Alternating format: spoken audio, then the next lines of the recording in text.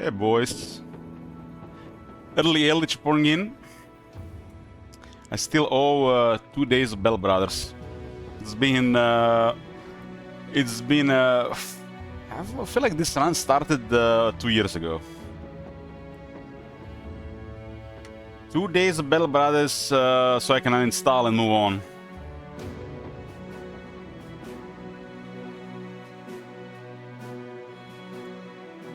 Just gonna be some chill grinding.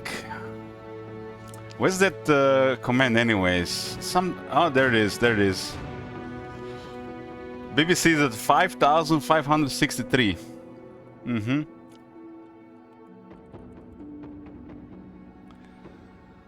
This run is pretty much super late game. Just enjoying the atmosphere of the Bell Brothers. Trying to get the 1 million gold. 1 million gold and I don't know how much BBC would have been good. BBC would be, I guess, I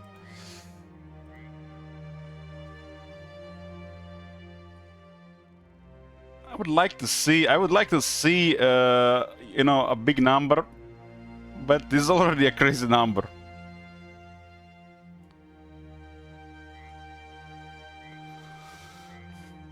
It's day 1218. This run has been going on for 4 years. Oh man, the scariest thing when you come back to Bell Brothers after a while is accidentally clicking the sort items button. Oh man, Zetation is probably just waiting, or is it 54? I don't know, one of those ping guys. This is the most dangerous thing, like the fear that you're gonna click sort items by accident. Is there any job going on? Have remember the Hammer Mastery perk 1 or 2?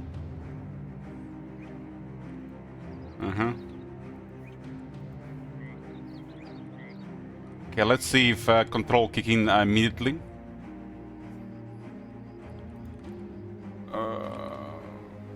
Okay, 3 archers, 1 polearm, and a bunch of melee guys, huh?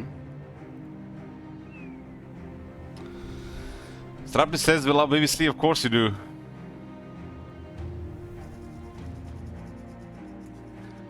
Who was the that made us have the this name for the Brigand body counter? I was Straklan, yes, Straklan. The closest red name. Kind of crazy after this run has been going on for a while and just come back and it's like nothing changed. Basically tells you that you can freeze things in your life and come back to it later. It's like nothing happened.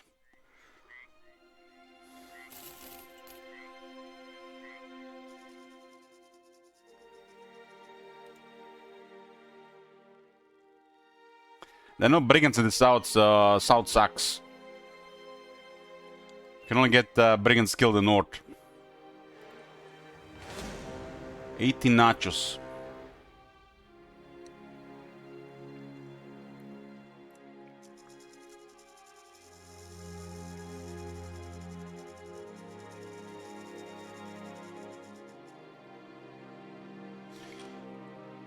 So we got a bounty hunter, scout, lookout, paymaster, and blacksmith.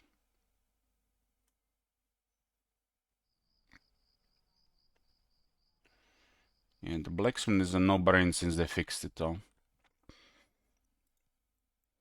Too much high-end gear between big fights to repair.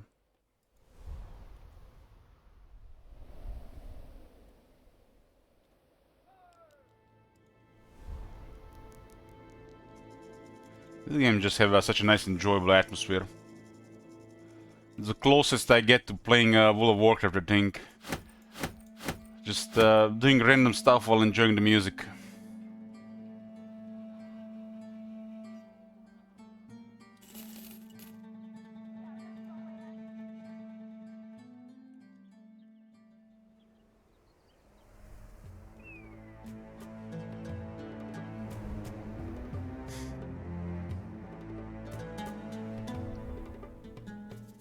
The emptiness.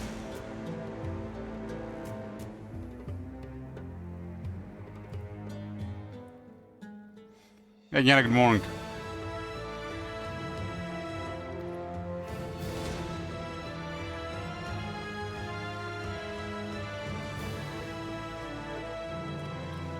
We are looking for some brigands.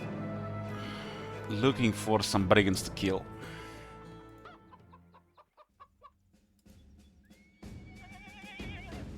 It's currently a civil war going on.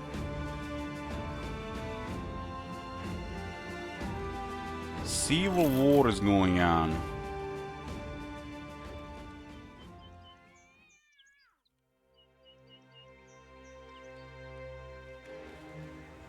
Well, well, well. Who do we have here?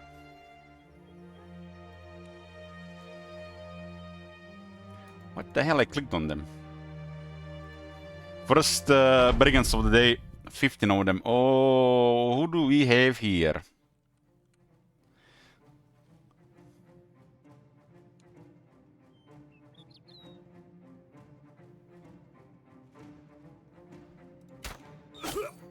Nice headshot. It's probably dead, right? Oh no, that helmet takes lives.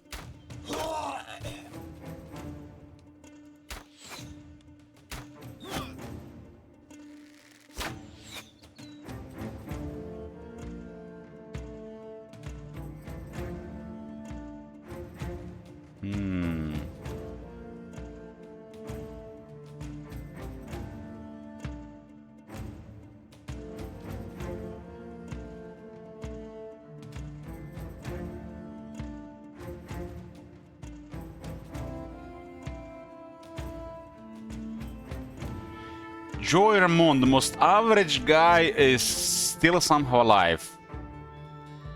Look at this guy. He's a level 25, no talents in melee skill, no talents in melee defense, and somehow he's still alive.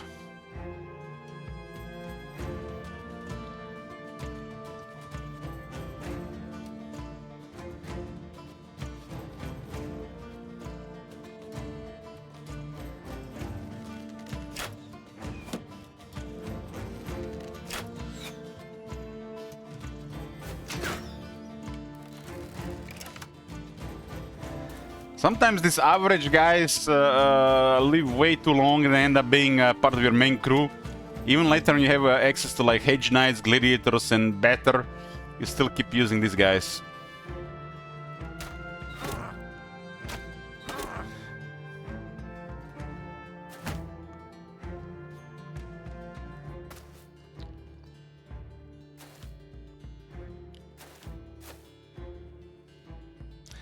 Look at Joy. Joy is here. I don't know. Hey, Joy.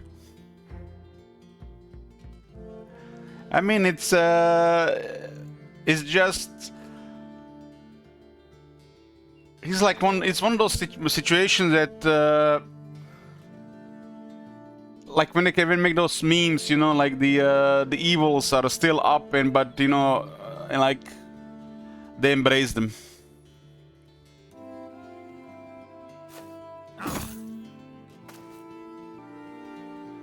They just keep going, just because it's like they're too stubborn. It's too stubborn.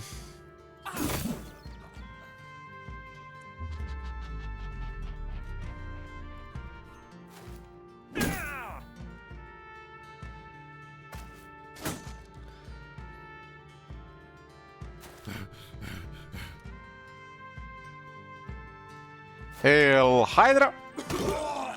Praise the heads! After playing Heroes Olden Era for hundreds of hours and come back here, this is a way more, you know, slower paced combat compared to Heroes.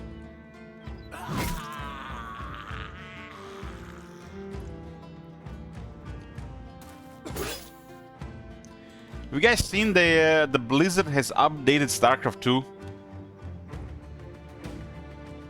What are they trying to say? It's like they released an expansion for Diablo 2 and now they updated StarCraft 2.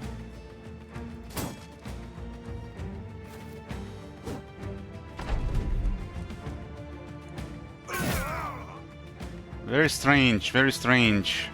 Maybe they're trying to go back to the old Blizzard.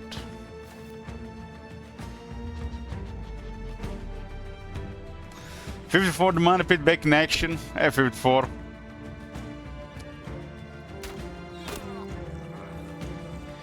I was actually going over the patch notes, and it looks like a drastic change for the economy. Maybe it will never see the light of day from the PTR.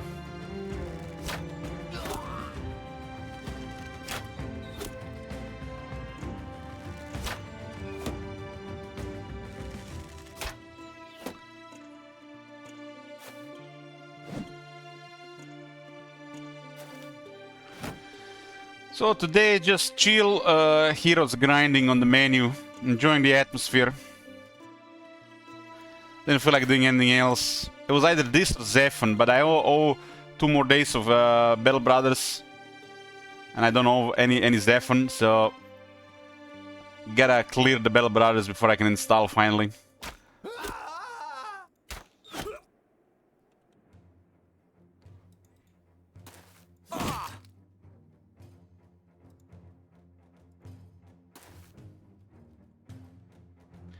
Zephan got another DLC with 2 more leaders and a bunch of stuff.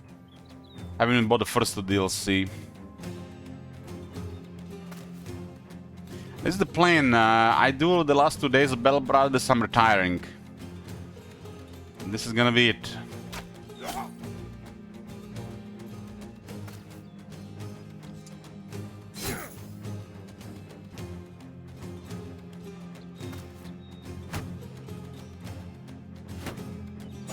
At some point you gotta move on.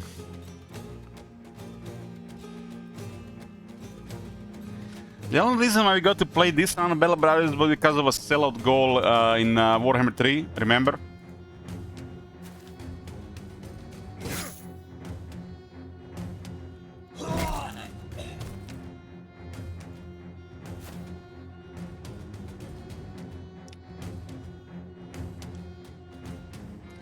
Archmagnets.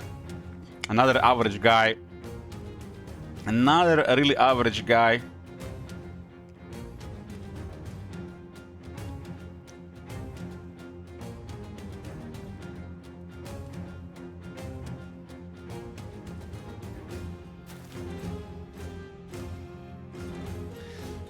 The LH this year is ready to move on from everything. Just gotta deliver things I owe first.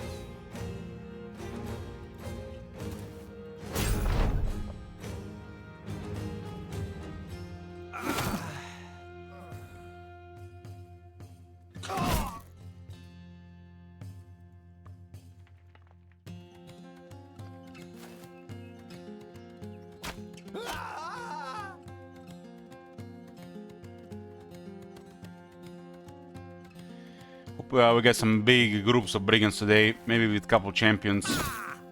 As occasionally you see brigands with a couple of champions.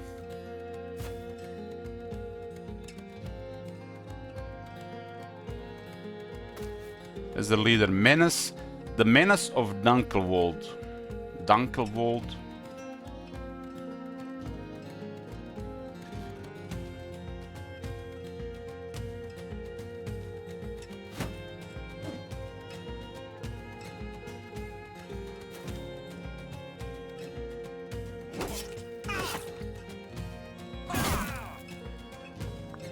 This sounds top quality sounds.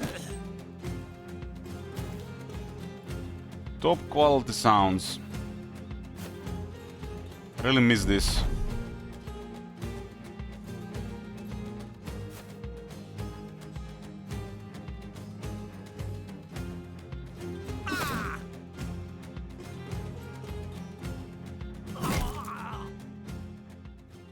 This is the first BBC update of the day. 1, 2, 4, 6, 7, 10, 15. Almost one Punch Man killed 15. He killed 5. 15 total.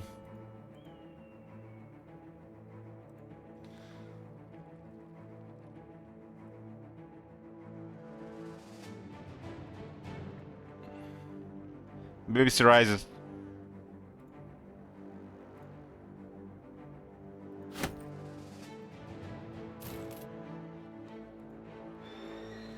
What's that? Nomads? Ah, we don't like nomads, so I only want brigands.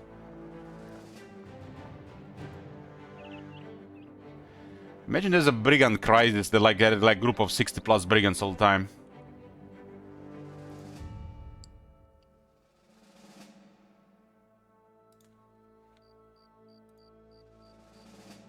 It's my first time playing BBB. It's my final time playing BBB.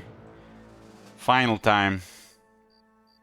I owe 2 days and we're gonna get that out and play something else.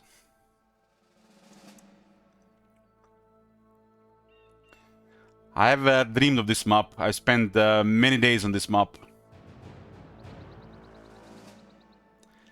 If I close my eyes, I can see, I remember the north and know exactly how it looks.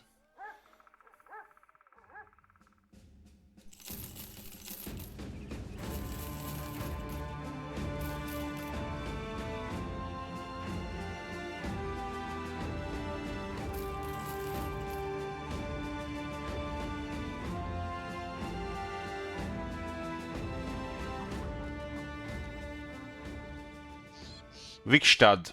This is the trade city.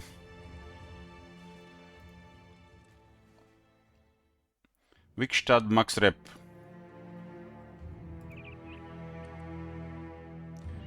What's the button to repair? Alt, right click. Repair for sell for hire.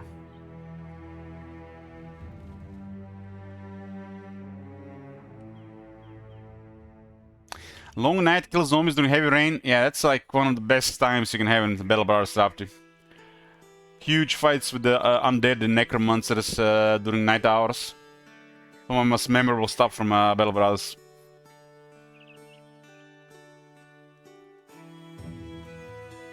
Reduces tool consumption by 20%.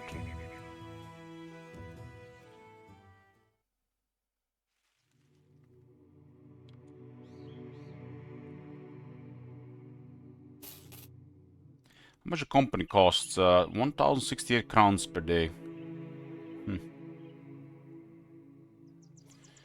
Okay, rebuilding effort. Nothing bad going on here right now. Prices are not amazing, but good enough.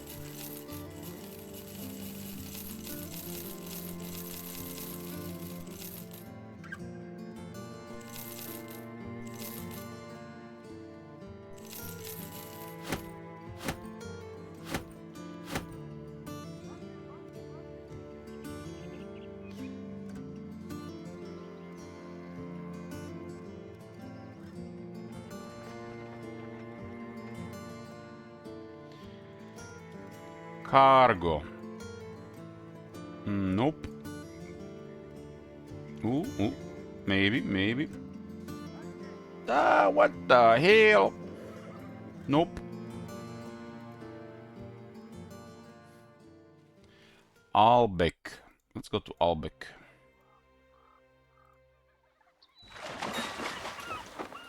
Cargo. Rheinbruch, 3 days to the north. Some dried fish. Get those omega-3s. Makes me wonder how much omega-3s even retain in the dry fish.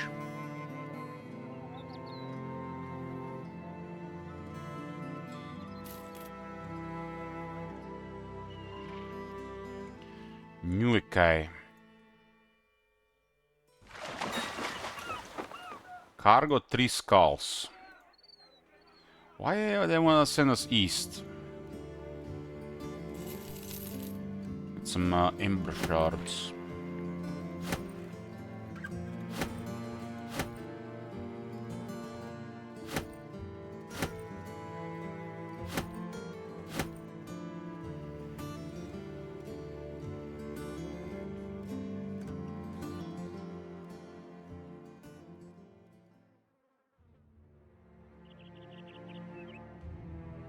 I think I killed most of the brigands in this part of the world, so there's very little brigands lately.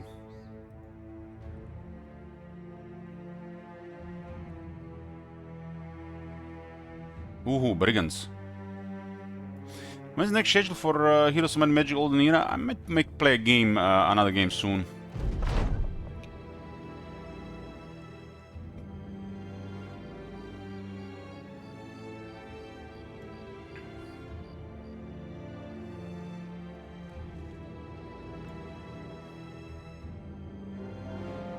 8 brigands in the swamp. I don't know what load time.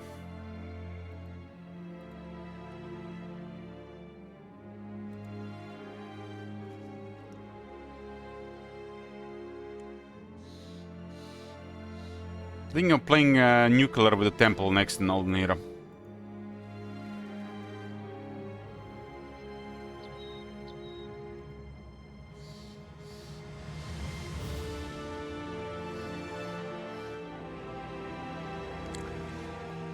It's tough to play Aldenira all day, cause like one day of Total War is like 3 days of Aldenira. Gotta be. It is what it is.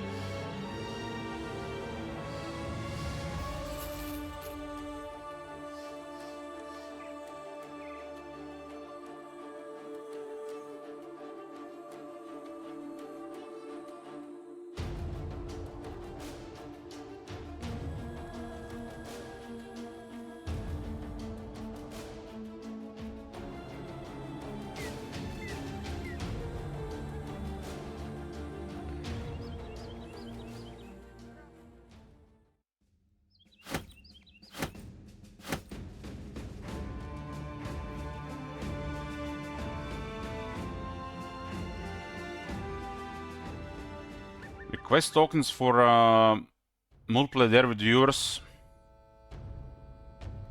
I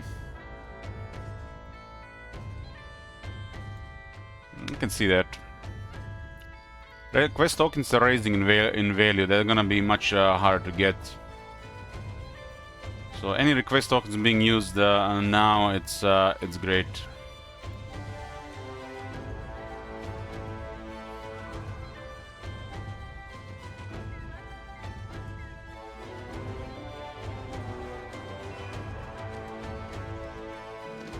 Like last month, nobody even got a request token.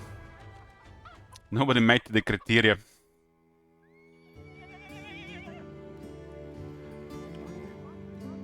Just the support is shifted towards sellout streams, I think.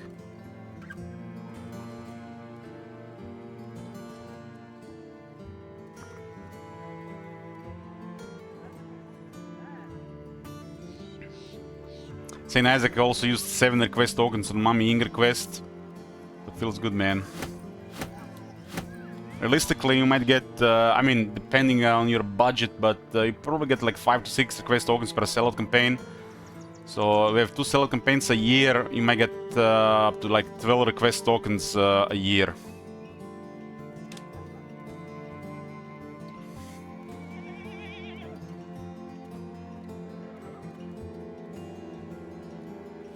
Unless you save for one with Shekels, right?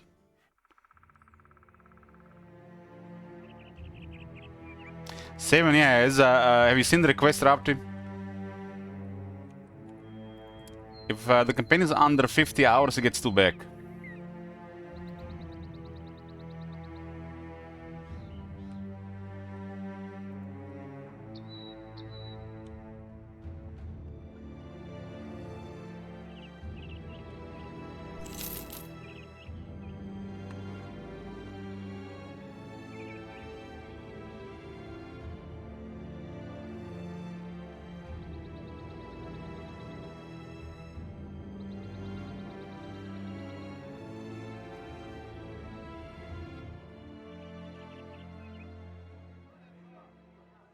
My favorite.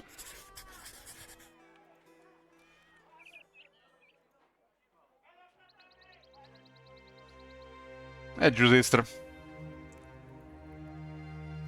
I owe a couple of things, and 2 Days of Bella Brothers was still on the list. I owe 4 more things after this.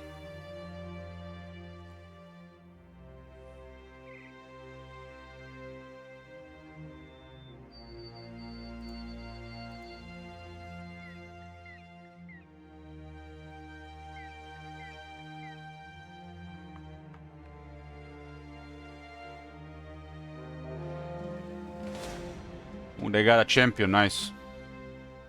This is the type of groups you want to see at this point. Well, I owe an SF4 Dwarves campaign in Warhammer 3. I owe Avowed, Civilization 7 and Black Myth Wukong for at least one stream. That was at least what was official stuff.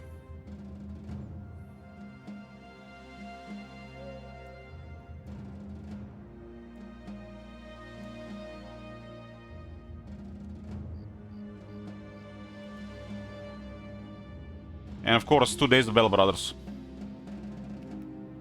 It's all 3. That was a really long sellout campaign to manager.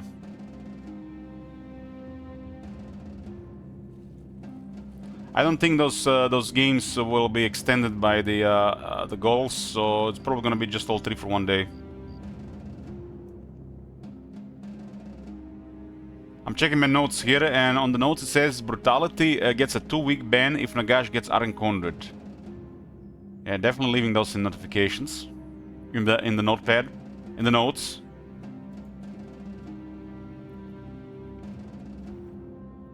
BBC Rises. This is the last 2 days of Bell Brothers. I have no intention of playing Bell Brothers ever again.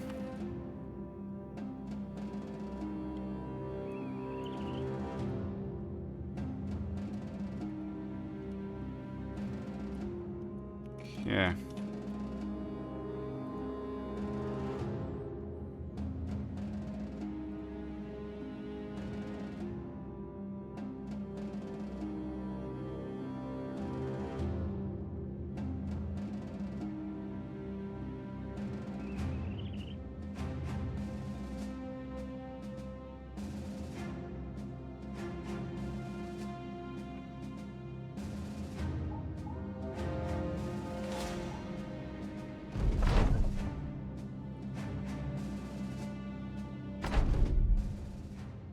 Red Viper as a shield.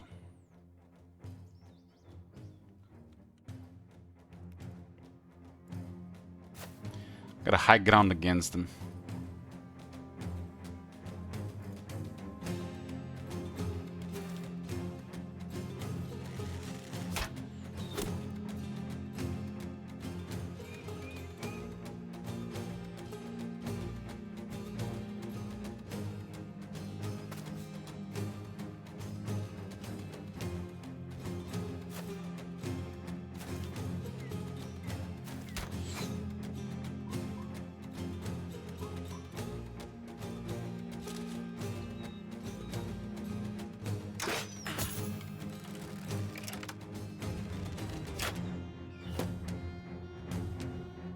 Archmagnan's Dark Majesty.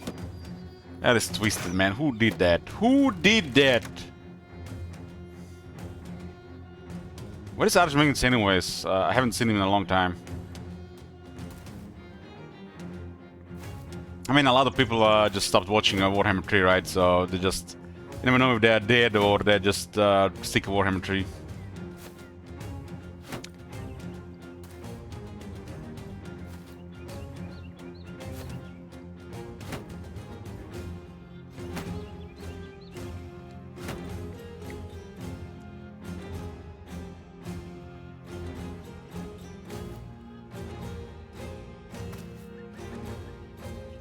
He wasn't here during the Noctilus campaign, so he's probably just sick of Warhammer 3.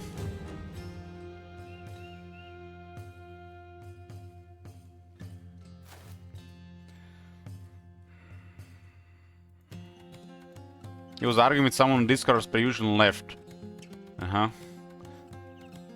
Yeah, feels bad, man. That's when there's a dark cloud over stuff and people argue, so... people leave.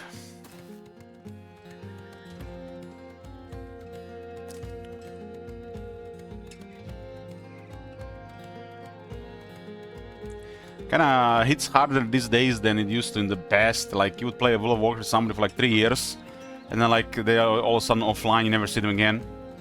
Like, you would like just assume like, ah man, it's not even real life, it's just internet stuff. But nowadays it's like real life has been literally spread to river. Internet has become more than actually real life. When people disappear without a word, it makes you wonder if they just got hit by a bus or struck by lightning.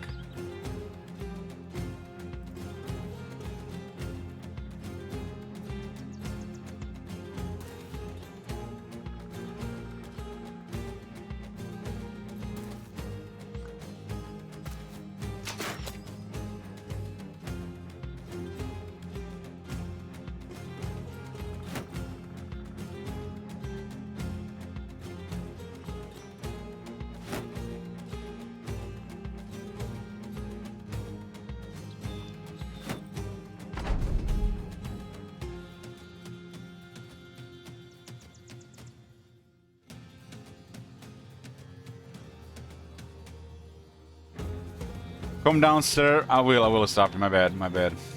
Let's enjoy the last 2 days of Bell Brothers. Headshot! Dig Bro Jr. the blind. Dig Bro... There's never gonna be 2 men out of him.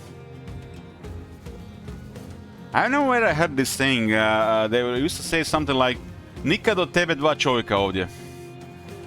But it's, you know, like... One person cannot be count as 2. But they're trying to tell you that you will never be a great man.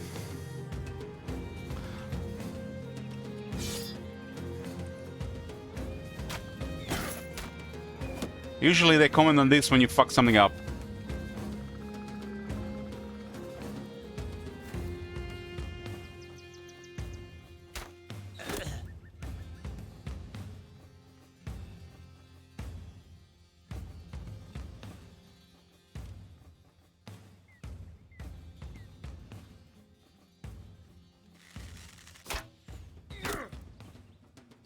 It's a kind of way to say that you're never gonna be a great person.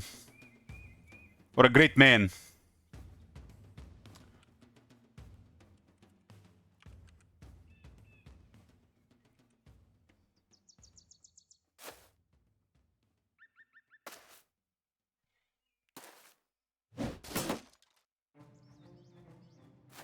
Who is that down there? 54th Money Pit? Oh man, not him.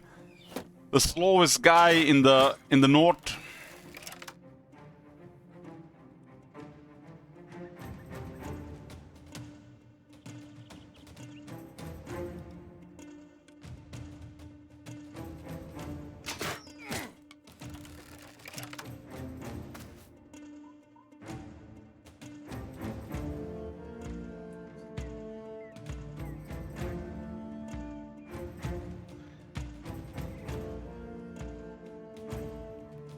Shield is down to 50, must have gotten hit by a throwing spear.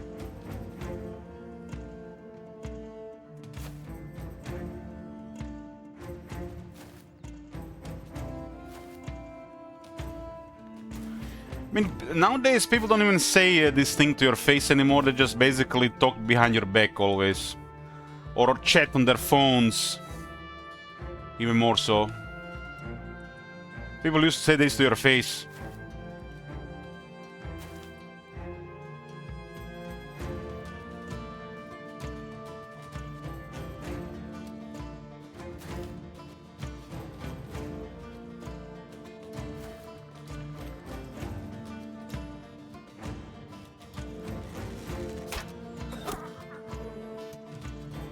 Headshot.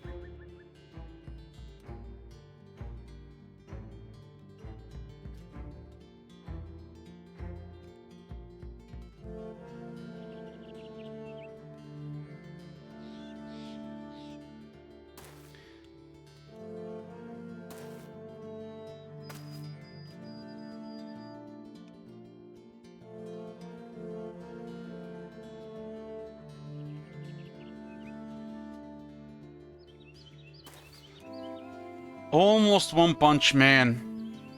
Man, this I used to, you know, find this a funny name. After season 3 of One Punch Man, just like can't help but feel bad. Probably we're never gonna see season 4 now. Will there be a season 4 of One Punch Man?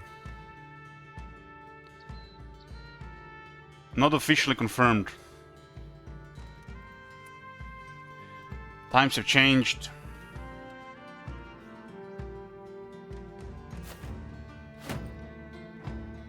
Hermitage.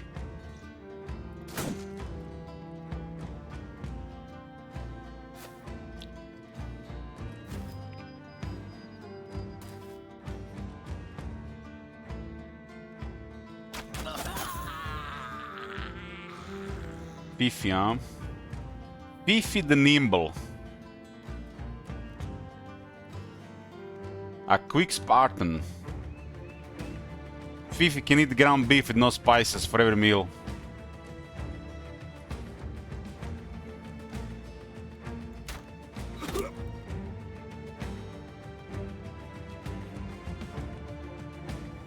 The season 3 was like, I'm usually not even bothered by stuff like this because I'm looking at something else in that show. But damn. Middle of the season, I heard the complaints and I started paying more attention, and it's like, it was hard to watch. My main complaint with season 3 is Saitama wasn't even present. It's like, he comes at the end and that's it. I like the random stuff with Saitama and that show more than anything. I don't even care about the fights.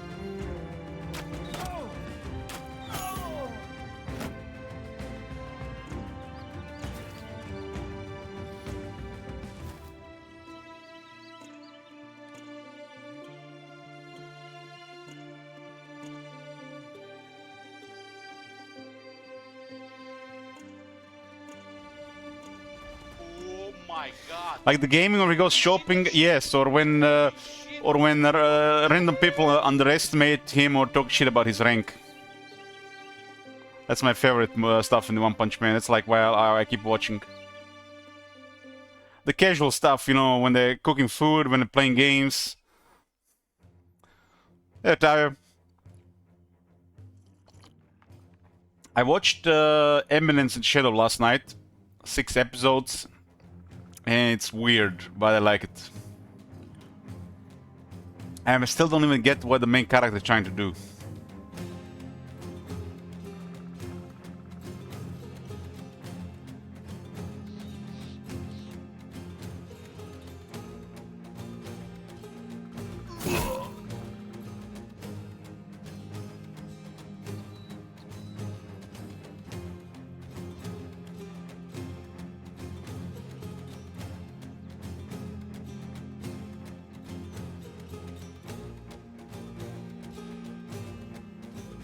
It is like so opposite anything else that it's like, it's weird. And just can't help but keep watching. It's almost like they did it like that on purpose. Just, you know, to be controversial.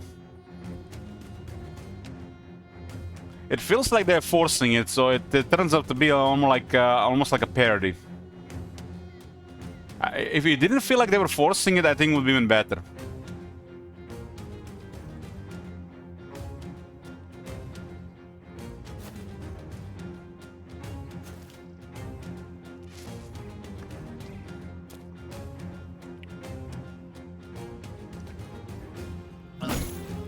Bonk.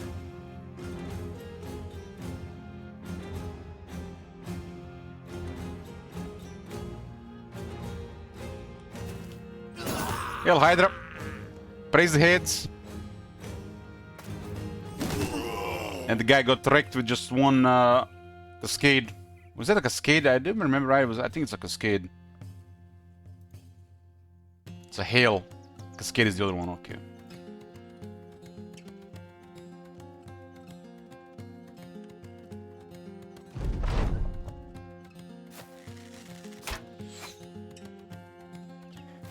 It's June, boys. 1st of June. The last couple of years, start of June feels bad because it's my birthday this week. So I always feel like I just want to run away from the world. Haven't even streamed on my birthday for the last 2 or 3 years.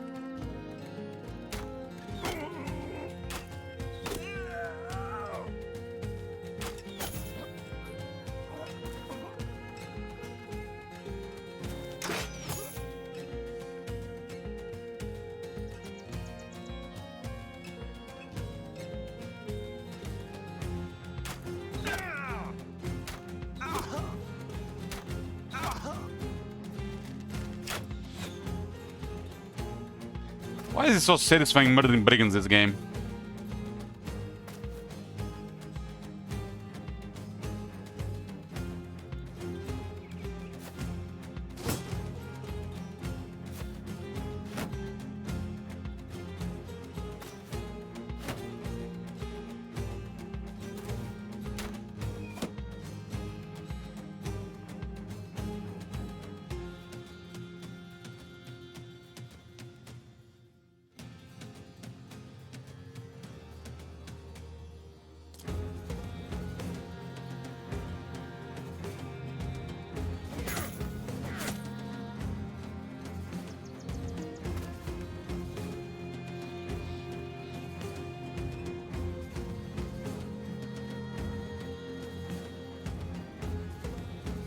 Throwing javelins from the spot, huh? Is that even possible?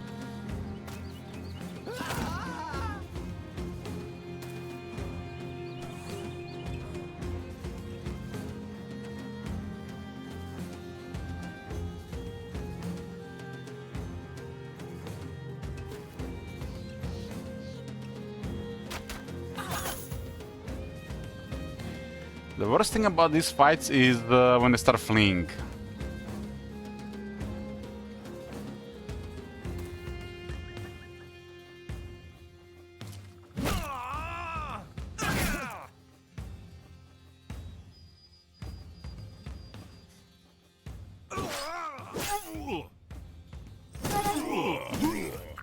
Hell Hydra, that's a champion. Where is Oki? I haven't seen Oki in a long time. I think Oki is another casualty Warhammer 3. He used to bring light to this darkness.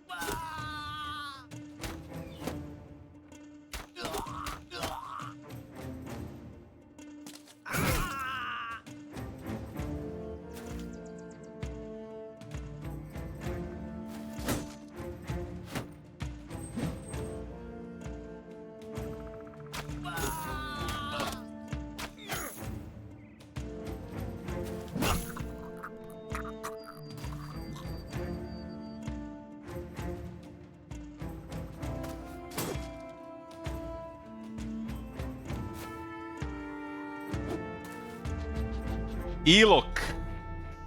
Forget about Elok. Elok is a sword master. Old sword master. 7-3 defense. He still got it.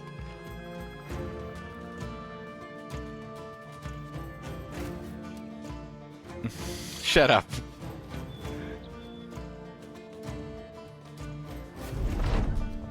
You still got it.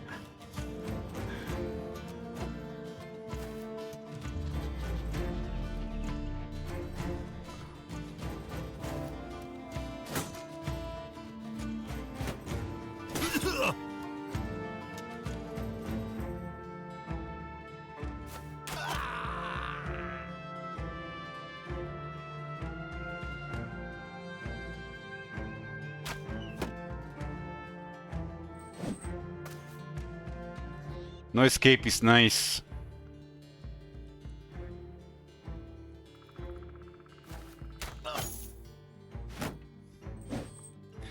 It's okay, 53 not having a full white beard is fine. I'm 37, man, what the fuck? I'm 37.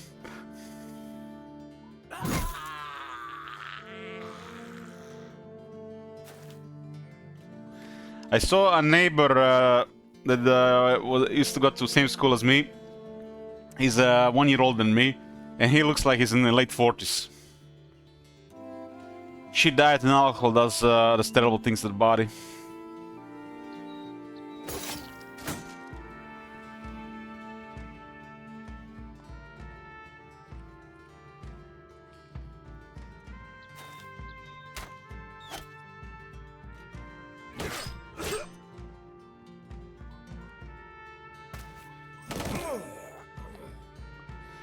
I didn't feel like eating sardines that day, but when I saw him, I was like, I came home and I just swallowed a can of sardines.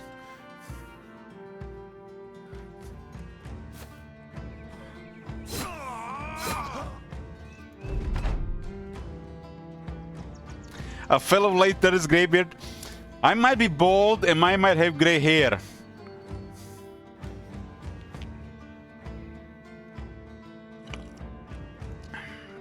Probably ages me by at least 15 years, right?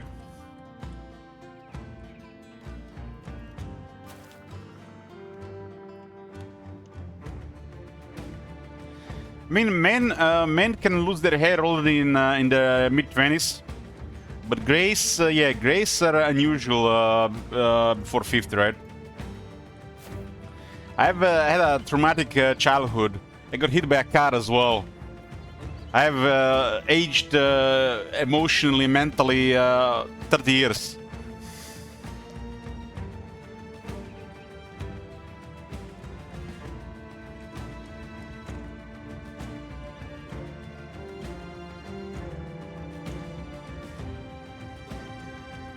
Excuses. I remember, you know, a thing about this. I got hit by a car when I was 13. And the next year I started growing beard. I was the first in my class in the school that had beard. 4 years later, I could have had a beard like this. Already growing like this. That's definitely unusual, right? Probably something to do with the car accident.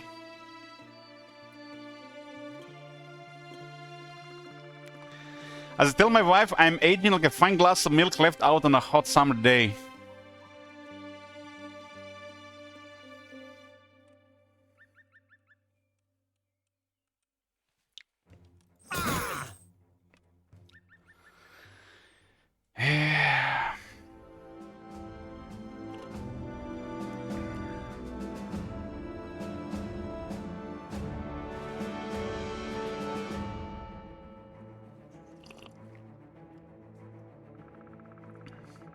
Have you guys ever seen the pictures from people from the early 20th century?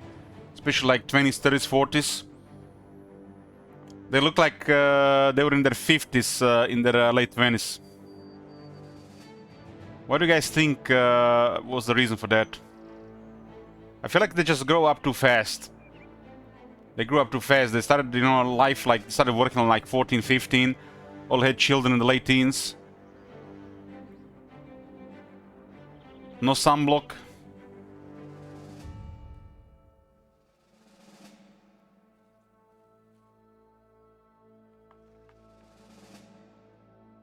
Smoking.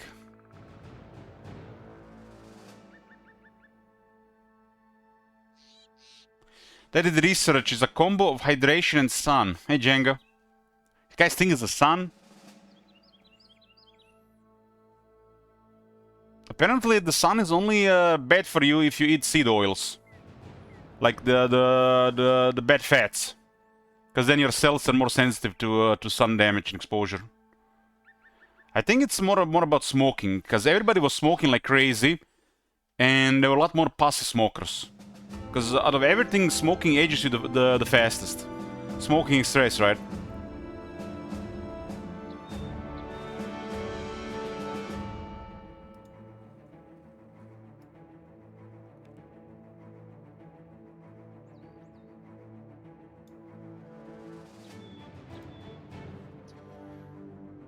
One, 2, 4, 7, 13, 15, 17, 18, 22, 23.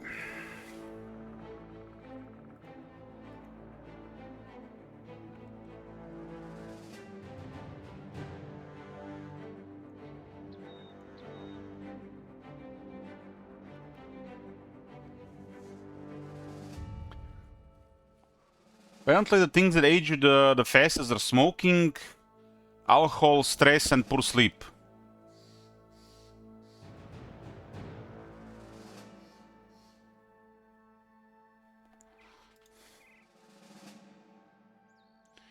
Hardened Warden. Hardened Warden. 41 durability, huh?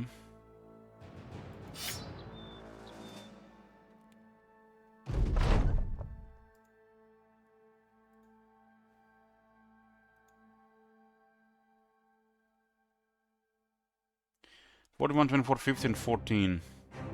So it's pretty nice. Heater shields don't have good durability. This one is a little bit extra. 24, 15. Probably gonna get destroyed in the first fight with the orcs. 54, you got a new shield.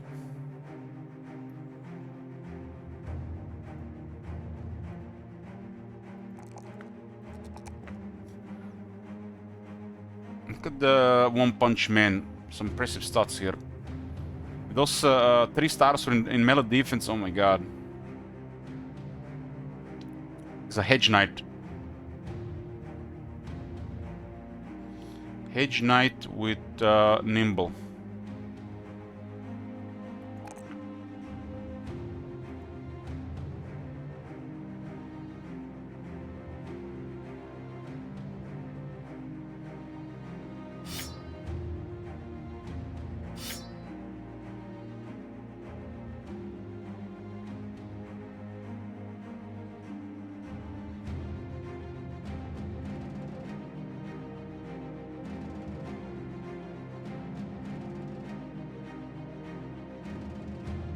Strange thing, guys, ever since I put my my email below the stream, you know, like, you know, for business and stuff, because they had to confirm this was my stream when I was applying for early access of Elden Era. I've been getting so many emails regarding some weird small games. I came to a conclusion that there's so many of these indie companies out there trying to mimic successful games so they can get some money rolling for their other games. Everything just looks so samey. It's almost like something new gets released, they just immediately jump on it, try to milk on the success of it, so they get funds to do their stuff.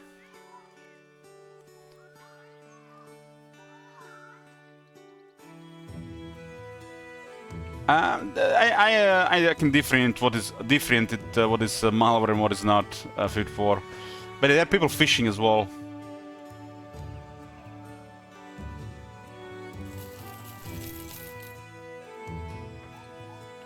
Yeah, people phishing as well. People are sometimes also sending a message, oh, your stream is not doing so well. We can help you boost viewers and stuff like this, you know. That's phishing stuff.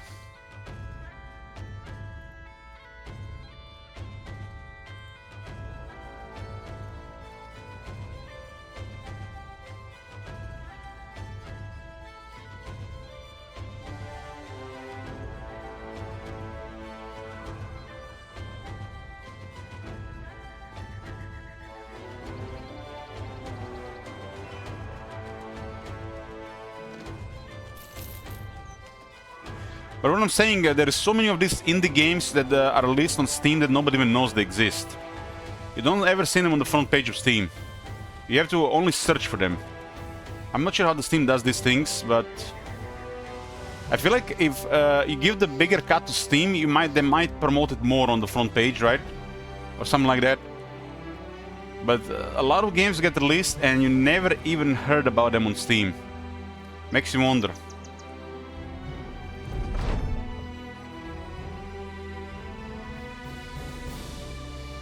Sparta, what the fuck?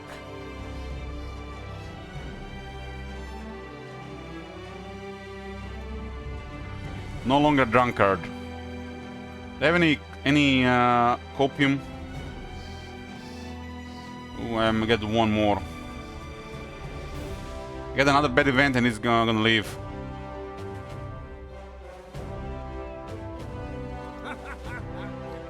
Okay, my last copium. At least he's no longer drunkard.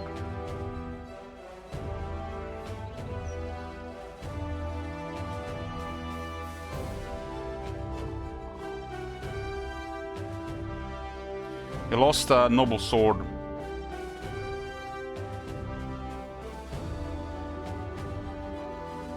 How many drunkards do we even have?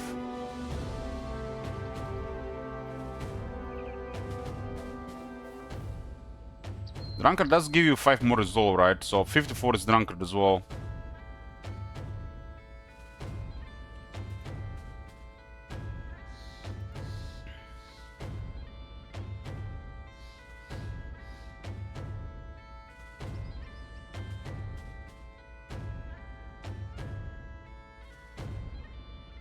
This guy is a hunter and has 120 resolve. Only one drunkard left.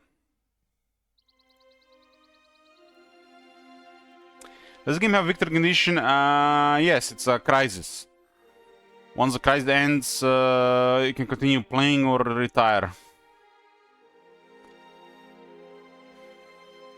can be played like a simulation, but the devs have intended this game to play for 1 or 2 crisis events, and that's it. Kinda wish there was more to the simulation part of the game.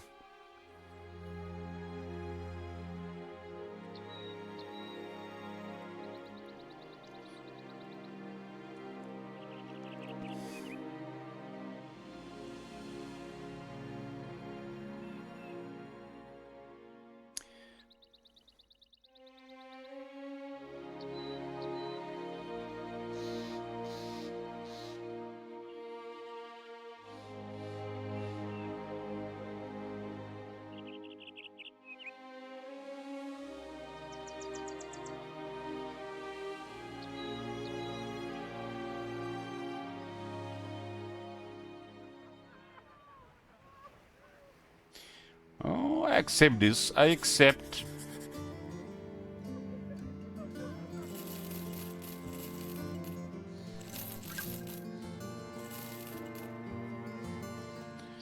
Armed courier. Hopefully get attacked by mercenaries. They usually attack you after like a follow-up.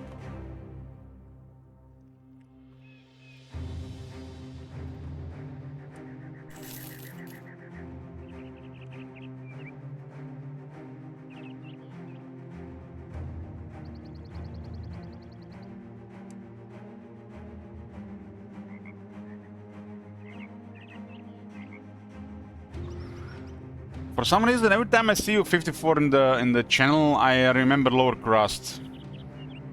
It's like I feel like I don't know. It feels like some kind of permanent imprint on the brain. It's like I'm getting memories from Lower Crust runs when I see you in the chat. I guess when you're doing something so extreme for 2 weeks, your brain gets kind of wired weirdly.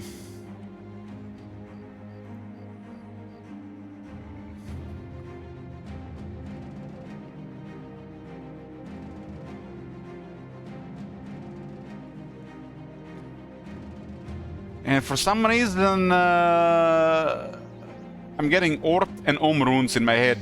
For some reason, I don't know why.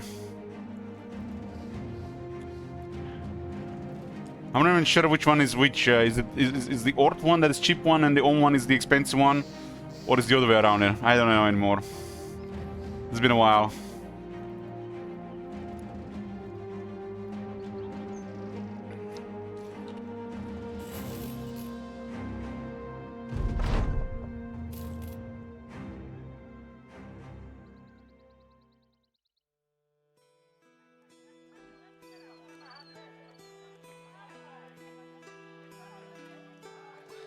What difficult setting I'm using? Expert Economy, Expert Combat, and Ironman.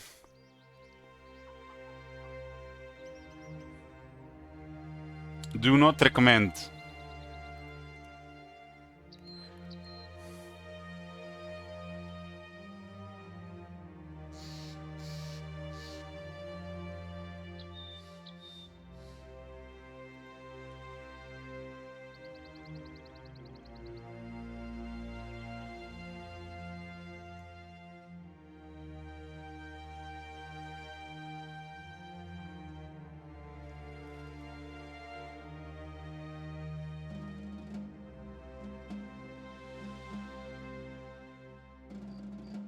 Man, all I want is bringing contracts around Vikstad.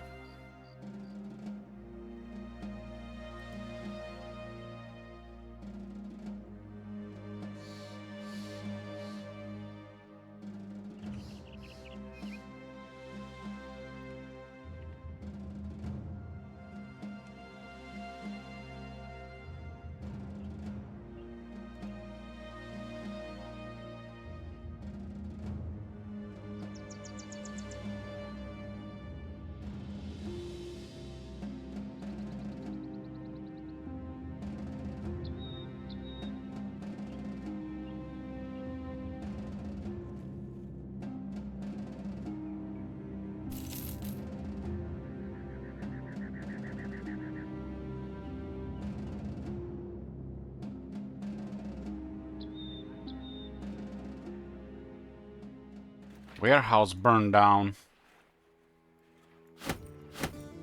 And of course they didn't have any insurance.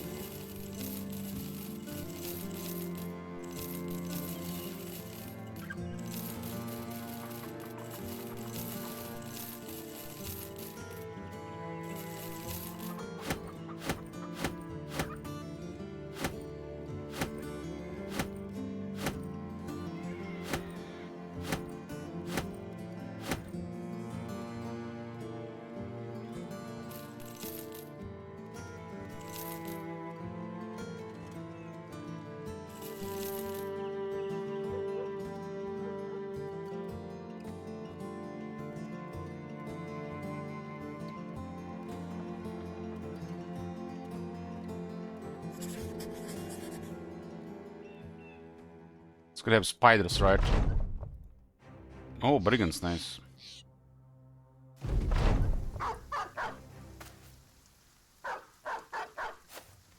They got war dogs.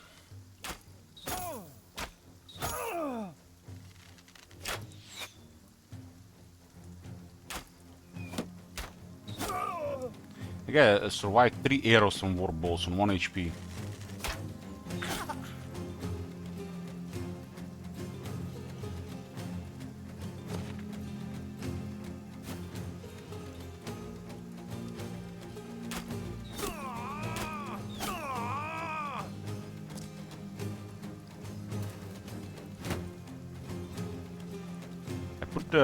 Joy in so many bad situations, he never died. It was against orcs and worse.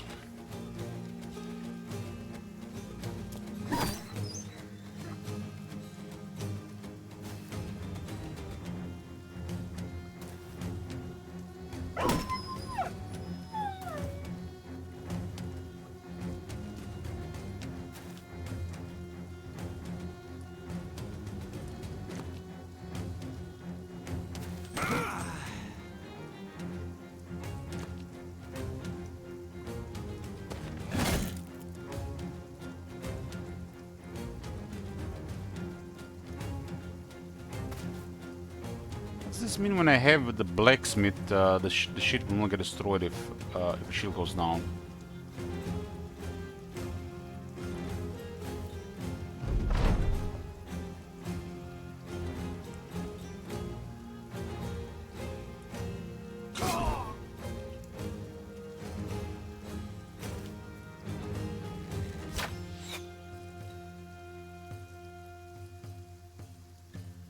Why do people get this haircut? I don't get it. Look at this haircut. How do you even call this haircut?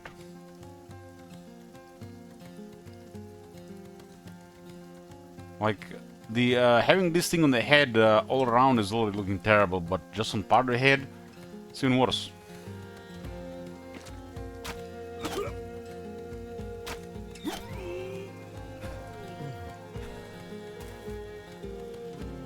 Are you jealous because you got no hair? Yeah, I'm jealous.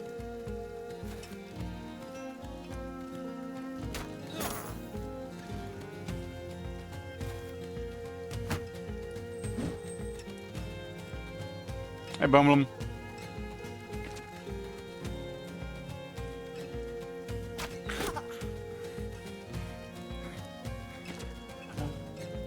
What time is it at your place, Bumblum? You're like from the land down under, right?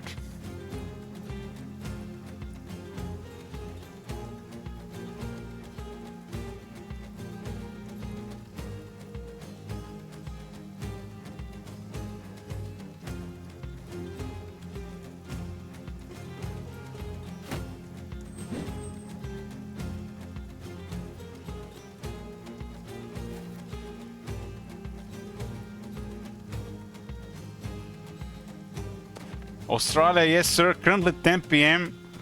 So getting ready for beta. Hey, jump troop.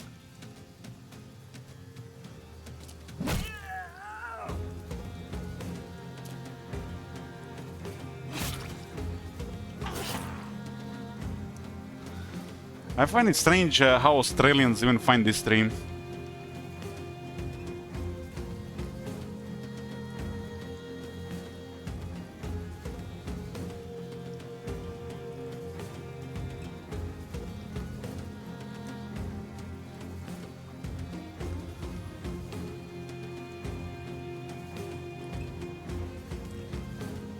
You think down there they would have a different version of entertainment and not like Twitch?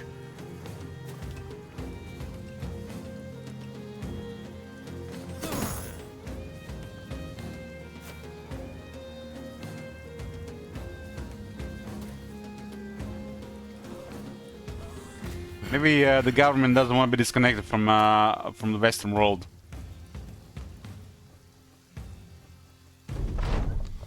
I mean, Legend of Total War is Australian, right? Like, is the most known Total War content creator from Australia.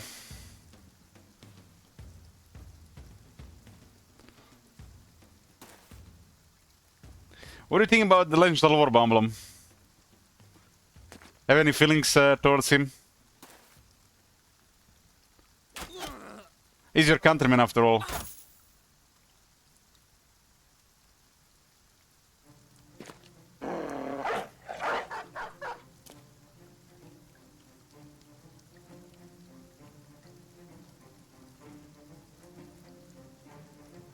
Sometimes the wildlife chews on the cable, so it's tricky. Uh-huh.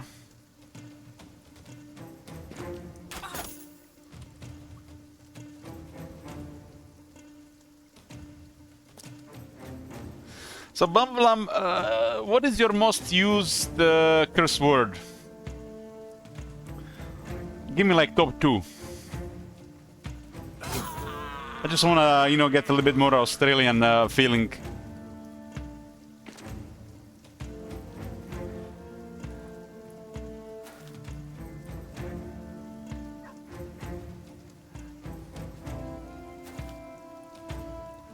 Cunt and fuck.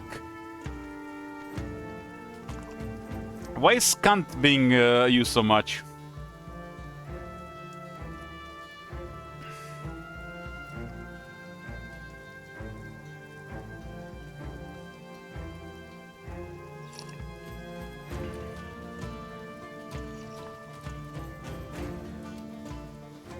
So many reasons.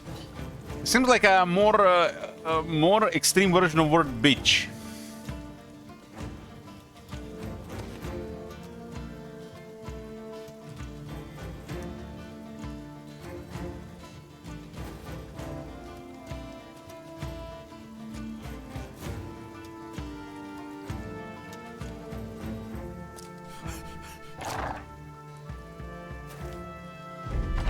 Top manager said I spent 2 years in Australia coaching some football and the kids would say cunt all the time.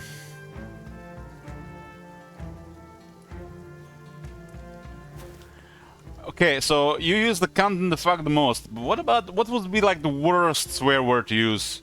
Where the people like just like, you know, like, no, he didn't go there.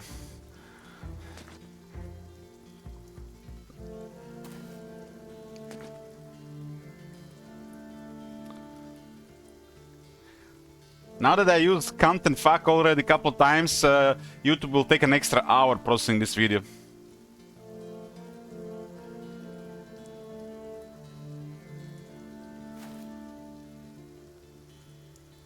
But as long as you don't use it in the first 10 minutes of the video, you're good.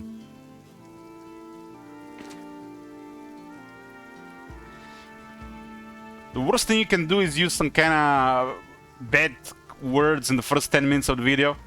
Like clips of, you know, something that hits on the politics on the nail. They don't like that.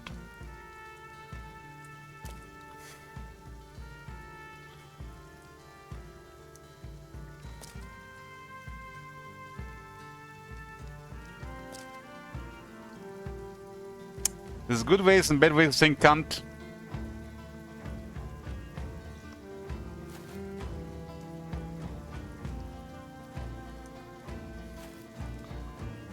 It's such a weird word, it's almost like a German.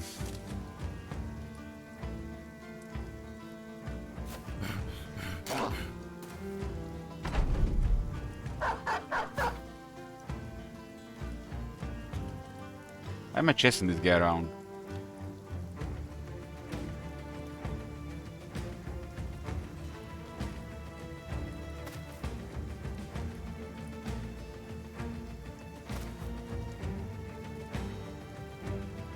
Ah yes, +1 for BBC.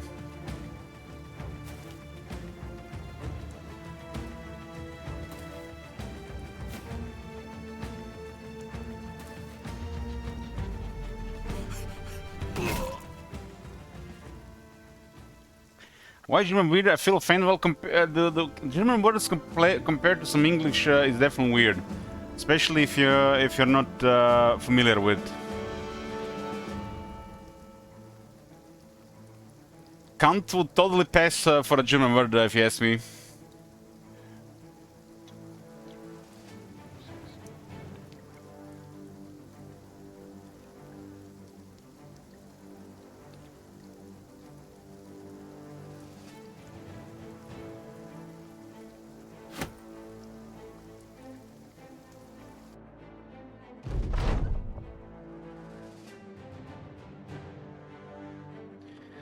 And I didn't say all German is weird, I say a weird German word. And you, as a German, probably know weird German words, especially those really long ones that make no sense whatsoever. When they connect this, make several words into one word. Like a 30-letter word or something. It feels like the Kant would be at the end of it.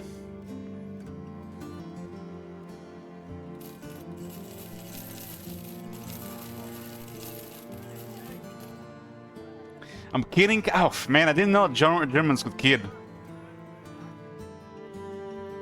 That's not allowed. But I'll allow it. Like it's like one of out of two jokes allowed for the German youth this year. Careful, just have one more left.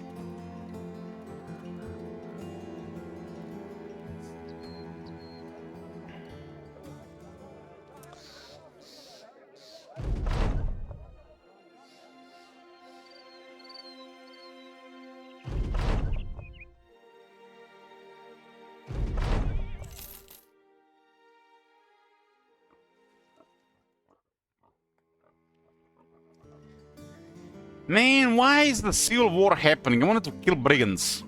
Why they have to ruin everything?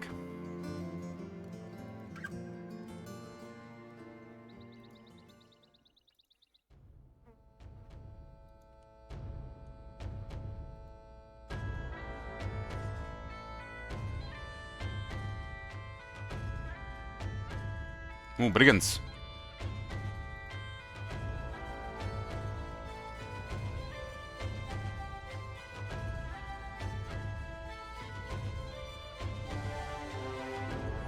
Please, big group.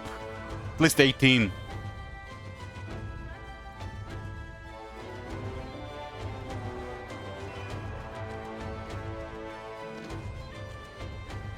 $14, no leader.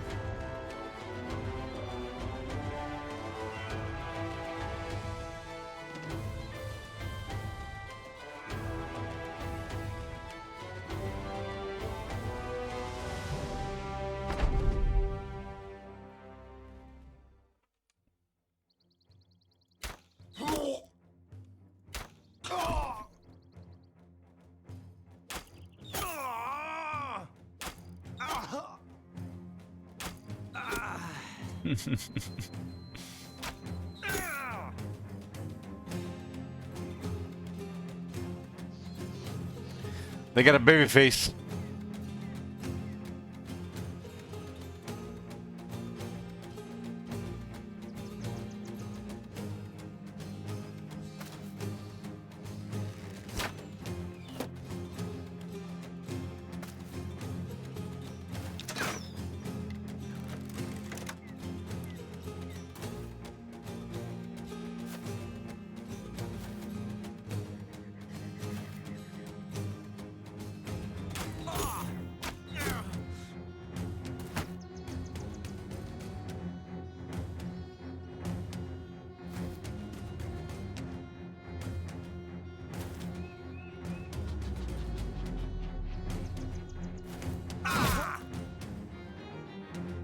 That is brutal.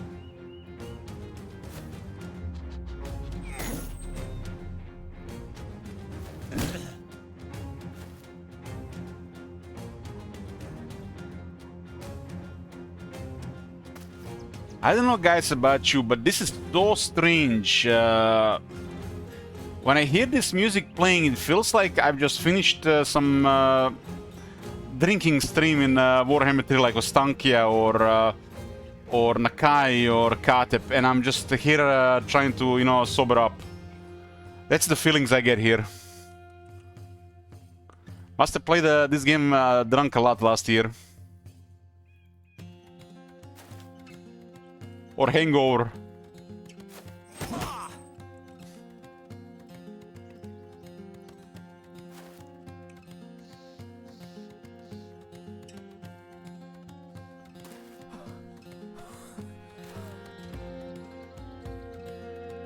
Both at the same time? Probably. I've been sober for 6 months.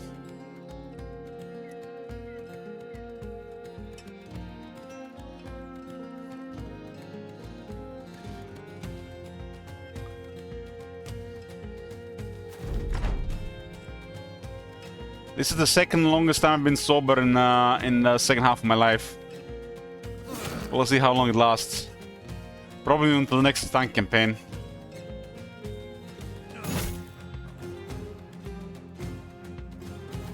What I missed. Don't tell it. Don't even think about it. No. No complaining about that shit. We complain enough.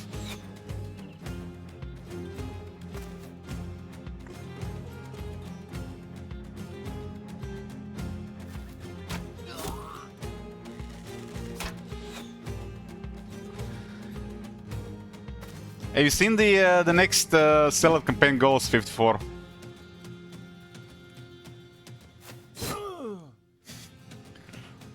Kind of like a mental challenge. When the back and forth start after the next campaign.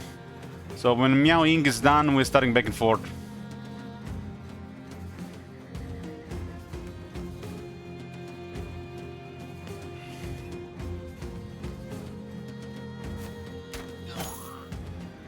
I might pick Beastman as the opening campaign for some reason.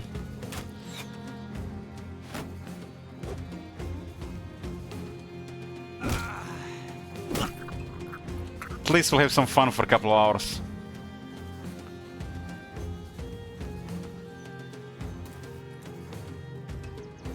The next back and forth, other than you know, the usual house rules and the sabotage wheel, it has a rule that says no retreat, so we cannot use retreat. That'll be interesting to see if we get pinned for some battles like that. I used no retreat rule a couple times. I actually lost a campaign in the past to no retreat. I will never forget the Warriors of Chaos campaign. I think I played with Sigvald. There was no retreat rule, and that was one of the only defeats in Warhammer 1. The AI was just so relentless at focusing you when you play Warriors of Chaos. It was a really hard campaign, even without house rules. Kind of miss that player focus.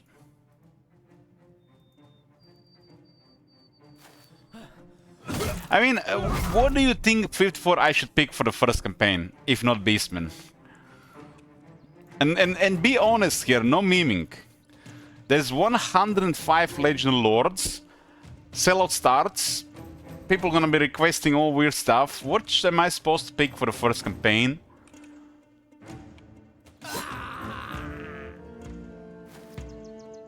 Which faction? Which Lord?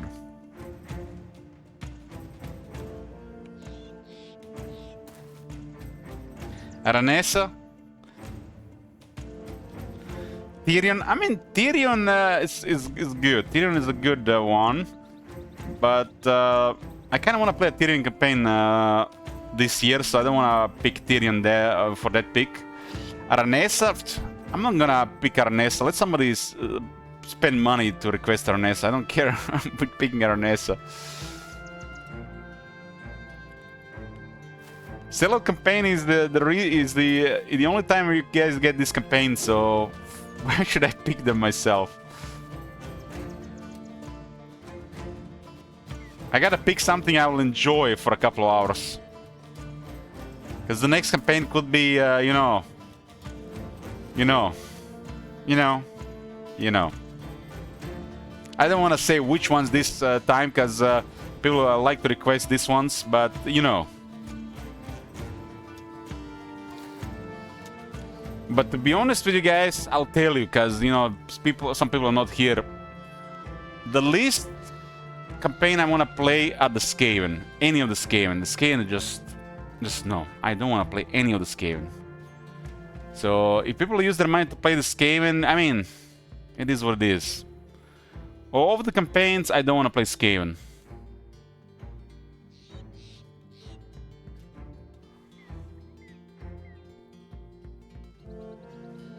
Even if I'm getting paid more for it, I don't want to play Skaven. It's like the Skaven are they're just not fun in Warhammer 3.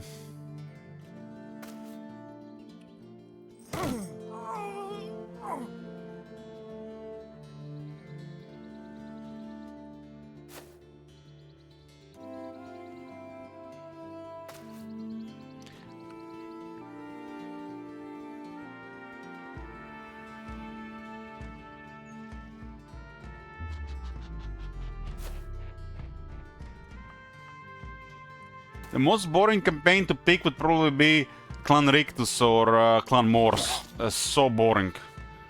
And the other ones are even more boring.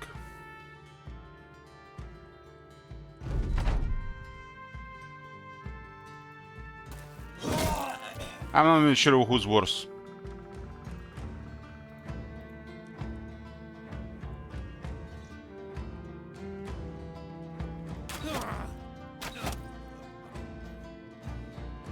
Like Clan Ashen, I could probably complain about it for a couple of hours. How I feel about Clan Ashen right now. They were never great to begin with. I think I just deluded myself because they had different mechanics compared to Clan Pestilence, Clan Morse, Clan Rictus.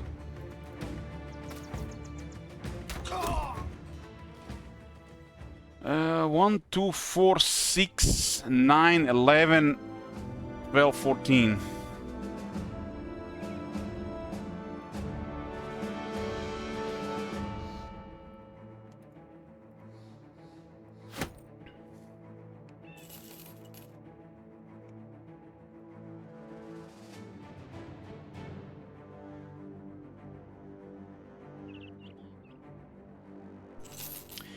I honestly think I'd rather play Katep or Nakai than play any Skaven.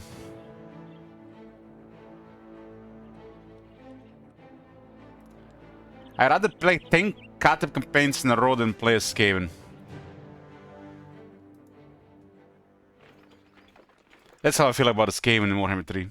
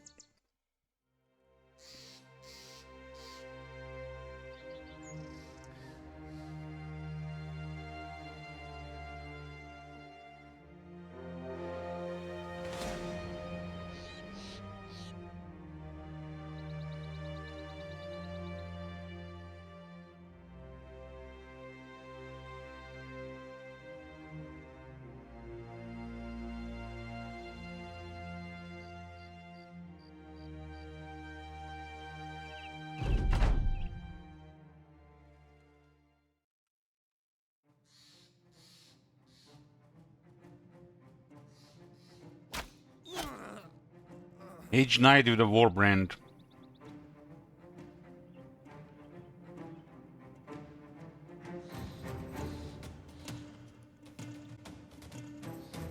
You get more coffee.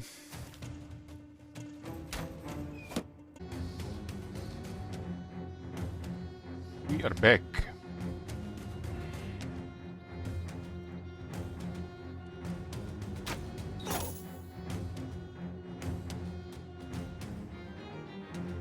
You know what we need, Elich? Arcane Conduit for Nagash? Yes, but that's another point here. We need a total domination Arcane campaign with manual Hellfire cannon shots. You do realize that I have destroyed the entire world with Chaos last year? But that was last year, right? For some reason, people don't like Warriors of Chaos campaigns past day one.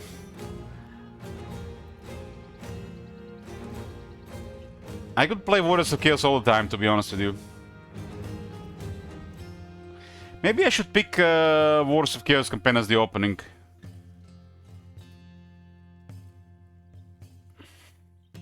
I gotta pick something that nobody's going to pick. Tell me, guys, did I dream this? Or somebody requested Skull Taker on one of the Sellout campaigns?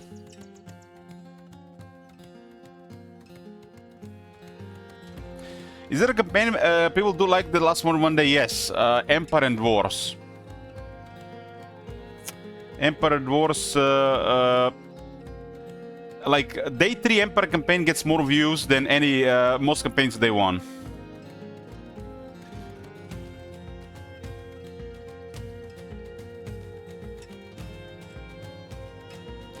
Also, interesting fact here, according to stats, the Vampire Coast has more viewer retention than Gran Kate. That tells you a lot. And Bloomcool's, you know, it's kind of right. But I like Gran Kate. Gran Kate did grow on me over time. But yes, Vampire Coast has more viewer retention than Gran Kate. People don't care about Gran Kate. Gran Kate feels like as an imposter into the Empire fanboy mentality. Like somebody's trying to push something that doesn't belong. Because we're not that culture. But I don't mind the Gran Kate area or the Gran Kate. It's just like there's only so much you can play and focus on.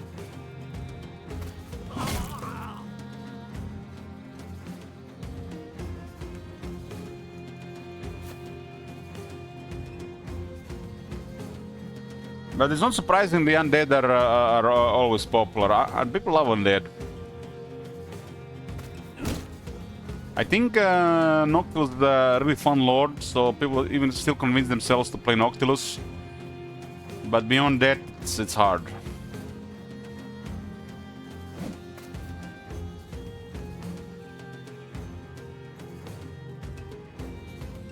I think Gran Kate has a really good map position. It makes the game feel refreshed, but their mechanics are just a huge miss, and they've never really improved them.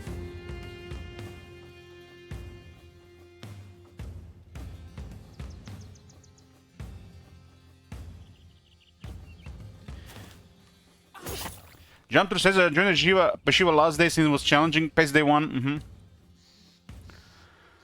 I mean, if I learned something from Legend of Total War and some other content creators, I shouldn't really be doing campaigns PES day 2 like ever. But I can't play like that. I feel like would have. It's just like it is the best thing to create content, but I can't play like that. What do you guys think about that? If we just play the campaigns for the first two days. When we would decide which campaign is worth continuing and which one is just worth skipping after day 2? I mean, after 15,000 hours, it's pretty much all the same unless there's like brutal mid-game progression. But most people don't really care watching after day 2. It just hurts the content creators in the long term.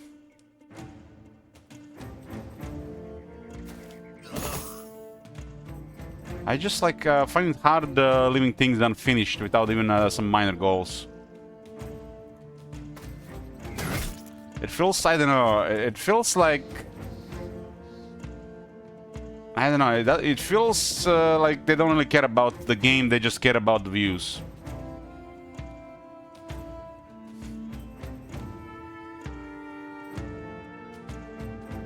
But what min-max early game? The game is too easy, this doesn't even exist anymore, that's the problem. That's why I don't get. In Warhammer 3 this never exists, there's no hard campaigns. There's just bad players making bad decisions. There's no hard campaigns.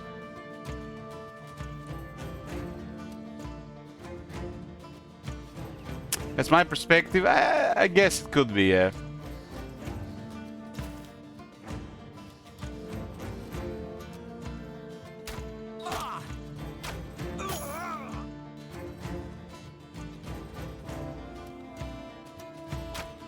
I mean, in Warhammer 2, they were definitely hard campaigns. Definitely hard campaigns. In Warhammer 3, not really.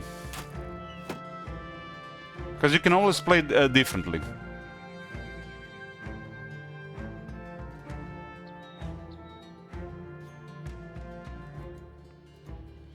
The only time we have restrictions is when we use the mods. And you wanna hear the best part, guys? A lot of people, they're like, you know, hardcore vanilla guys. They're thinking the mods are making the game too easy. Like, do I even waste my breath on this? The air? Just think about it for a second. I think when we installed the mods that the game got easier. They made the game easy. There is no words. There is no words. This might have been a thing in Warhammer 2. For the most part.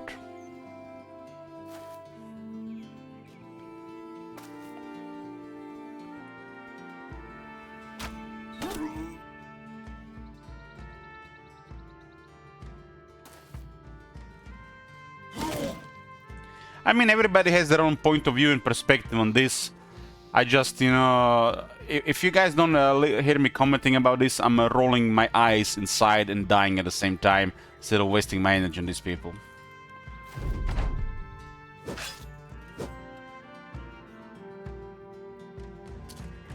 I'm just one guy, I can't respond to everybody. It's exhausting.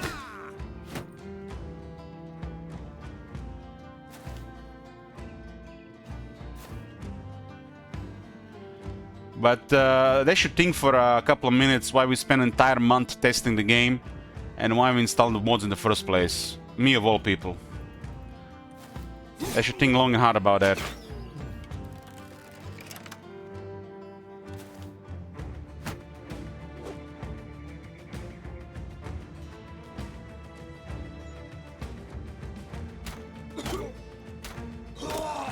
Isn't your job fun, making fun of Pepegas to Nintendo regulars? Well, I've been streaming on Twitch for over 10 years now, and I'm old and spent. I'm ready to go to the woods and die. So, like, only so much I can do anymore.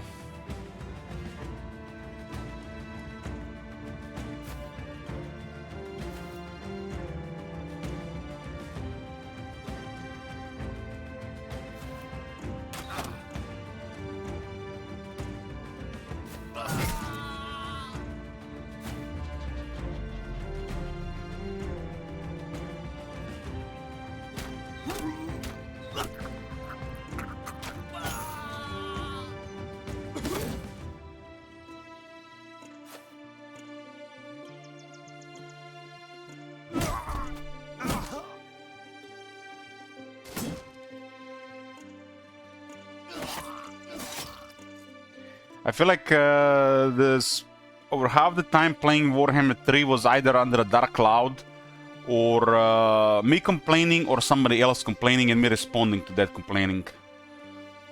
It caused so much burnout on the stream in my life.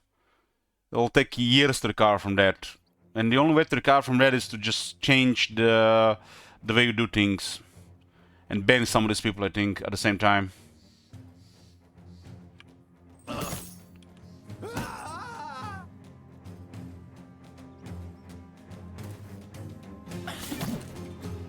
What do you think, what brought the drinking, Top Manager?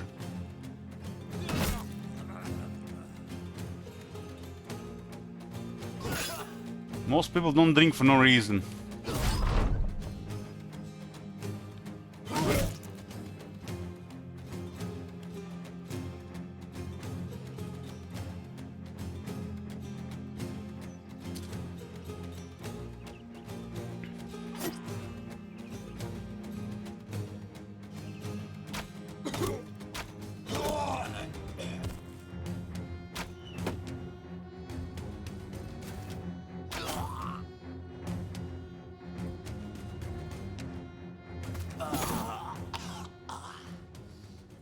2, 4, 5, 8, 11, 12, 13, 16.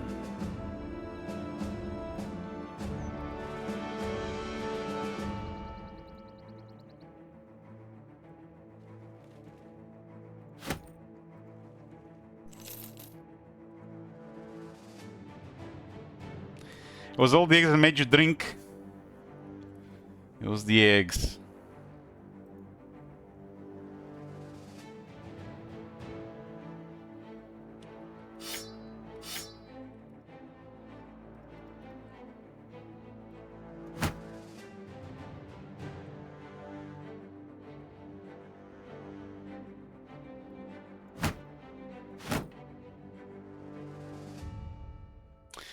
Blaming eggs on anything is like blaming that you have to sleep every day.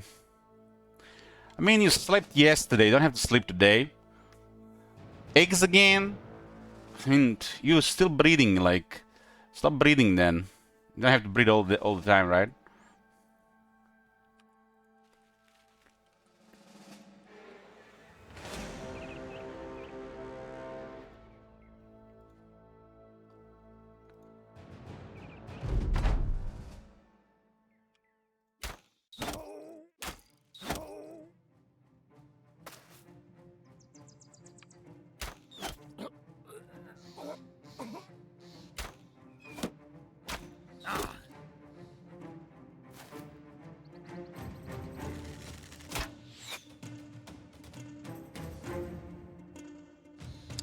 If you brought your passion for eggs for streaming, you would be a millionaire by now.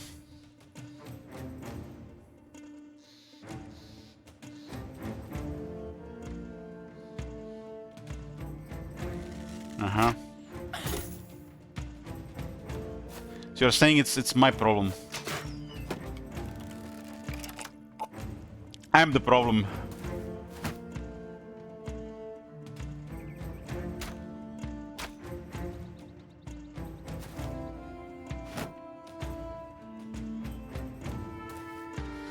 Top manager is probably like about 10% the reason for drinking.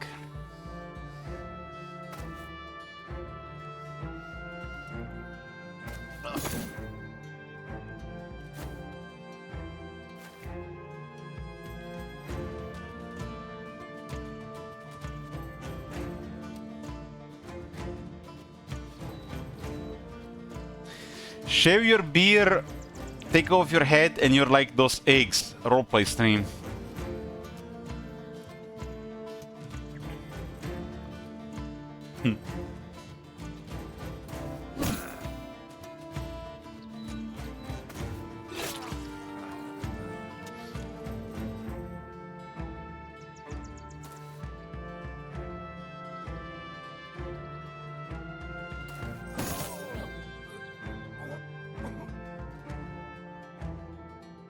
El Hydra.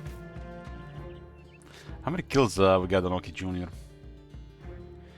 Almost 1,000 kills.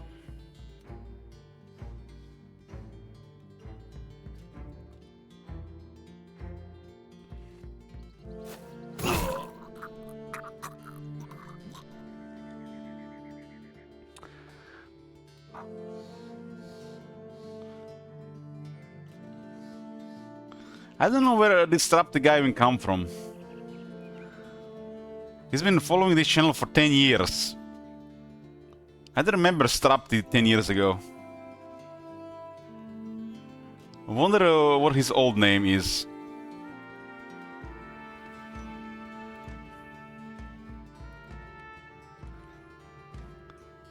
He's definitely having like a mix of Sir Royalty, Ruby Nubians, and RuneScape.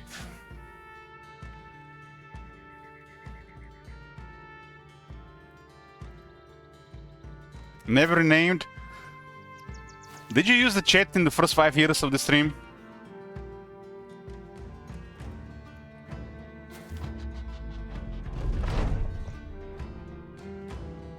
What a combo.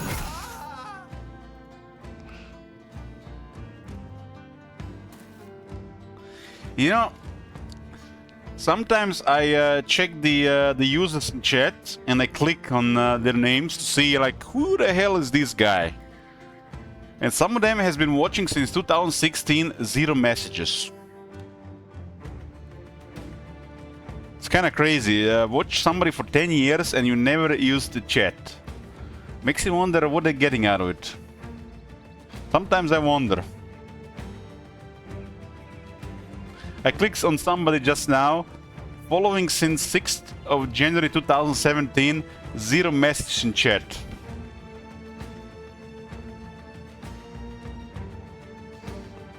Let's go, damn.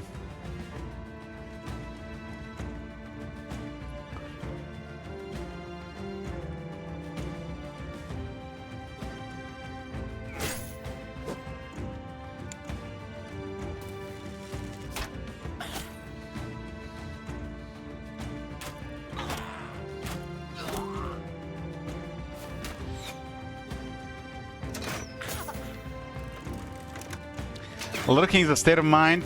Could be, could be.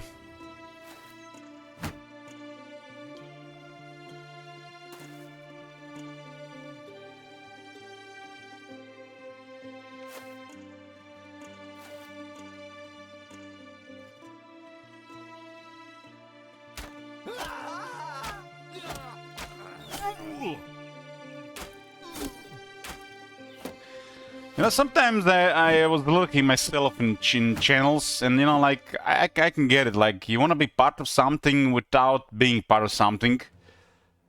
Almost like you're, you know, I don't know. I'm not sure what's the word to describe it. But you want to be part of something without the pressure.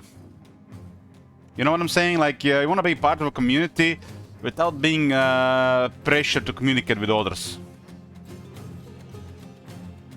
I think that's what it is.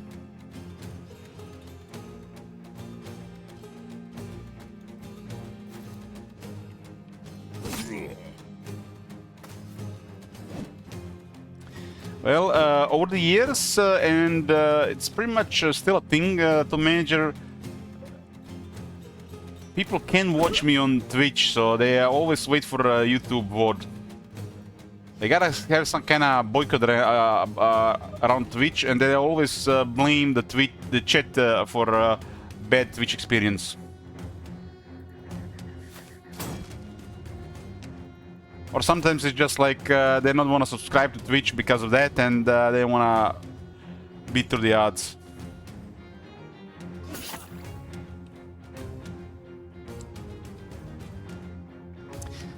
It's not the same when you're watching Korean ASMR.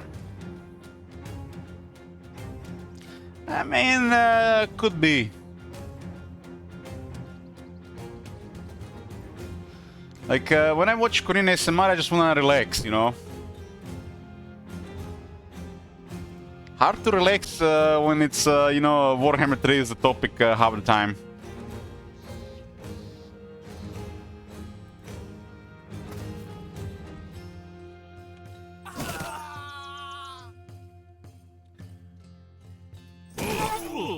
Hail Hydra.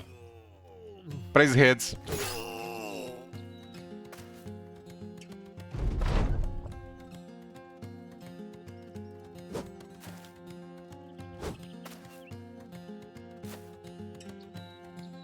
I don't even remember when all this started with the ASMR, but when I started watching all those years ago, I felt embarrassed for the people doing it.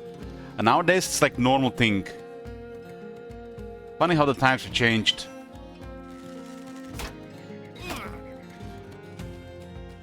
Do you guys sometimes get embarrassed for watching content creators doing stupid shit? I mean, I have probably done some stupid shit on stream as well. Drinking and talking nonsense, right? Everybody does it eventually. You ever get embarrassed for the others? What's it called? Second-hand embarrassment? I think it's second-hand embarrassment. Second-hand embarrassment. Second-hand embarrassment or vicarious embarrassment is an intense feeling of awkwardness, shame, or guilt you experience when you witness someone else do something cringe-worthy. It is a very common physical reaction tied to how deeply you empathize with others. You guys ever feel the second-hand embarrassment or vicarious embarrassment watching others? I used to have this all the time. This is why I couldn't watch most people.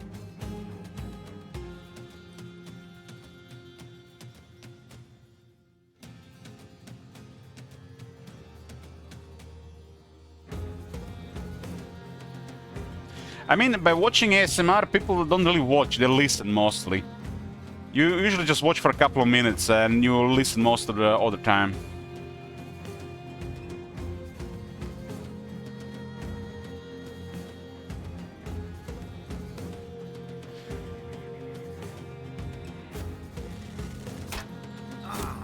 But yeah, when I started watching ASMR, listening to ASMR, I would feel a lot of secondhand embarrassment. A lot. To the point where I just couldn't even watch for more than a couple of minutes or listen to it a couple more minutes. And I also felt this for watching streamers as well. Anybody ever experienced secondhand embarrassment watching streamers? I'm curious. I used to have this, but it stopped after a while.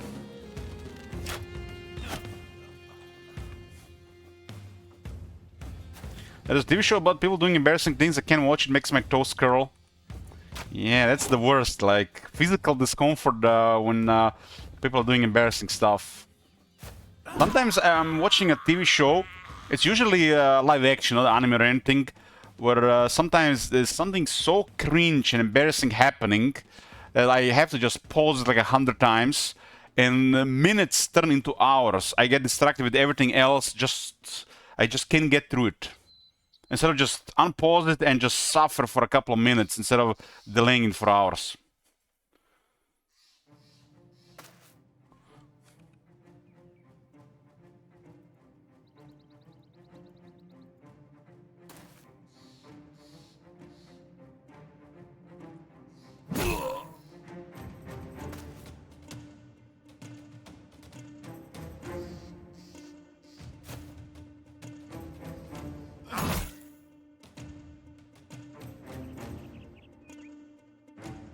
Yeah, that happened to me when the orc said he had a family in Rings of Power.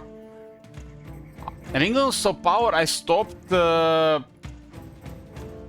the end of the second season. There was one scene there. It was so awkward to watch. I don't know how they even filmed it. Who even allowed that shit? It was when the spell broke on the elf guy, and like. They made the look so weak and pathetic there. That felt like it was like fitting for an elf to experience that. I don't even forget what his name was. The guy was forging the rings. He was under the Sauron spell, and the city was under siege, and the spell was starting to break. That was like so hard to watch.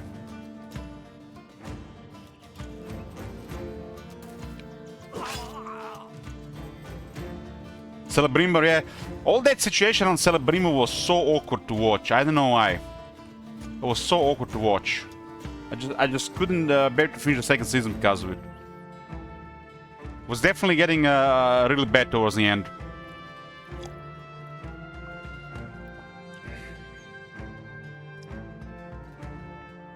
I stopped watching like before the siege was done.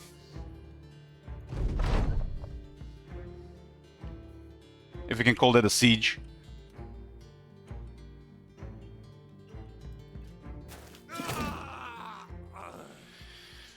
Four, 7, 8, 9, 10, 12, 13, 16, 17.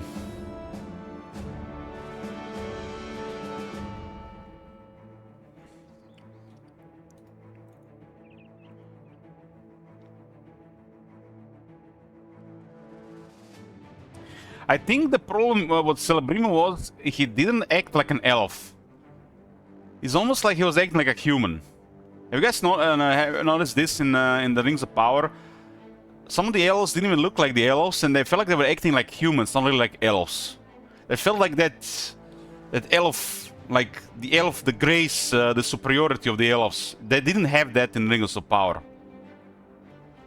Like in the Lord of the Rings, all the elves felt like that.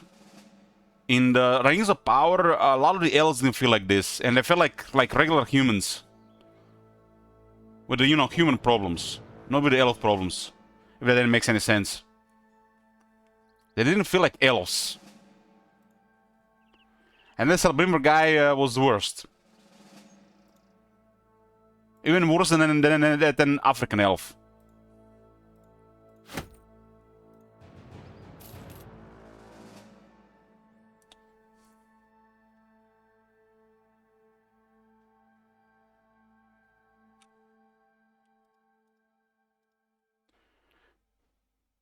They didn't feel like elves.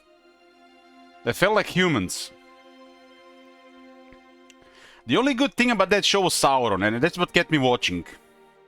I was just curious, you know, how the story around the Sauron would develop. The Sauron was like the only good thing.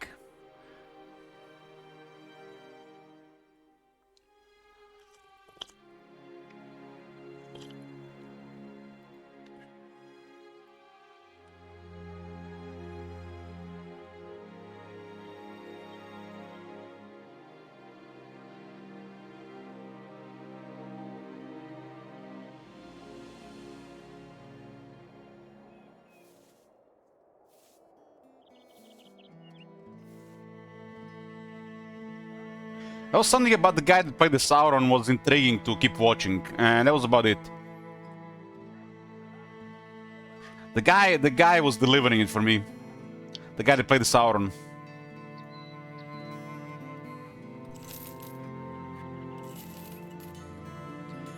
He was probably carrying this entire show.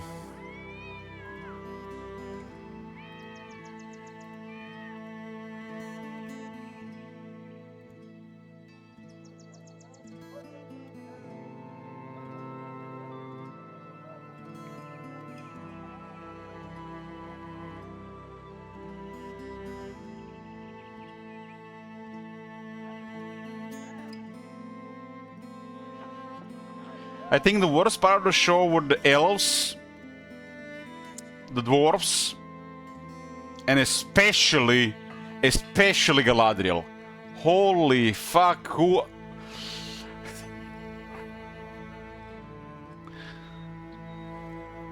The Galadriel, man.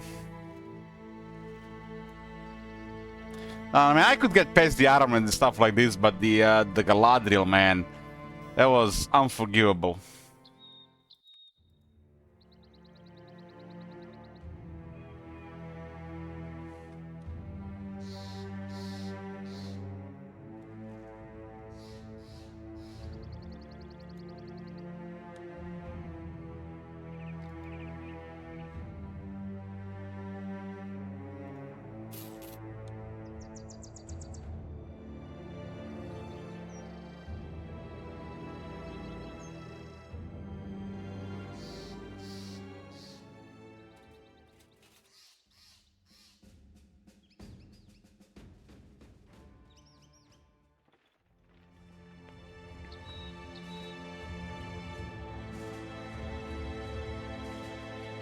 That's what I'm wondering, where did all the money go?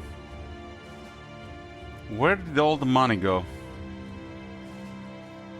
I feel like if they were making it in Japan, Spartan, they would have made like 10 of these shows already. Something is weird is going on with Hollywood and spending money. It's like money is disappearing. There's definitely a criminal enterprise at work. You know, all these things I discovered in recent years happening in America, I think the Hollywood was the least part of it.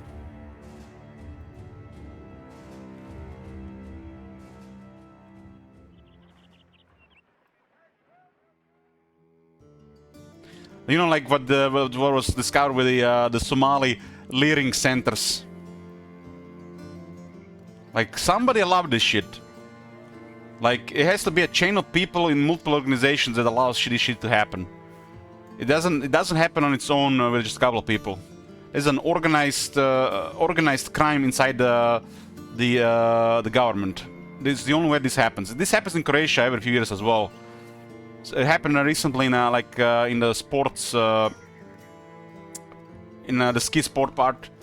Like, there's no way that only a couple of people are involved. There has to be at least a group of people involved with 3 different organizations that would allow this to happen. And they were all part of it. It's interesting. I wonder if stuff like this was being discovered and talked about. I feel like this started happening with Elon Musk and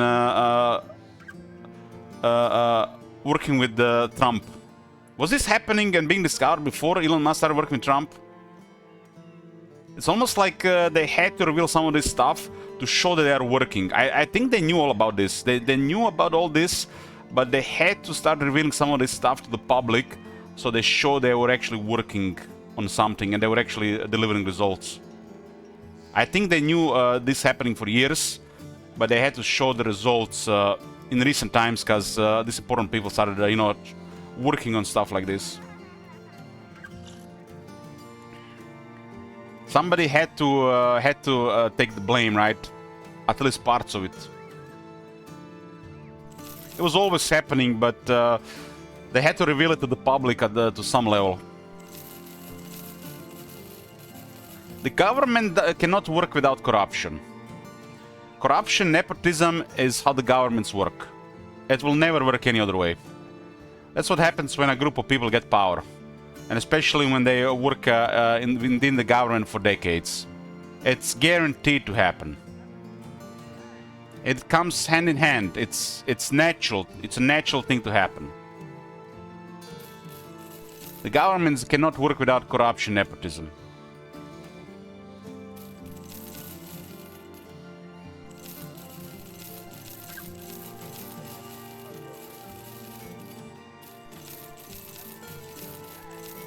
It's a conflict of interest in the modern world for people to even work in the government and have their own separate income, I would say. But it is what it is.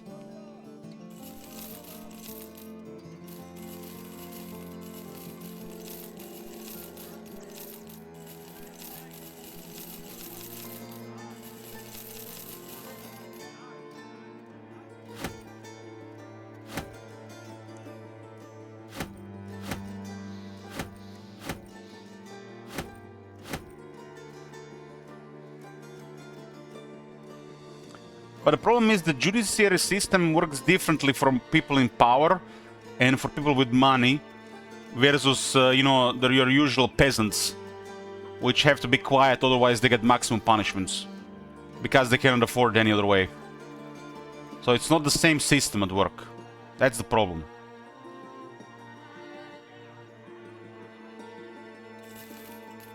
You can't say the system works the same for everybody. It never did.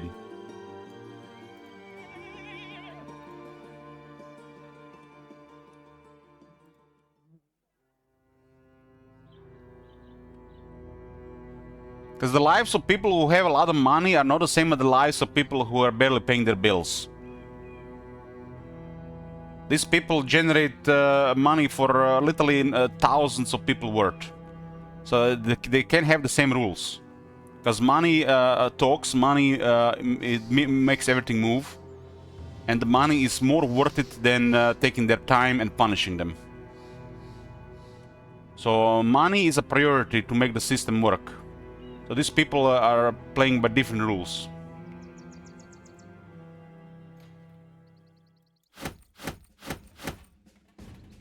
Because the government wants their money as well. It's tied to everything.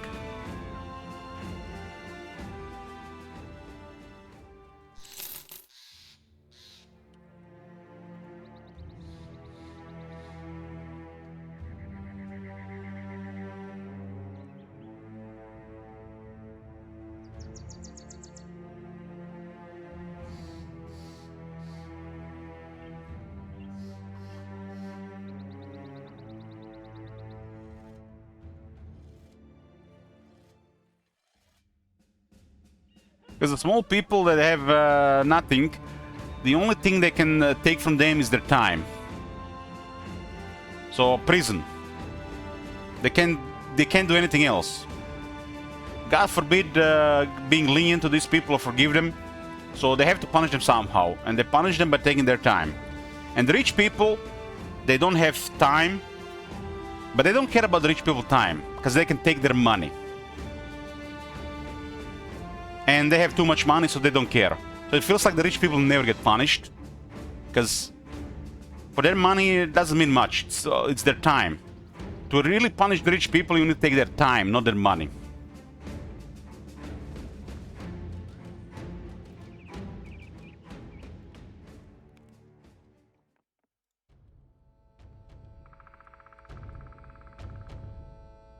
The governments don't want to take your time, they want to take your money. They want to punish you with money. And if you don't have money, they have to punish you with time. But they want money, they don't want time.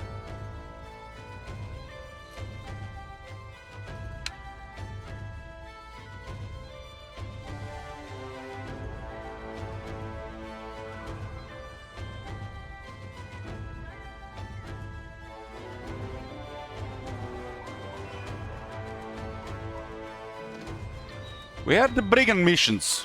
Why is the Civil War still going?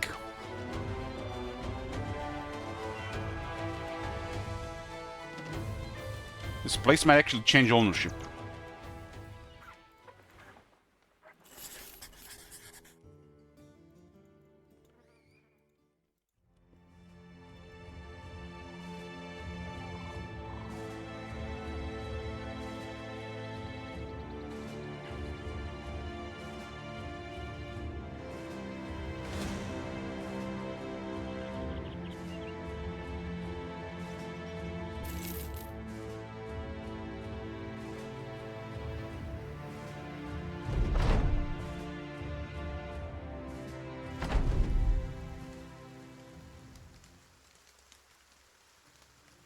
I mean, for just a regular person getting punished by a couple thousand euros, or God forbid, like, I don't know, 15,000 euros, it feels like you're gonna be ruined for a couple of years. It's like, seems like an extreme punishment, right?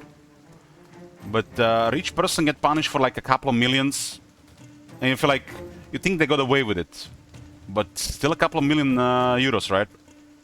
Like, they'll gladly pay it, so just save their time. It's like situation and the perspective. They get punished same as the other ones, just they're better off to begin with.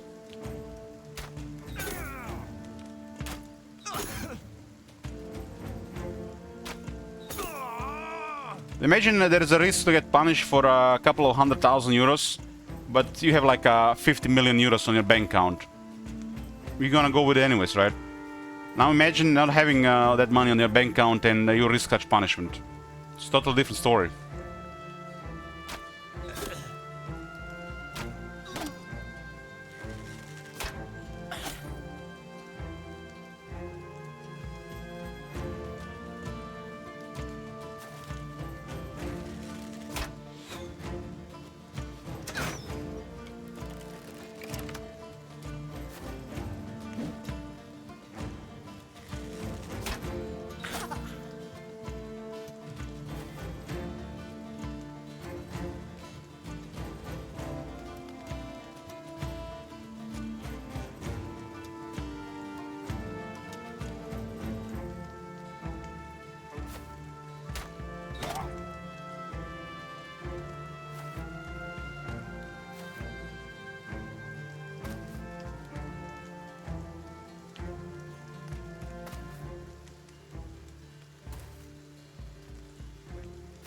It's raining.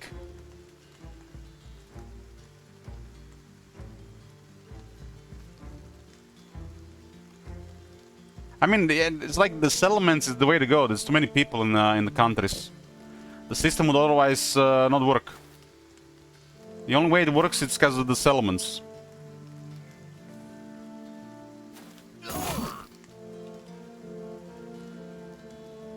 It saves everybody time, right?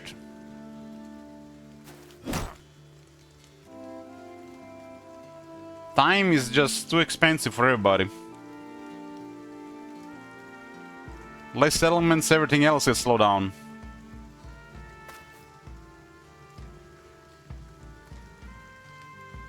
Now imagine big companies and abusing the fact that some, the cases are with the elderly. and they're just delaying in the court because in 10 years their opposition is gonna be no longer even be out around. Now that's something else. Because somebody can afford a group of lawyers for 10 years, right? And for somebody, it's there literally 10 livelihoods. 10 lives worth of livelihoods.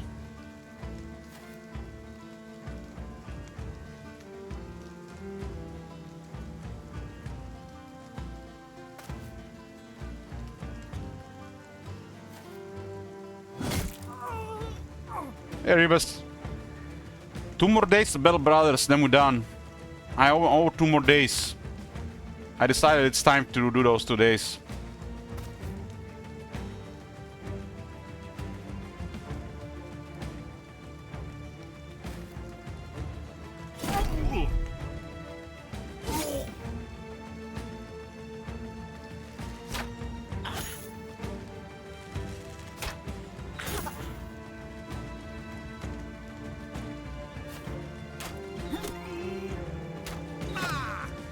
I believe there's even no any camps around the civilization anymore.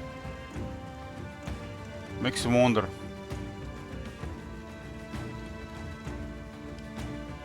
I don't even remember this mushrooms being a thing.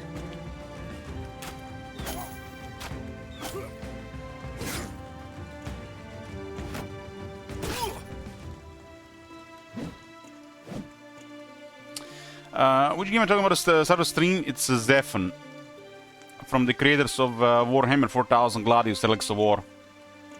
Highly recommend this game. If you like a 4X game in a like a post-apocalyptic scenario with a rich story, atmosphere, highly recommend it.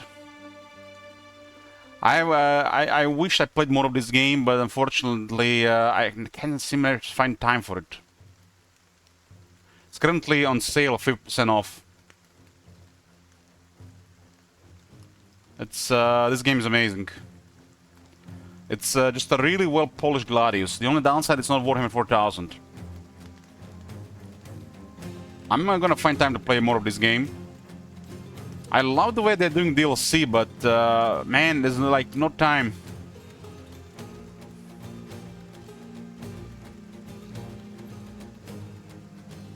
Look at this, they're even adding more soundtracks to the game with that DLC.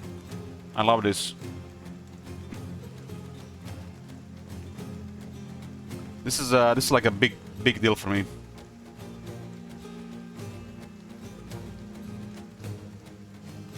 You don't have to buy DLC.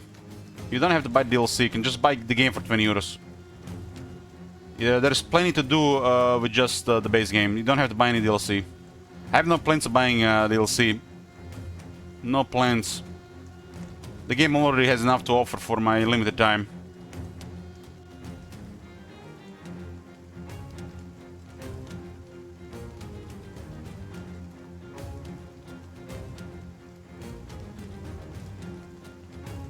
Plenty to do already in the base game.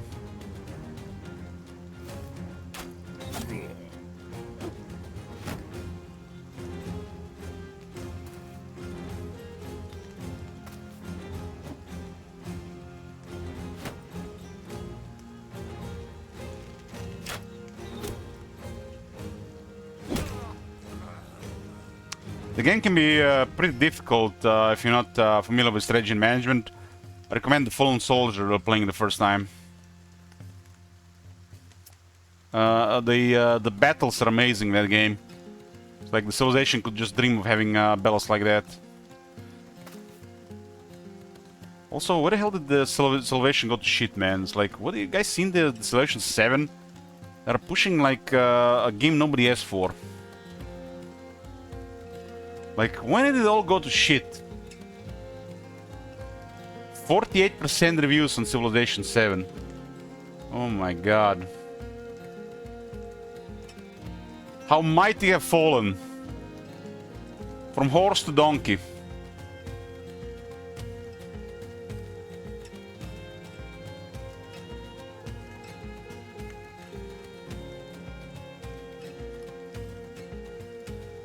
Damn.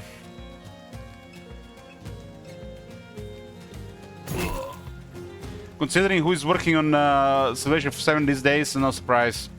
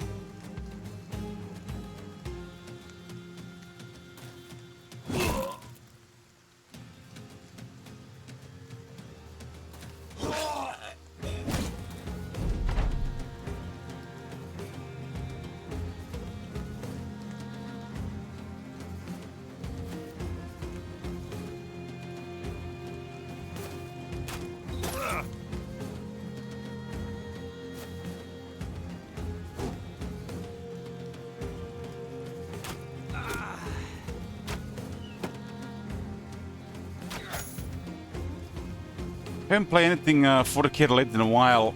I guess I'm waiting for Total War for Warhammer 4000. That still seems like unreal that it's happening. Right?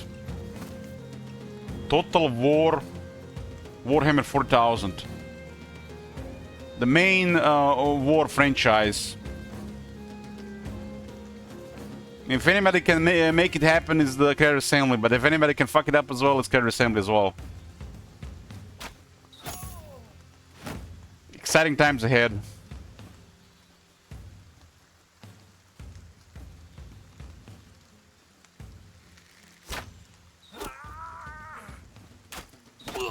Recently, 3 people that I know, all content creators, have returned from a trip.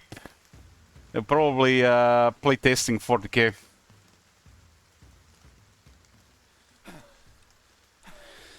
Don't worry, 54, man. I see anything I don't like during 4K streams, I'm banning them. Ban, ban, ban, ban, ban, ban. Goodbye.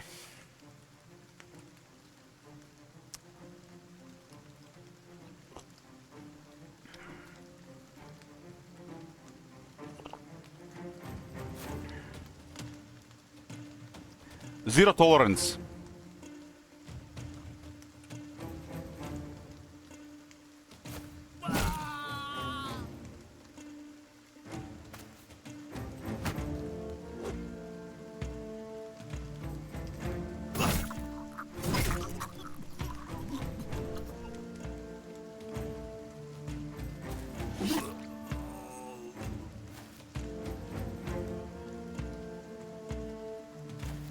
You noticed it too as well, Golem, huh?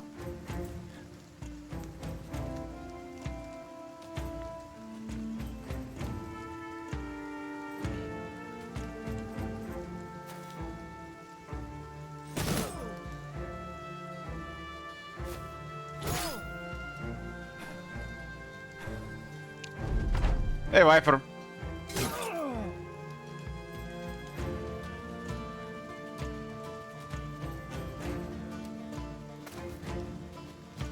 Well, either they're been on a some kind of love trip or together, or they've been testing Warhammer 4000. Hopefully, they gave good input, so don't get a dog shit game on release.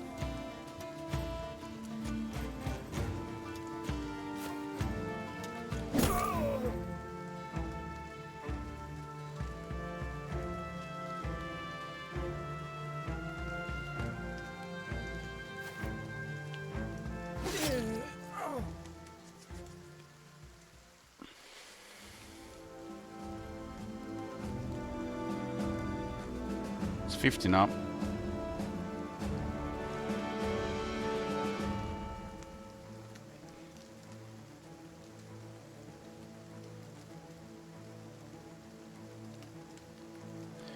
I have to go AFK a bit. I just noticed the title I'm calling Slayer of Kings. Joey Ramon the Sedated, Grim the Grave, Archmagna Dark Majesty, Agniera Supermodel. These are titles, guys. These titles tell a story. Iluk has no titles Oki Jr. almost One Punch Man. Damn, guys. Very nice. Very nice. I guess Ilok is a title in itself.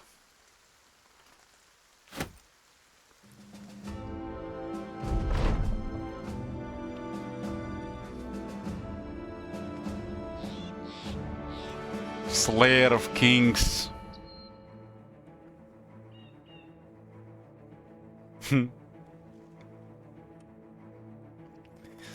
Well, hopefully the God of Death will have proper unique items.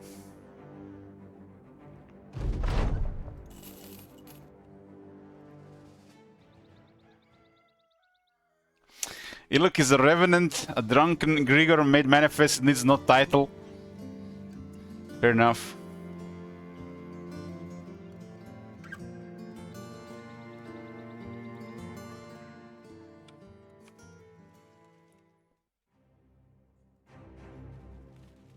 Hey, this civil war has depleted all the brigands in the area.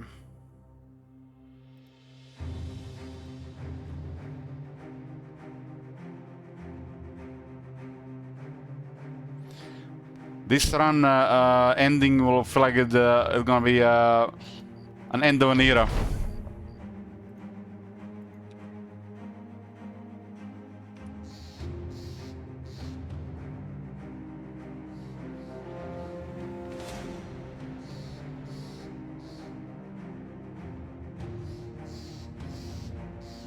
Unknown Garrison, Ruins of Borgen. I gotta put a banner in there in case there are Geists.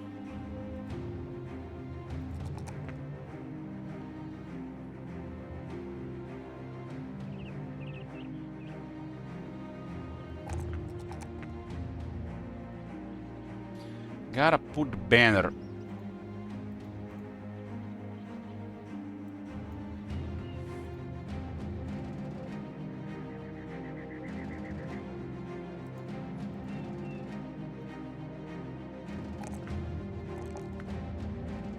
Ilok is the old sword master.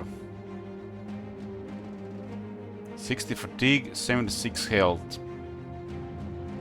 I mean, no berserk, so it's fine, I guess.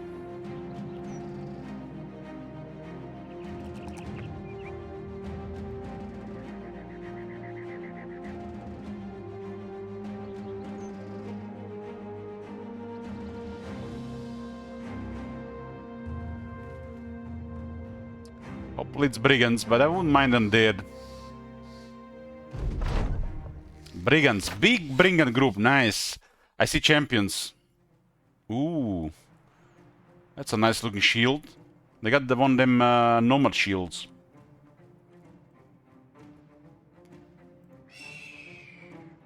One champion, only one champion.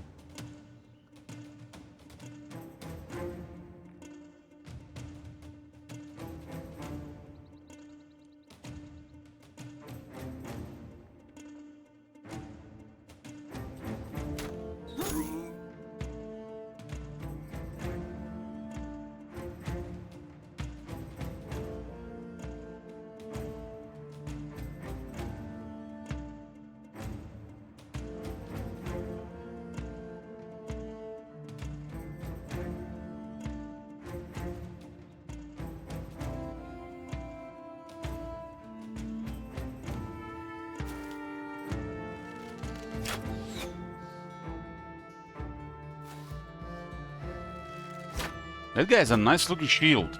Hopefully has a higher melee defense roll. That's one of them durable shields.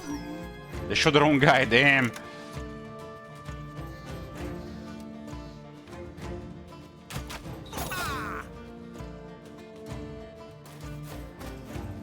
So looks like 2 leaders and 1 champion.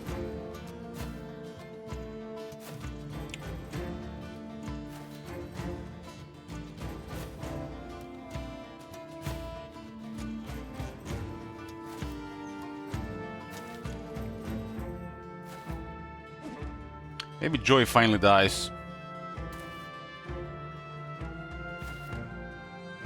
I put Joe in so many shit situations, he never got killed.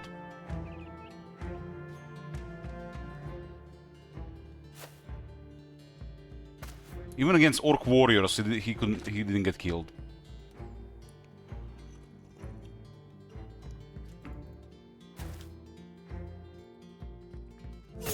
Wow.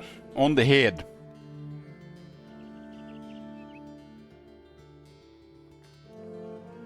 This guy's got wrecked.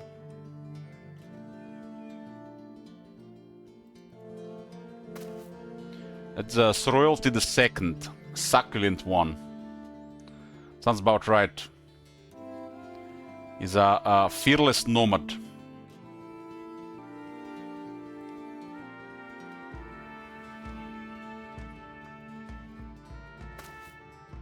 Sparta is the sergeant. 93 melee skill, 3 stars in melee skill, 3 stars in resolve, 120 resolve, and he's a hunter. That's an abomination if I've ever seen one.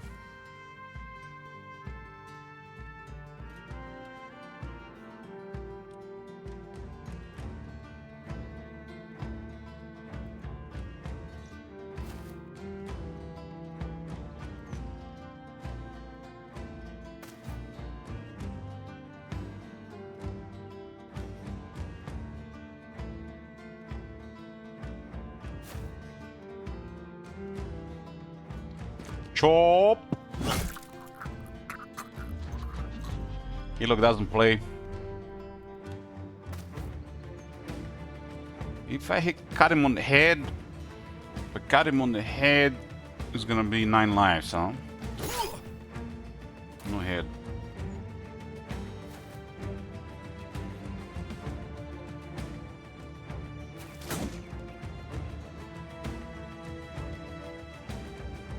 What's defense here? 7? 7. This is his entire body, so it does hit the head and the body. And the chest.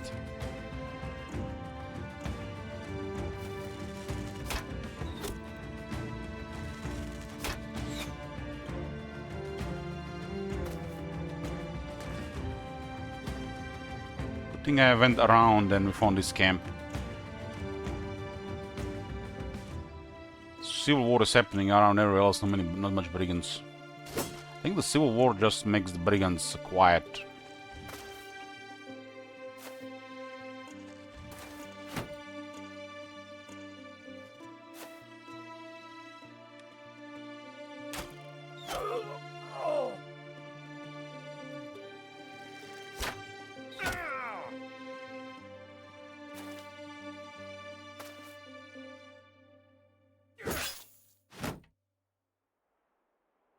He's using shield wall next to a flail.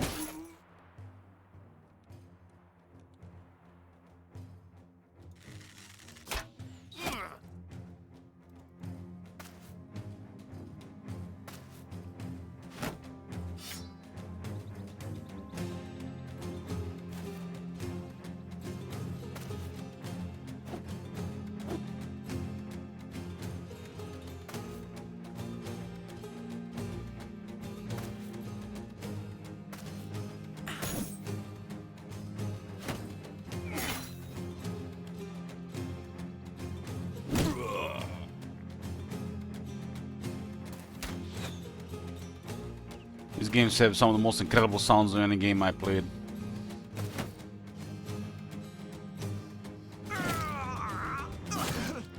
Grim doesn't play, just murders.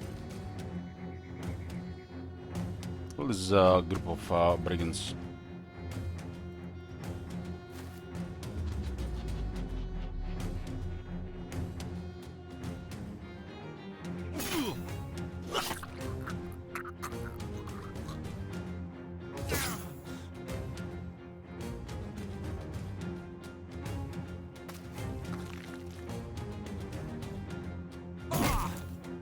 This guy has a fractured hand and a split nose.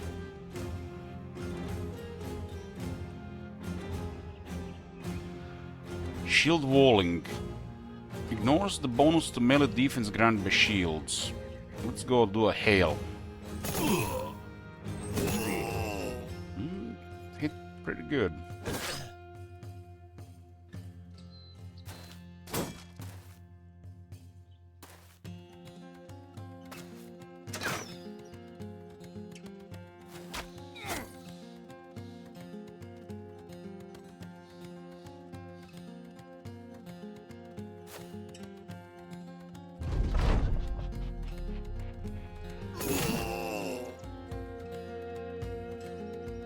So much damage with this weapon, so much damage.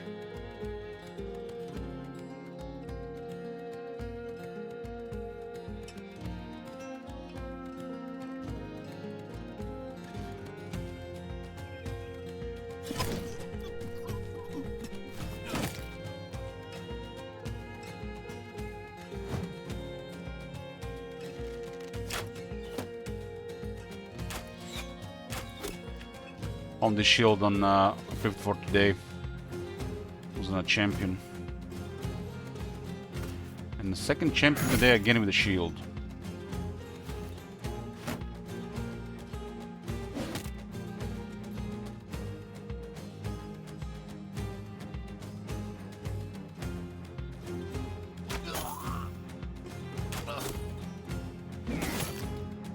Trying to flank the archers. We're just shooting the side.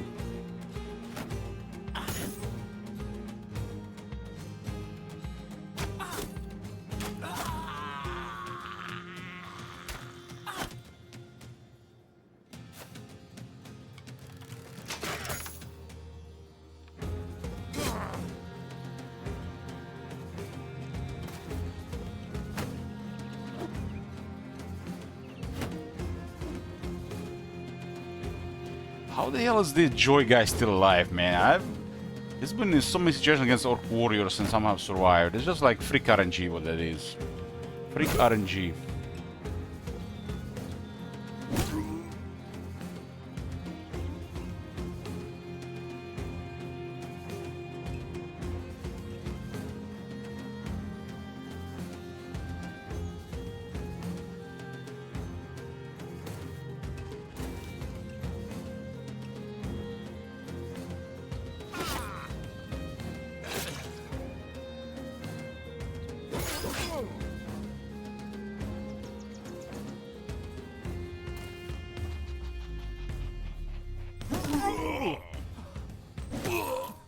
Hail Hydra.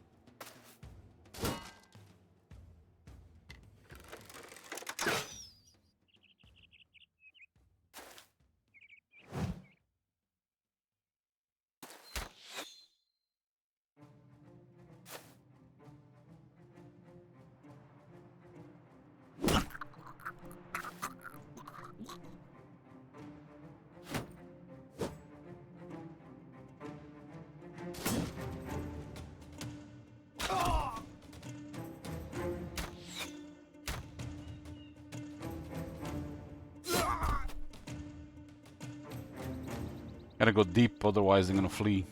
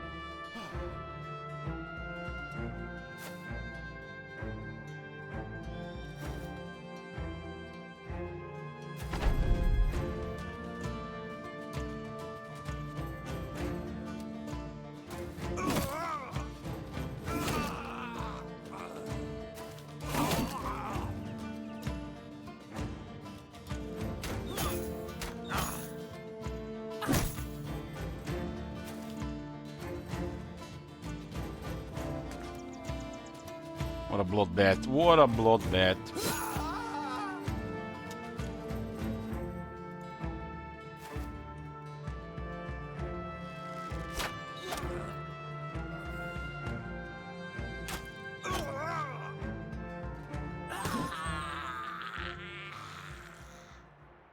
Grim got 6 kills, almost 1,000 damage.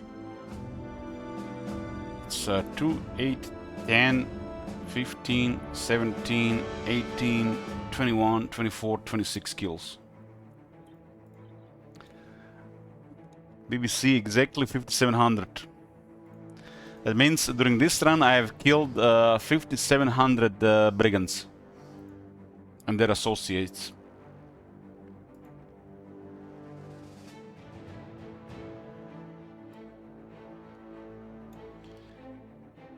Shield skills build up -1 less fatigue, 19 melee defense, 24 range defense.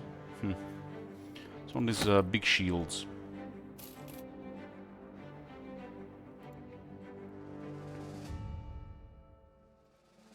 I think it's 18-18 this shield. 18-18-18. This is 19-24-18 and -1. Huh? Still have a couple guys using these shields. Hey, Scorpiuseb. So it gets additional defense and a bit more shield fatigue around the using shields. Oh, 2 upgrades today.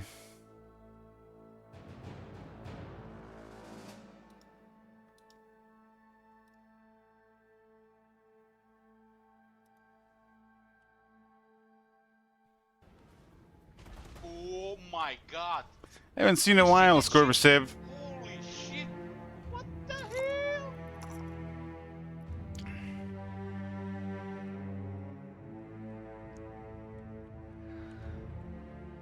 You've risen from dead. You just remind me of that streamer I watch sometimes. You're also on his channel. He's kind of like a calm ASMR voice. What his name is again? I forgot.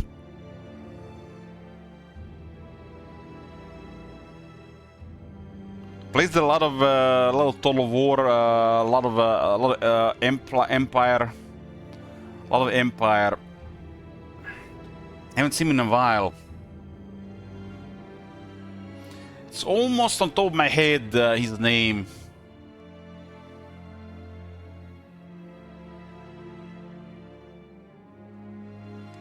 No, it's I'm not sure how much if you play any Bell Brothers.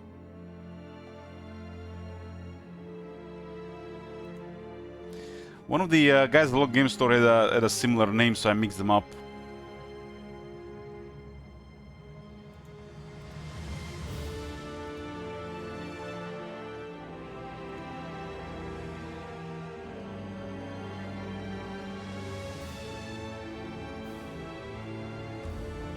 I've been wondering why he stopped playing Warhammer 3.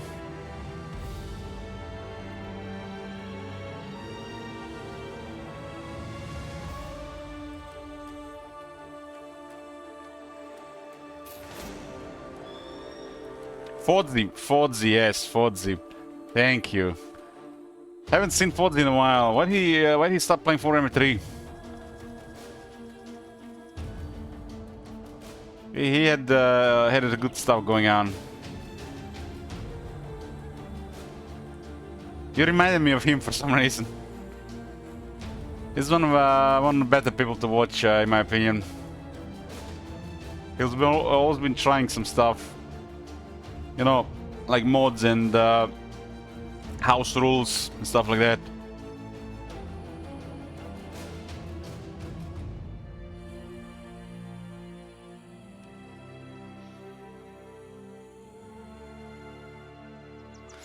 I'm done, Bell Brothers Cover 7. I'm just doing 2 more days and I'm retiring.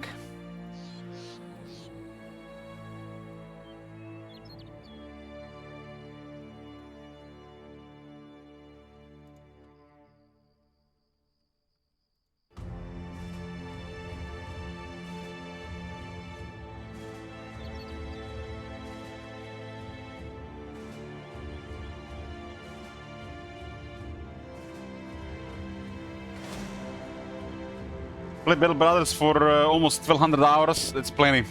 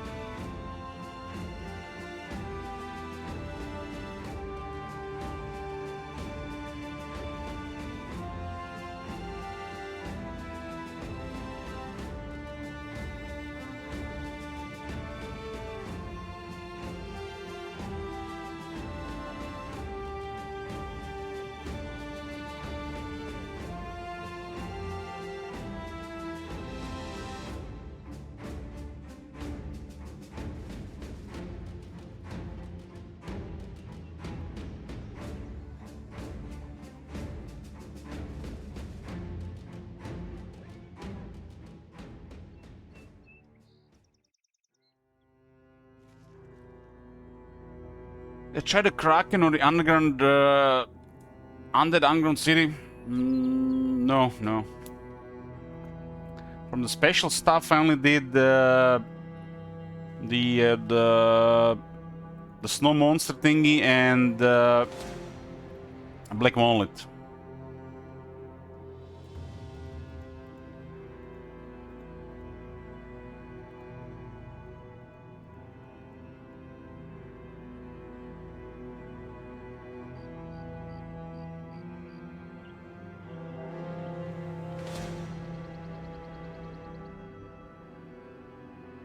What are the tugs around here?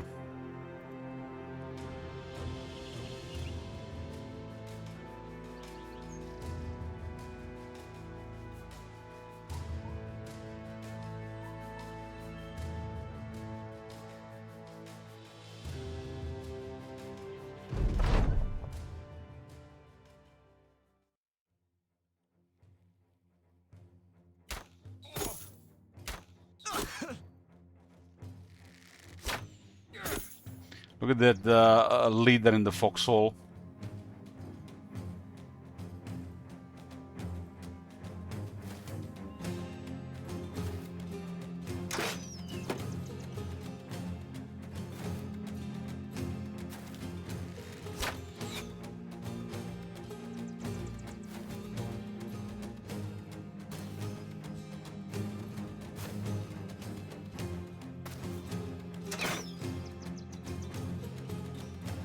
How's it possible I'm the only Battle Brothers streamer out there?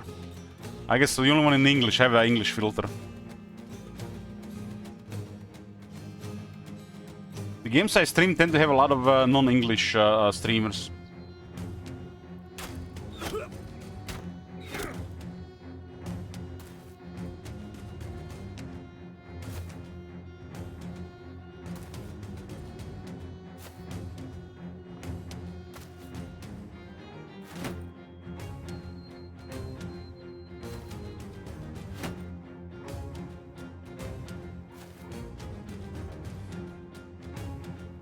I noticed this with the old Nier as well. Most channels are non-English as well.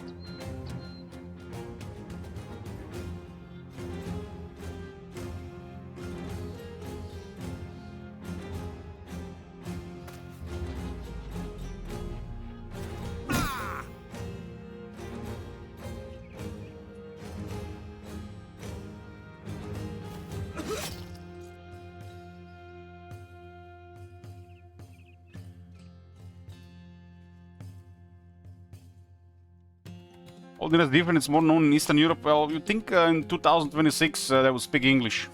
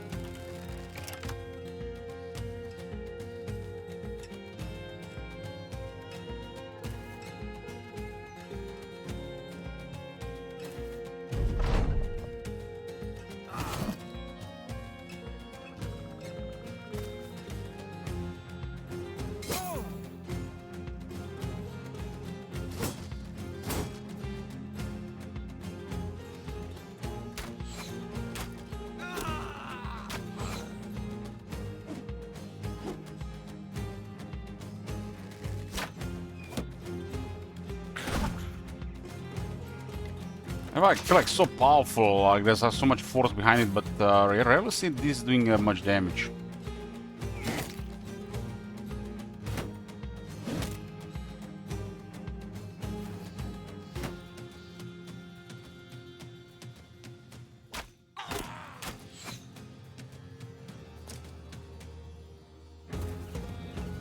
I didn't even see this opening.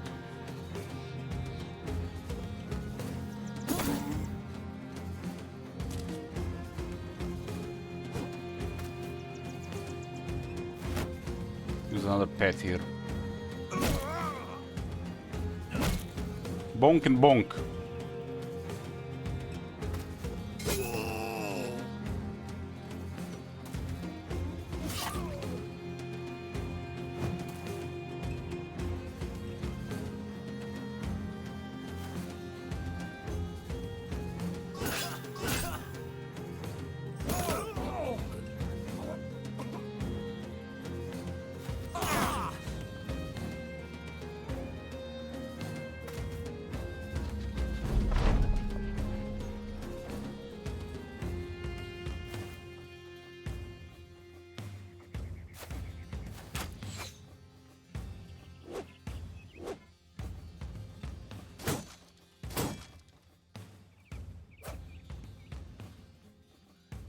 mean, anything double grip seems scary, right?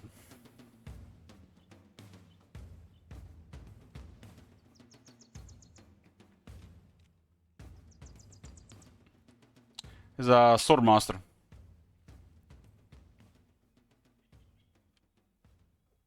The flail is also a little bit too much.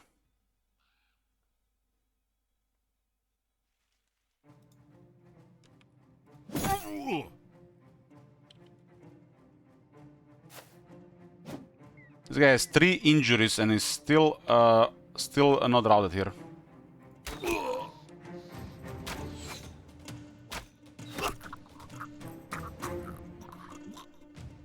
I mean, 96 damage is something, but this is his damage actually. 58 to 150.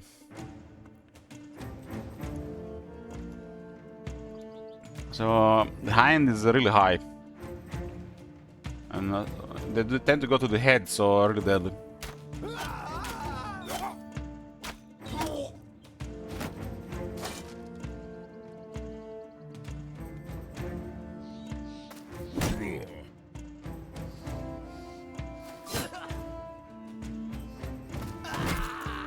It's a master out here dealing with goblins here.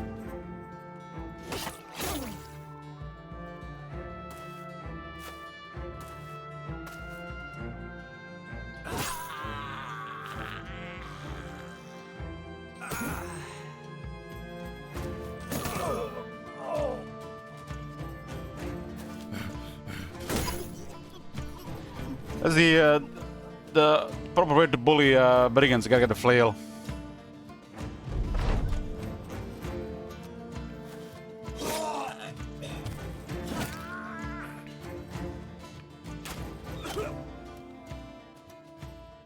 Okay, got 5 kills, 709 damage. 1, 2, 3, 6, 8, 9, 12, 13, 18. Man, these names are chef's kiss. There's history here. I wonder how many hours was spent grinding this run. What do you guys estimate? 200 hours? 300 hours? Probably more, right?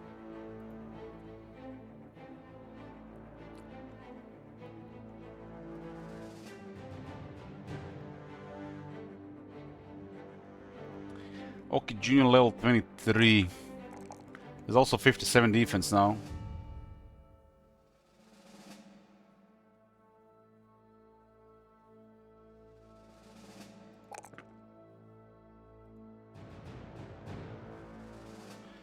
Oki has killed 969. I think Grim, the Grave, 1090 kills. Agnieszka has 1365 kills.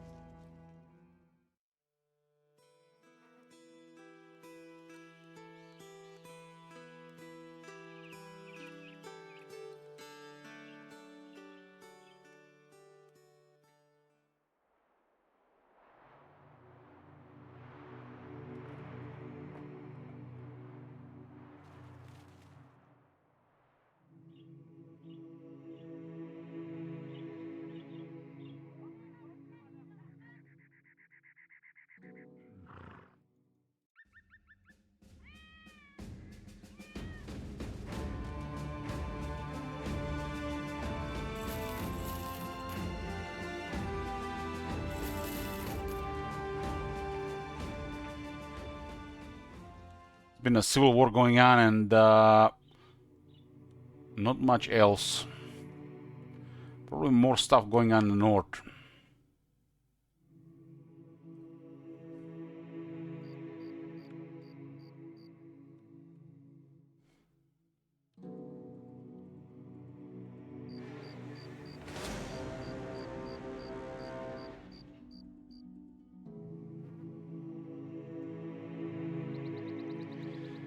Hexen.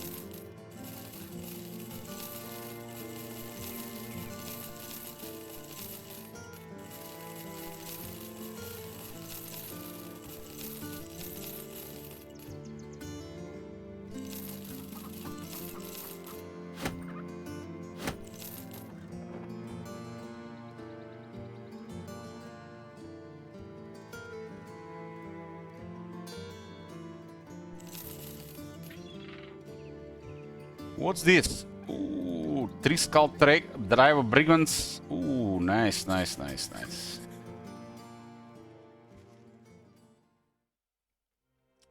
Three skull brigands in the forest. Let's go. Couple champions.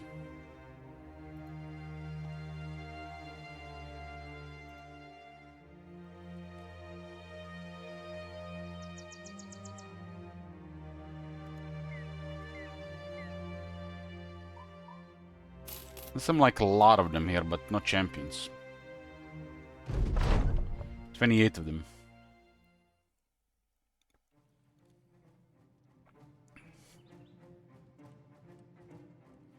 Just a bunch of stuff.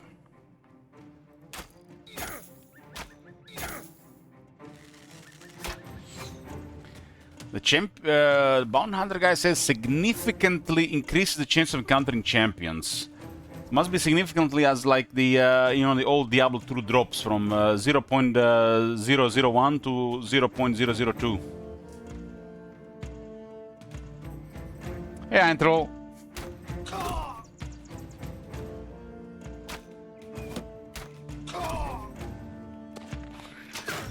Heintel, are you a Necropolis fan? Are you counting the hours to the next Necropolis game?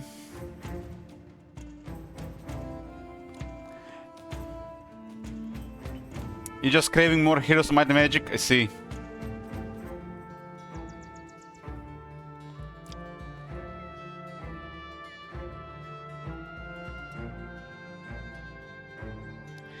I see, I see.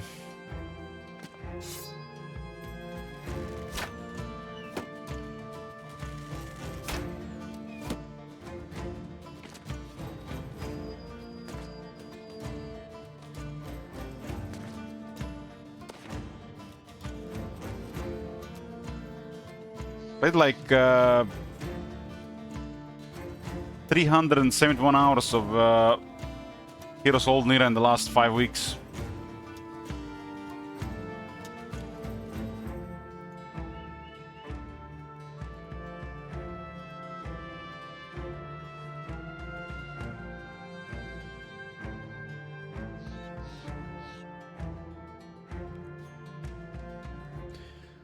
They only got like 15,000 reviews. Impressive.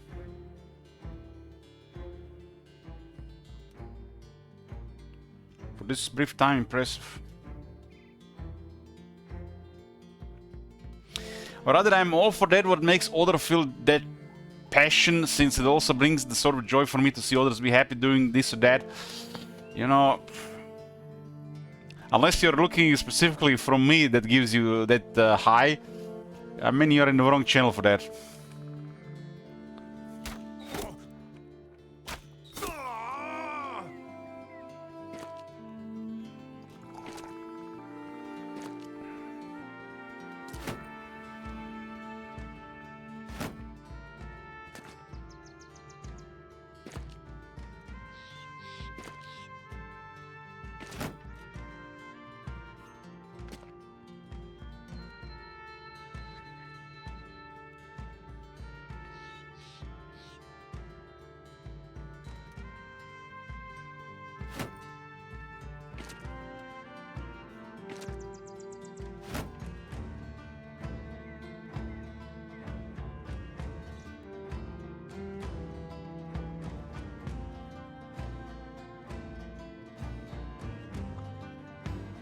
What does his name have to do with anything, Top Manager? Your name is Top Manager, and it's not like something like, you know, a dark cloud over Toxic Wasteland.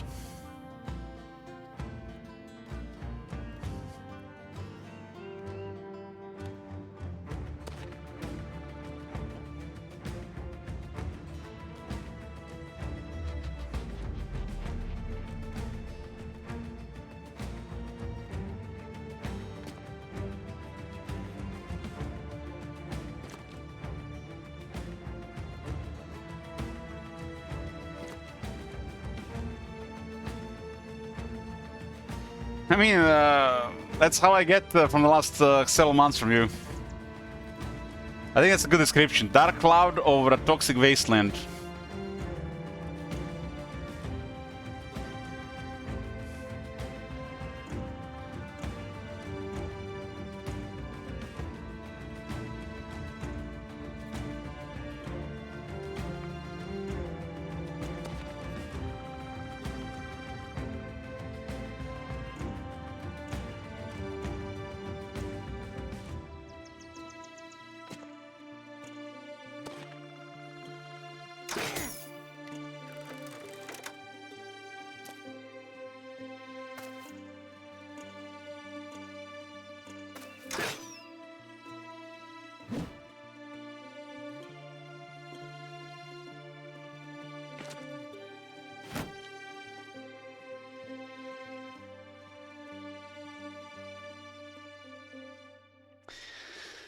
Take that back, I'm an angel of grief.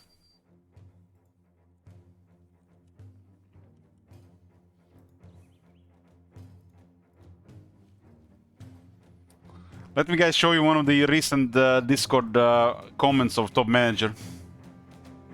This is all public stuff, right? So we can show.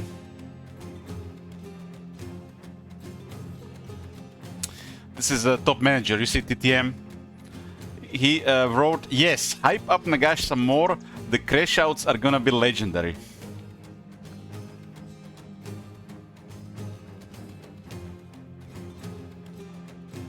And this is him hoping for everything to burn, so he can just thrive in this toxic wasteland.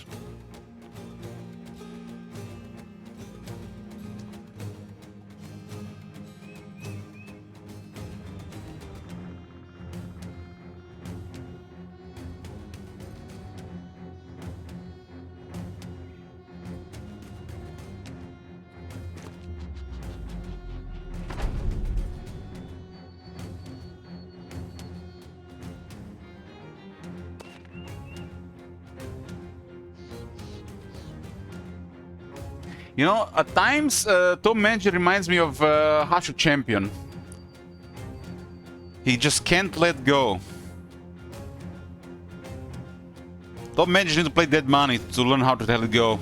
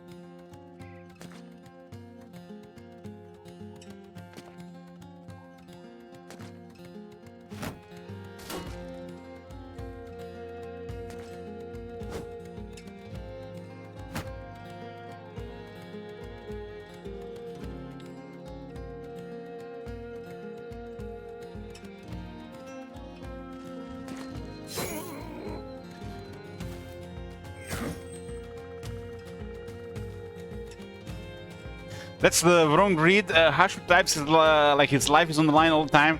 Well, he's from that culture, so it's completely understandable.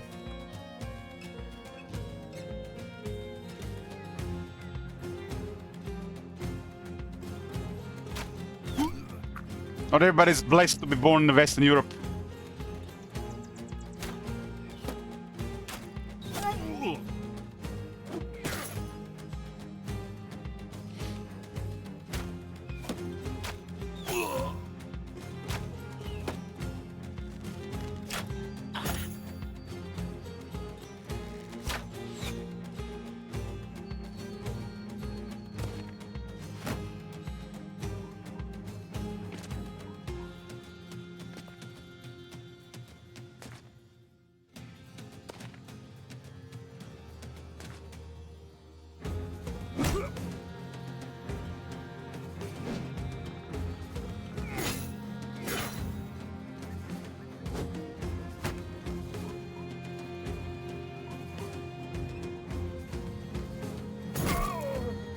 Some people just play the life on easy mode and they wonder why everybody else is complaining. Or anybody complaining.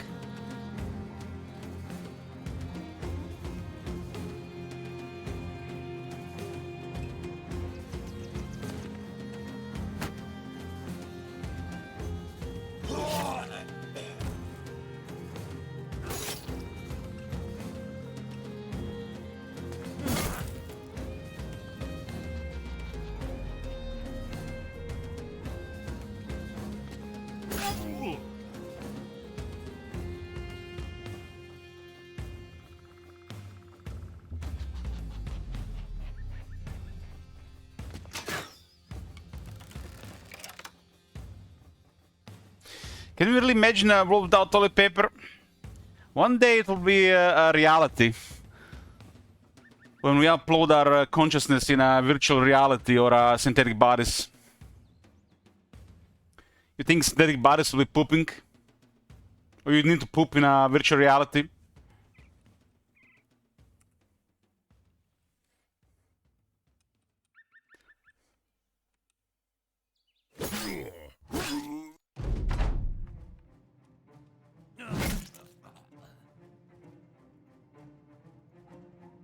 And who does the servers? Well, there's no dust in space.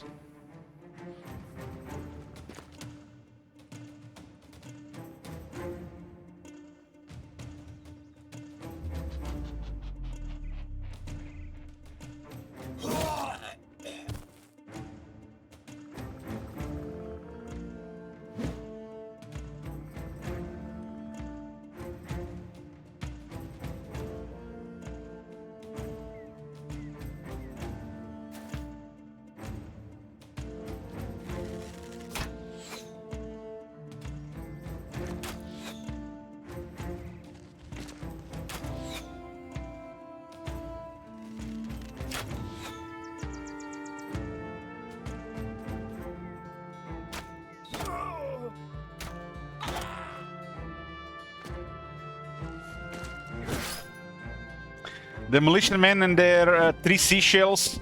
Well, Armitage is old school.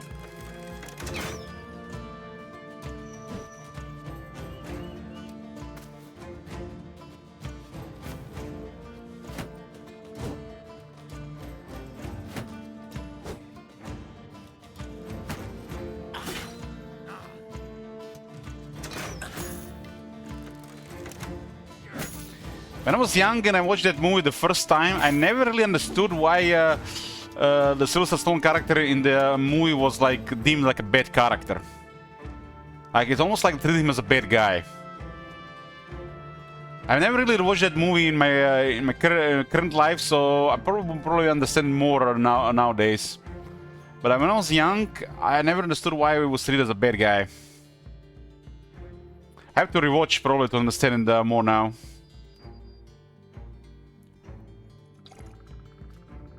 I mean, that period of movies, that decade, anything with Stallone was good. So I think that movie definitely worth rewatching to understand a little bit more. But that world is so bizarre. But nowadays it seems like almost like trying to recreate it.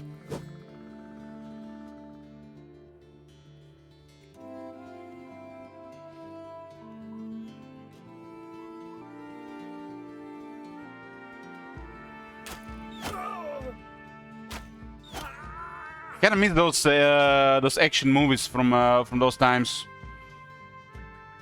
Man, the 80s, the 90s had some of the best action movies.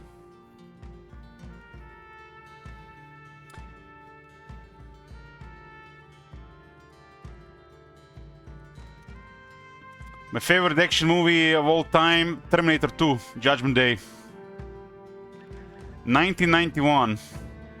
It's 35 years old. Next month.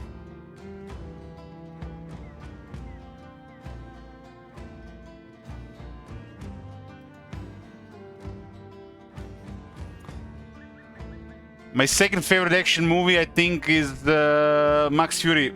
Mad Max Fury Road. That movie is something else. And it's in recent times. That is an incredible movie.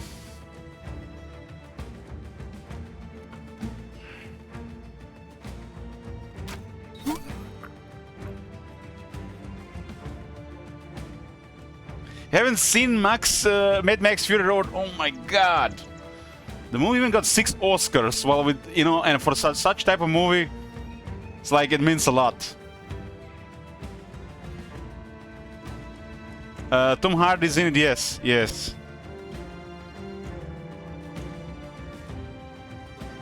That movie is a must-watch for any action fan. It's like one like I'm not sure it's gonna be able to top it anytime soon. Whoever was working on that movie has a lot of passion for their work. It's like god tier actions. Like it does not get better than that. It does not. I don't think it can get better than that. That's just like somebody's vision and passion brought to life, and it's good stuff.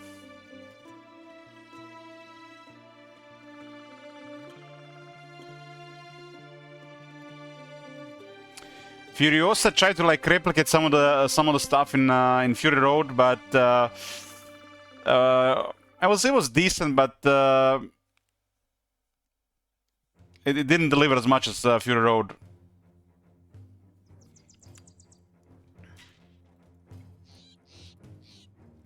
This movie is also 11 years old. What the hell? This movie here. This is one of the best action movies ever made.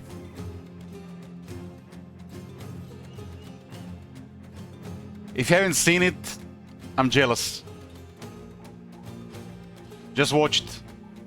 Just watch it.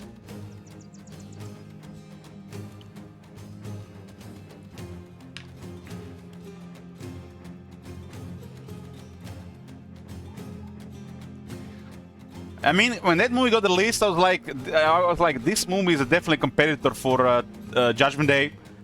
Judgment Day is my favorite action movie of all time. But this one comes close. Probably even surpassed it a bit.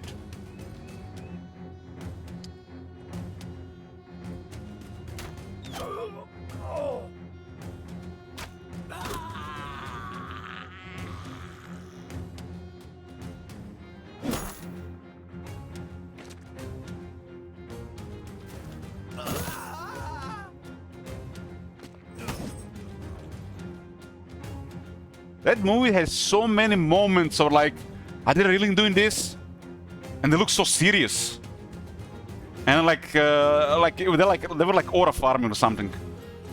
That term didn't even exist back then, right? But they were like doing some really, you know, like comical stuff, and they were so serious about it, and it worked.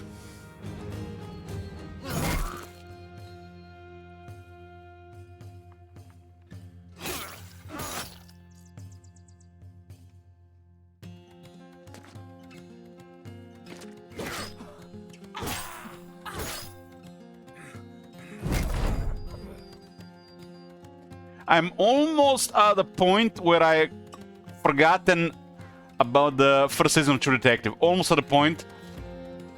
And time to rewatch it.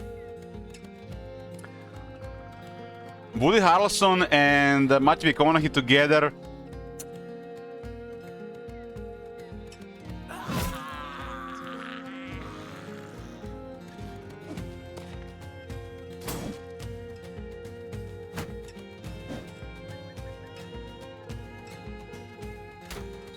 I've seen Rome probably more than anything. I used to watch it every year since it was released.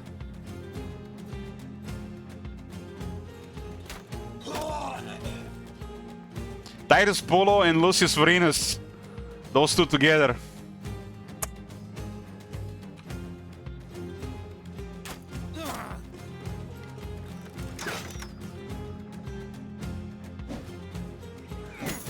My favorite character in Rome is Mark Antony, James Purefoy.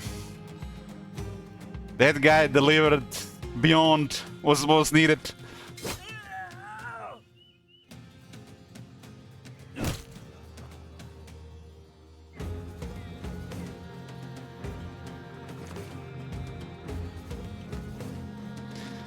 I'm a big fan of James Purefoy.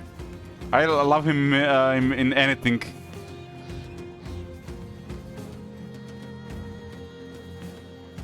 Like the main reason why I watched Altered Carbon is because of him.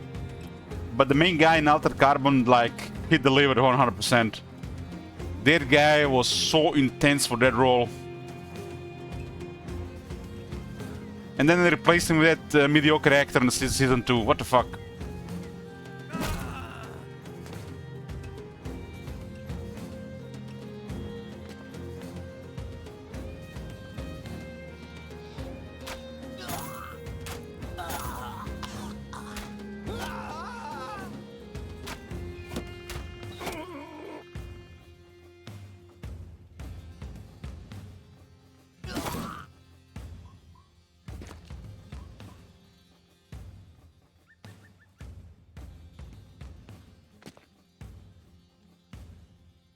When is the Harry Potter coming out? I'm looking for some comedy. Harry Potter TV show.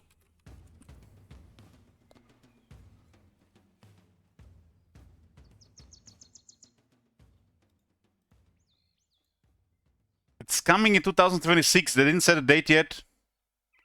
Wow, it's December 25th. Is this like hitting it on the nose? They're listing it on Christmas. They're listing on Christmas. Wow. Who do they think they are? Harry Potter, Philosopher's Stone?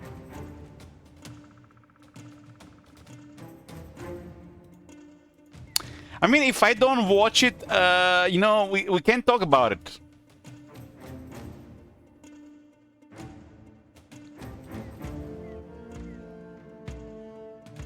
How are you going to understand the memes? Hopefully it's gonna be a gold mine, not some mediocre stuff.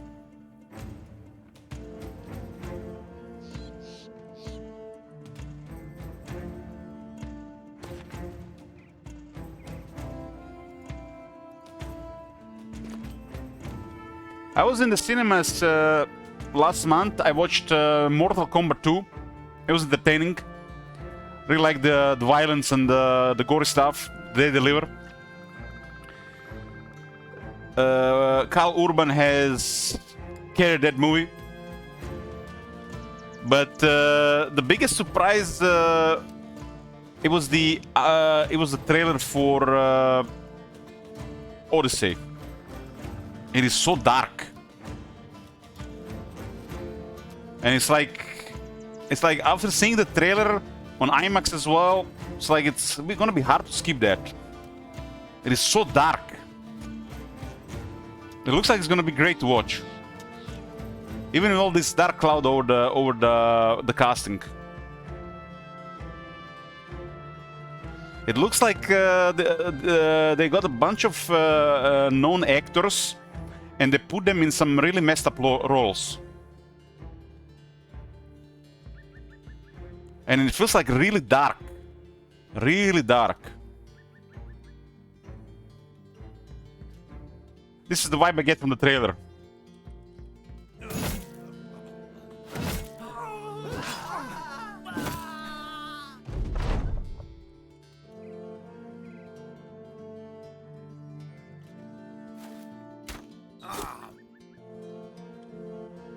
I wonder if they're going to do the dog scene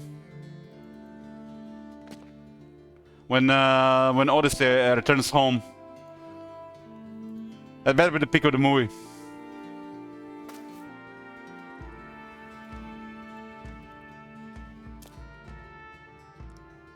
Odysseus. What do you call it in English? Odysseus? Call it Odyssey in creation. I think it's Odysseus.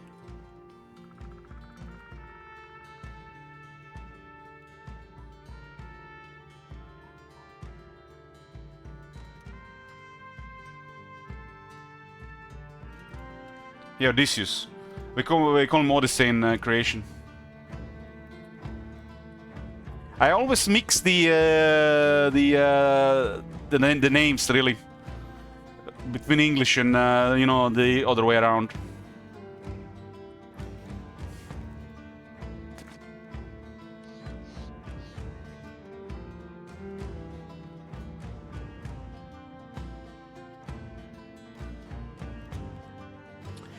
Currently on my no-watch list forever is only Gladiator 2. Come on, man. Come on. Come on. Come on. Shameful display. But I feel like not watching not watching the this in the cinemas would be a huge miss.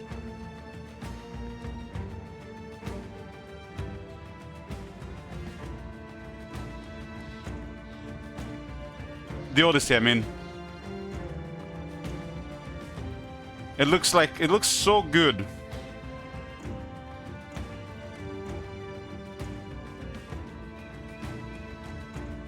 I hate watching things like this stream. Well, Marconas, I only tolerate you for your money here, to be honest with you.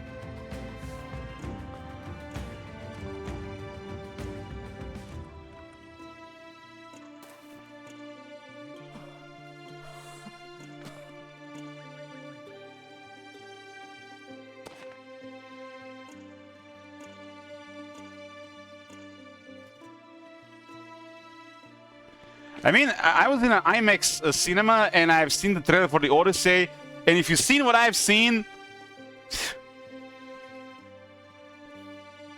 it looks amazing experience.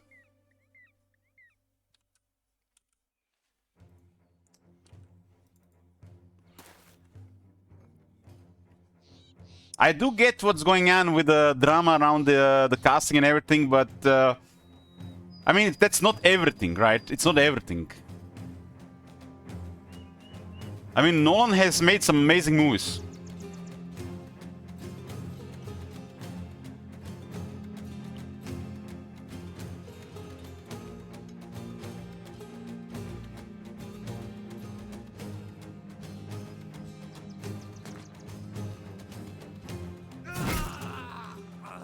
It is definitely going to split the audience, I understand, but it is what it is.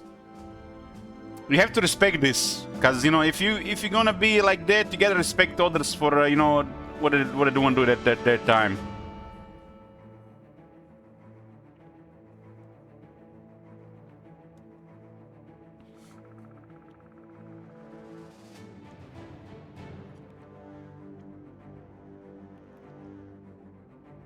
I mean, guys, some people just have bad taste, you know. I mean, look at the Empire Total War has 90% rating.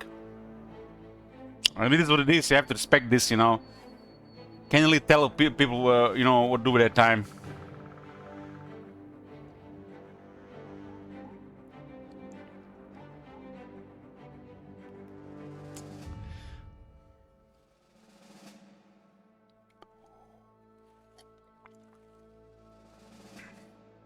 Did I read Odyssey for a sign and reading lecture in school? I have read exactly zero, Degman. The professor at the end of the year made my grade from 5 to 3 because I haven't read a single book. I just refused. I just couldn't really. I had like zero intention for books. I have issues with books. I had to force myself to read the Legend of Sigmar.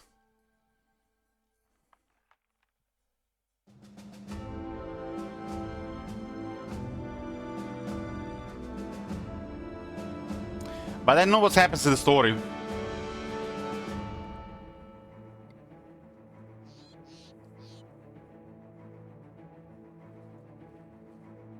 Exactly, Shirwiz, exactly. I mean, it is what it is. I mean, it is what it is, you know. It's still Christopher Nolan, right? Christopher Nolan has delivered with every movie for me, except Tenet. Tenet is a little bit weird, but I'm let it pass.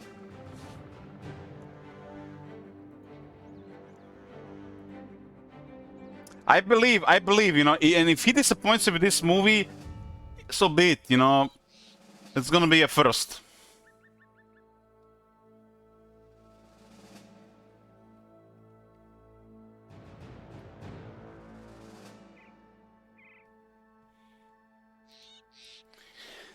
the worst thing should is that these people are. It's 2026, right? And people are still behaving like it's, I don't know, 2001 or 2005. Get the fuck move with the times, man. It's like it's beyond you and it's beyond everybody. Like nothing can do about it. Join a, I don't know, a organization or a group and go cry there about it. Don't cry about it every time they do something. It's just the way how it is these days.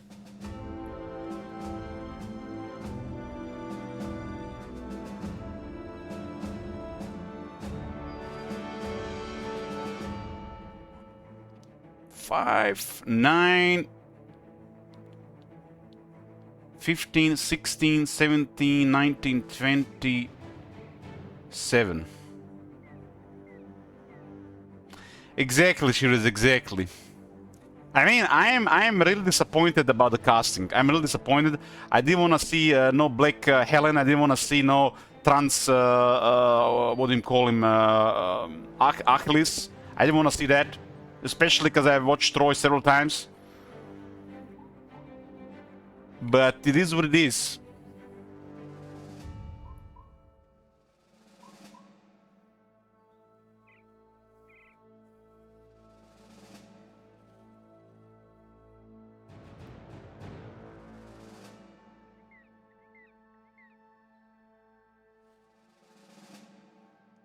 I pity that actor. Just like she was a good actor. I don't know if I'm supposed to use Elliot Page. I kind of feel sorry for him, her, him, her, him, her. Don't ban me. I mean, if Biden was still in office, I'd probably get banned. But Trump is in the office, so we're good. I'm gonna get him some water. Okay, I'm here. I honestly don't mind Elliot Page playing Achilles, but Black Helen, they just ain't right. They just ain't right. I'm definitely really disappointed. And the actors will probably have to get... there's gonna be so much drama about it, you know. And it's their fault for accepting the role.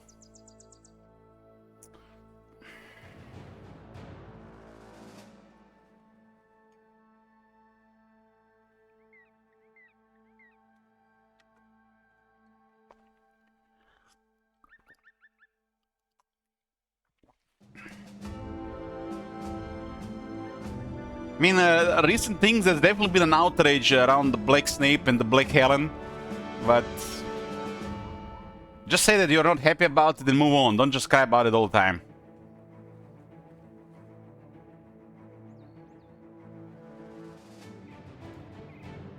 I'm still gonna watch the Harry Potter TV show and I'm still gonna watch the Odyssey, but I'm not gonna be happy about, you know, their casting choice. It's definitely a disappointing.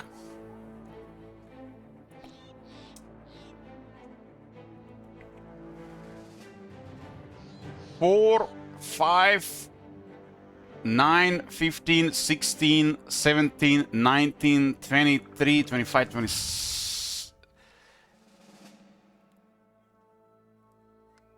8, 9, 11, 12, 13, 19, 23, 27.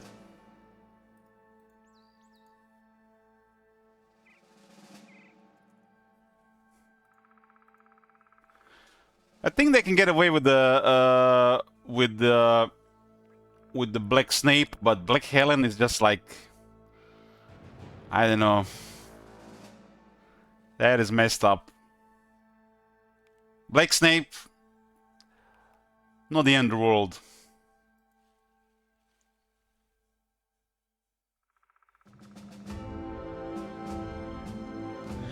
Zendaya is cast as Athena.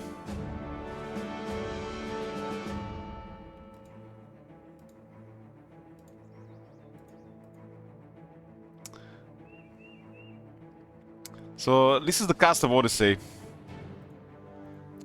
We got Matt Damon as Odysseus, Tom Holland is Telemachus, Anna Hathaway is Penelope. There's Robert Pattinson. I think he's the bad guy in this. Lupita I don't even know how to pronounce it. I don't know who that is. Helen of Troy. It almost looks like they're just like the casting Zendaya and everything. She's more annoying than Pedro Pascal, to be honest with you guys. She's always the same in every role as well. Charlize Theron is Calypso. And John Bennett is also in this. Logan Marshall Green. Elliot Page, I think it's Achilles.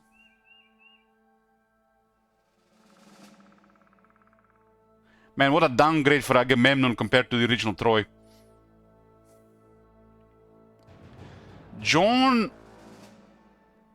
Didn't this guy say that only Latinos should play Latinos and he's playing a Greek here?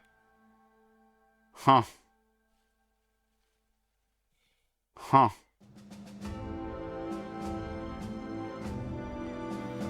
I guess they were offered a lot of money to be in this movie.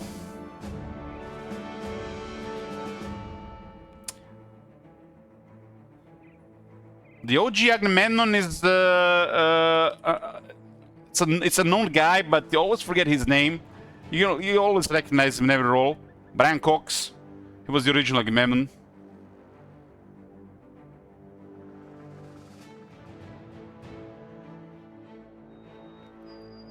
But this is Troy. This is the Odyssey. It's just Troy is just part of it, right? The Odyssey happens after the Troy, right?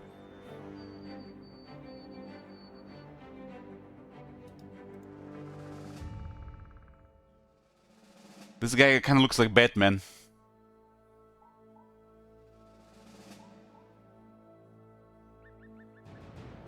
It looks like a villain in an anime.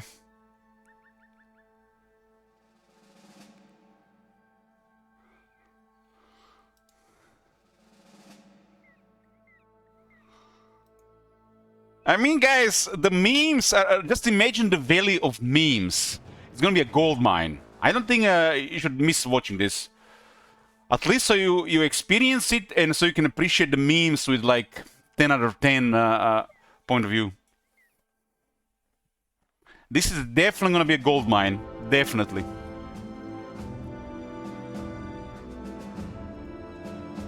Definitely a gold mine.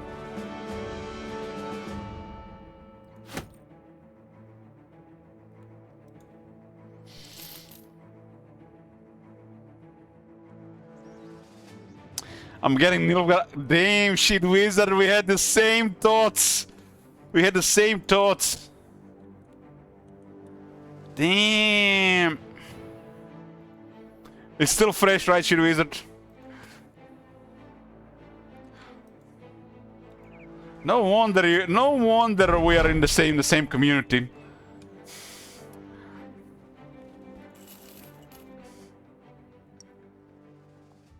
Nilfgaard stuff all over again. Well, they shown how the historical armor looked from back then when, and they said like, no, that is just looks too stupid, and they had to make it flashy for the movie. That's basically the decision around the armors in Troy. There's a picture somewhere. Hold on.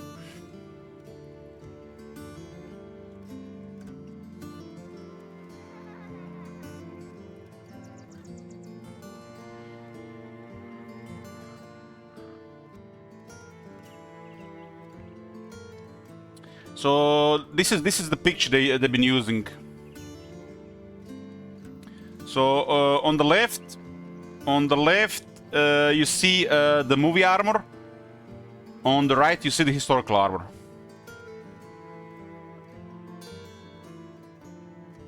So they sacrificed historical authenticity for better fits the movie. I mean, I would have done it as well. I would have picked the left or right. If I had to imagine Odysseus in my head, I would imagine him as the left, not as the right. As the right looks like a Chinese soldier from 2000 BC. Right? Right? Right?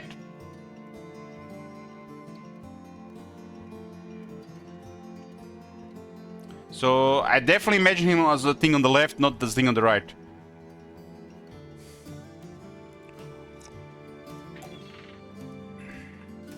I think you have to have this some creative freedom, right? They're not the same people, right? They're not the same people.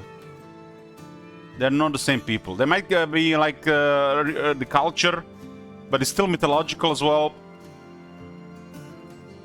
It's a different periods.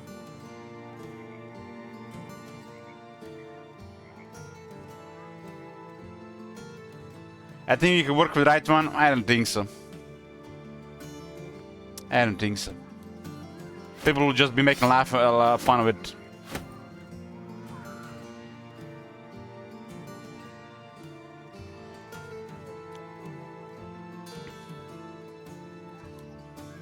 I think the right armor is probably not as bad as Black Helen, but you know, pretty bad.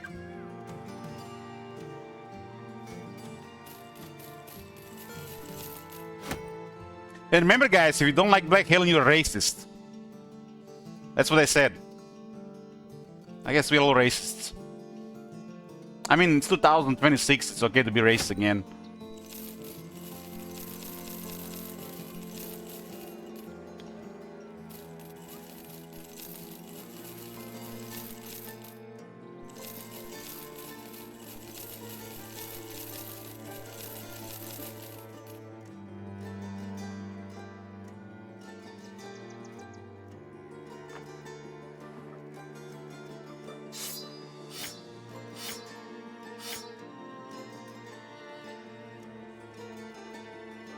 Imagine all this shit that's happening during this term of Trump. How many people are gonna get cancelled in 5 years?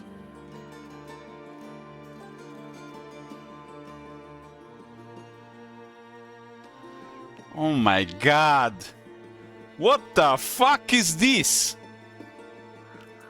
Is that Geralt? Is that in Witcher 3? They made a thing in Witcher. Oh my god. That is horrible. It looks like it's made of plastic.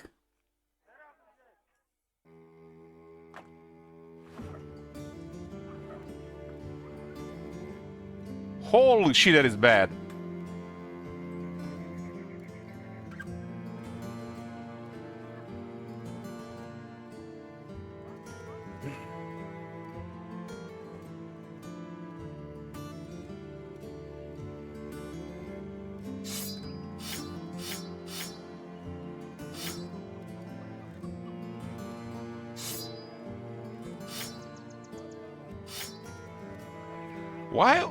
Why didn't they just use the brigand in armor with the black cloth?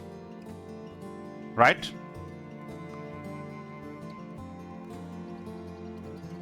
Who approved this shit?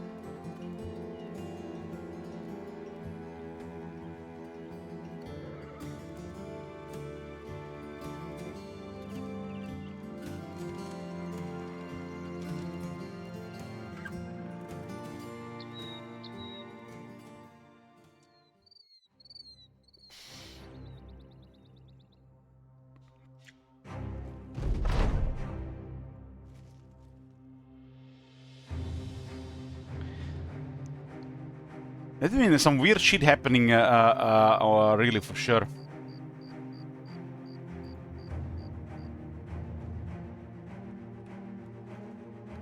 People are saying that Nolan has created this cast, so he increases his likelihood of winning Oscars. Because if Hollywood is still, you know, fucked up, Odyssey, we're probably gonna get a lot of Oscars, like 4+ at least. I'm calling it. I'm calling it. I'm calling it. It's probably gonna be 4+ or 5+ Oscars if Hollywood is still fucked up. And I think this is could be the reason for this cast. If they gain just like 1 or 2 Oscars, okay, no big deal. But if they get like 4 or 5 Oscars, they're still fucked up.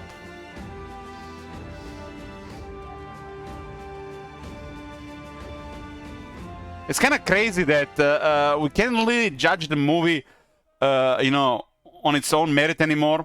We have to see how many Oscars it gets. It's not the same getting 5 Oscars in 2026 compared to like what it was in 2010 or 2015. Like 2015, gaining 5-6 Oscars was amazing. Like that was an achievement. Nowadays, dubious. It's better if you win just 1 Oscar and not 5.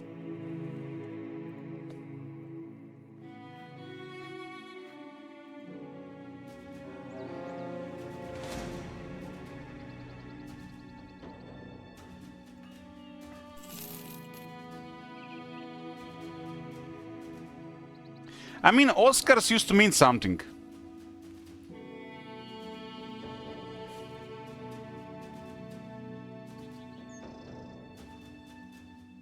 And I mean, it still means something, even if we are discarding it, but it means much less.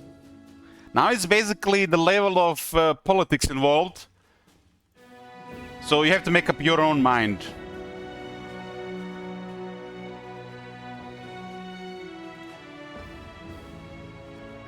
So it still means something, but it could mean bad things, not good things.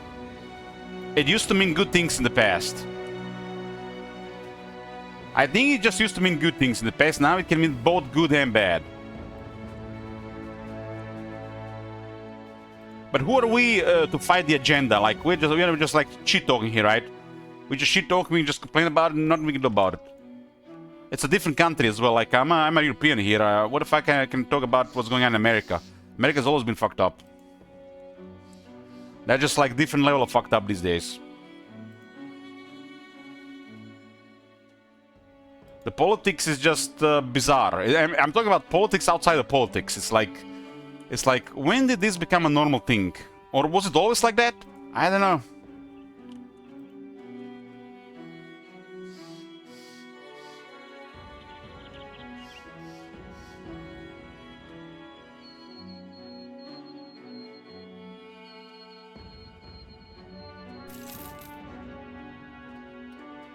Maybe we were just too young and stupid to understand. Now just we are older and still stupid, but a little bit just tiny bit wiser.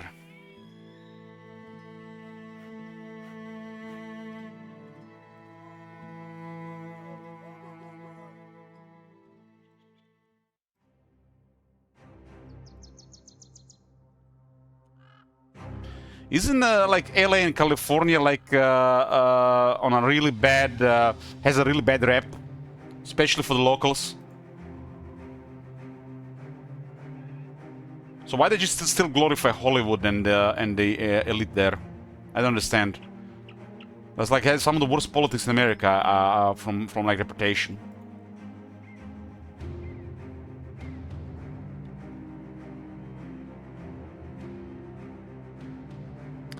Well, I would say in the recent times of a really questionable movie that won so many Oscars, which I watched personally in the cinemas, is I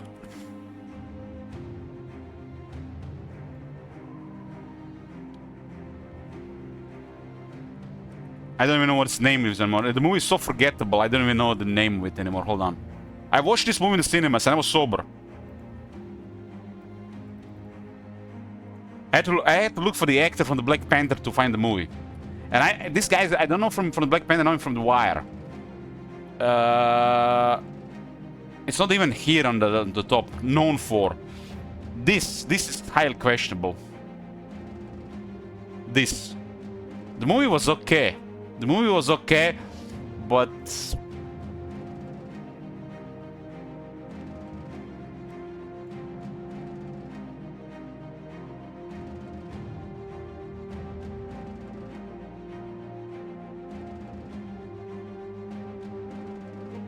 I find this really questionable, really.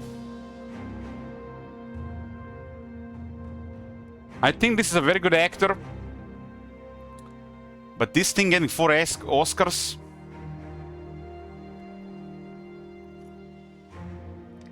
they were some of the stuff felt like forcing, and they were like overdoing stuff as well.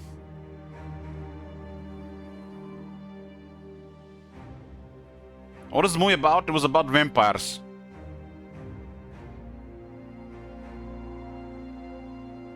It has some good moments. It has some good moments, but the whole culture they were pushing on the viewer was too much. It was like, what do they say? What do you call it when it's no longer about the movie, but it's just like it felt to me like it was just like trying too much, too much.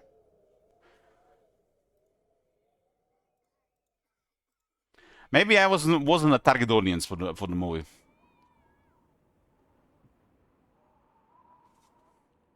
And a movie wins 4 Oscars, and I don't even know the name of the movie. Like, it's not a memorable movie. A movie like this was already made in the past. It was called From Dusk Till Dawn, and it didn't win any Oscars.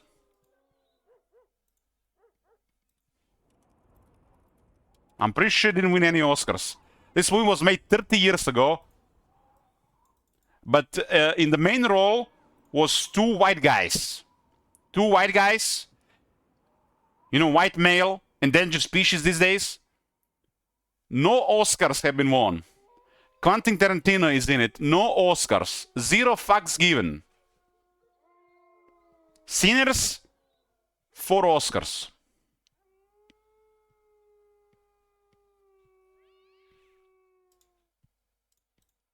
Four Oscars.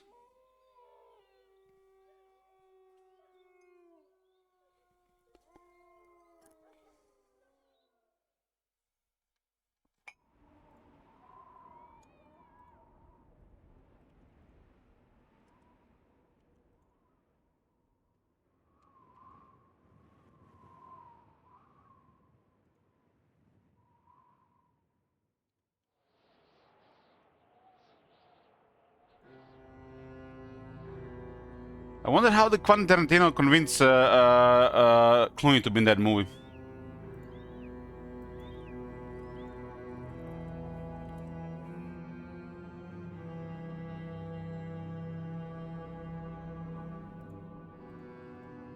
Oh, such a weird role for him there.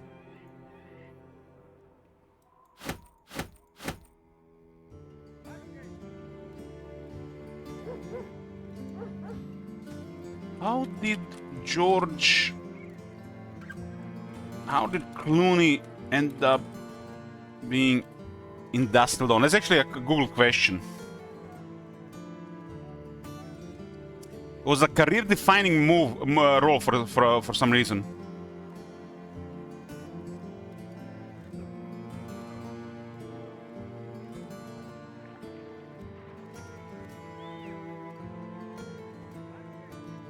Apparently, it was not their first pick.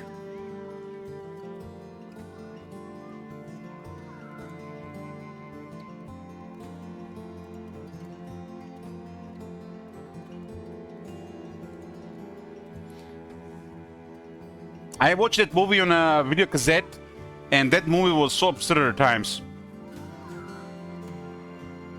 I mean, anything from Quentin Tarantino was absurd.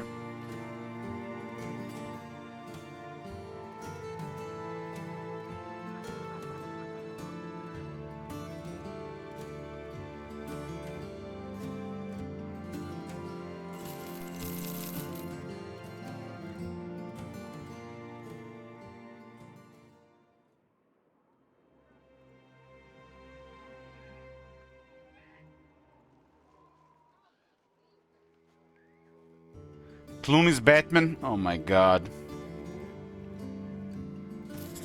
We don't talk about that.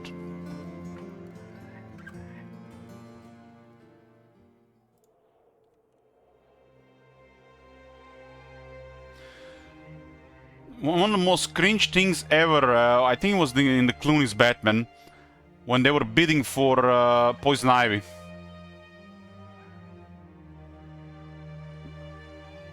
Just thinking about it is so cringe.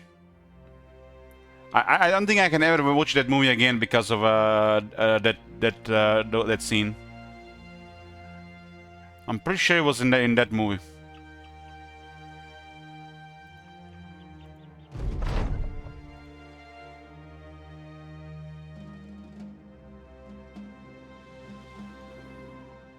Poison Ivy was Uma Thurman, yeah. I mean, back then when you just had to put people in costume and you know, the superhero stuff worked. I watched that movie in the cinemas.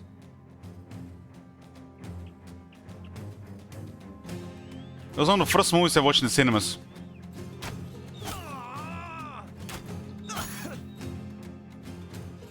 The older I got, the more cringe was that movie.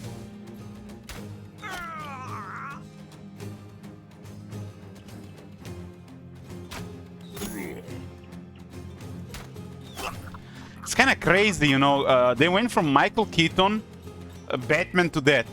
Like, what the fuck? It's like they didn't want to try anymore, right? That was, I think, Batman Forever.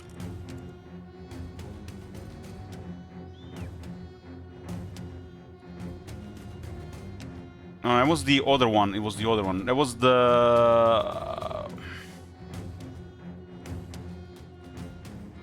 Batman and Robin. That was Batman and Robin from 1997.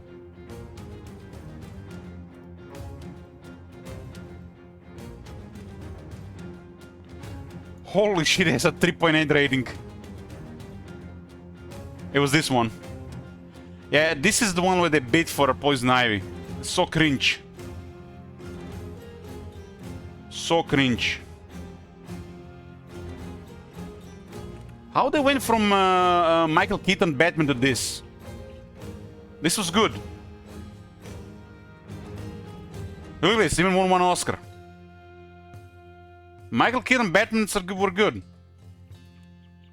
How the fuck they went from this to that?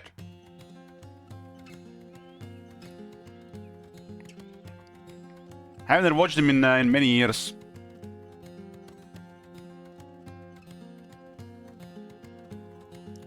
I won't stand for any Mr. Freelander. Michael Keaton Batman movies were good. I used to always watch them on TV when they were on TV. I mean, even Batman Returns was 7.1.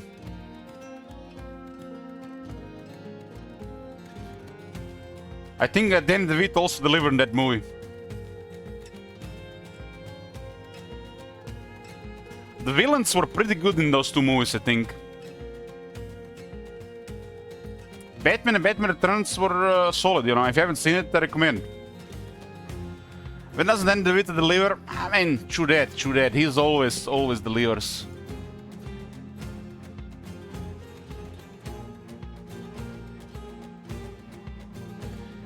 Man, they went from those two movies to Batman and Robin and Batman Forever.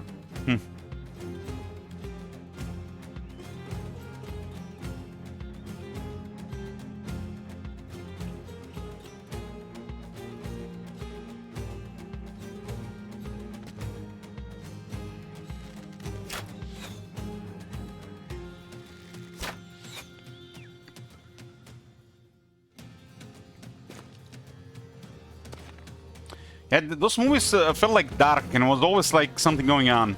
Oh my god. Have you seen that shit? Yes, we'll ask him. Shit. What the hell?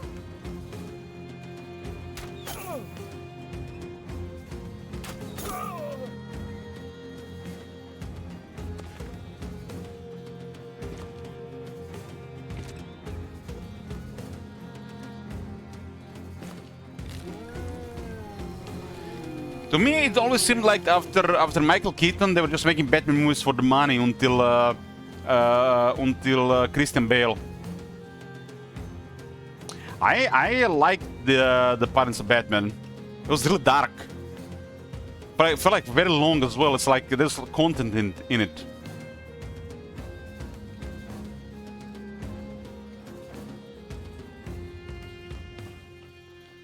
Like my favorite Batman was the Christian Bale Batman, just because like it's epic. Has a lot of content, 3 movies. But Michael Keaton delivered as well. It's like Michael Keaton like is amazing Batman as well. Parents of Batman was just like it was like a more of like the detective Batman. It was very dark.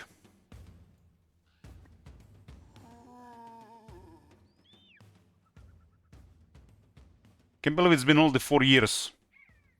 It's almost 3 hours long, The Batman. I was in the cinemas and was like when will this movie end? It was enjoyable to watch.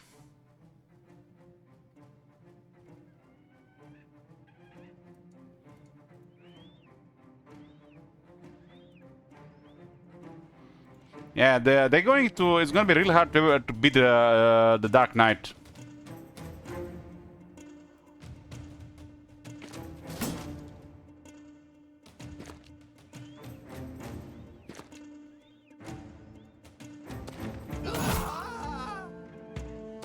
Heath Ledger over-delivered.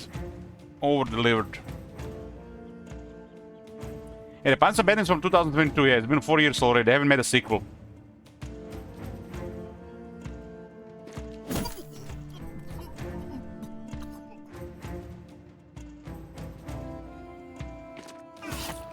That movie is like the main purpose of that movie is just to make it as dark as possible. I don't think everybody's gonna like that.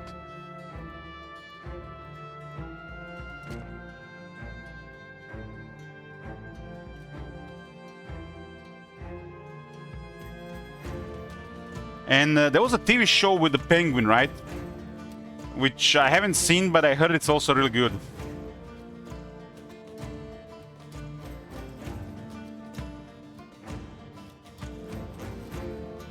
Has anybody watched this? It was like, after the movie, it was like, it has 8.6 rating.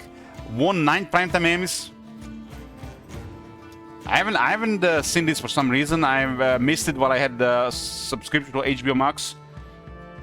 But,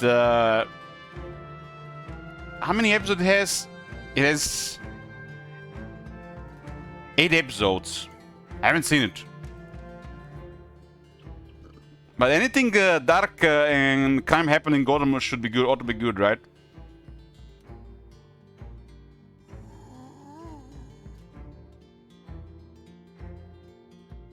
I like when they do this the darker themes in like superhero world, like in Gotham, and they make like it doesn't include the Batman or the Joker or anybody. They just do like make it like a side story.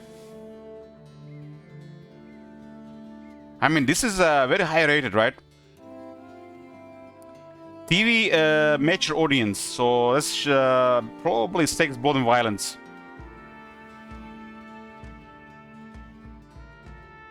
And this doesn't look like Colin Farrell at all. He got mutilated for this role.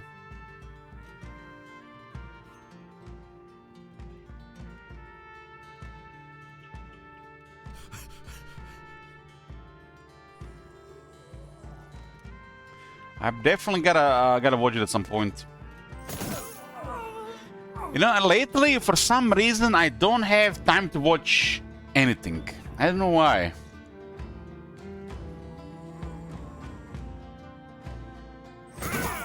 Priorities and all, right?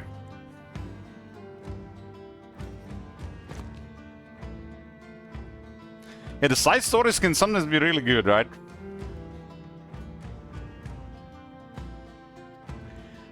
I watched Andor season 1 and season 2, and then I watched Rogue One again, and Rogue One was even better.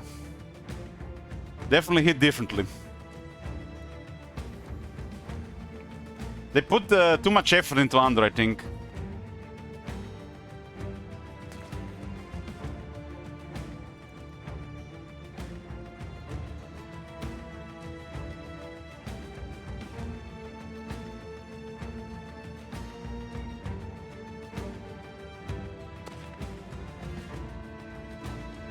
Or the first 2 seasons of Mandalorian.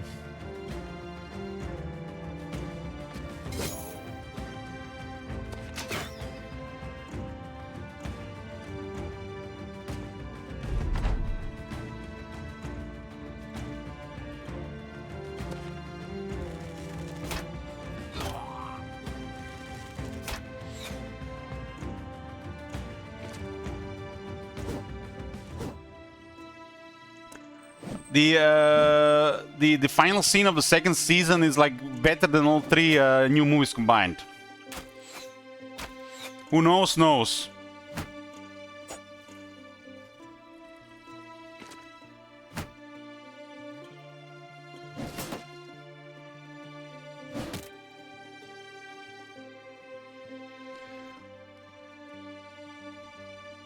Who knows, knows.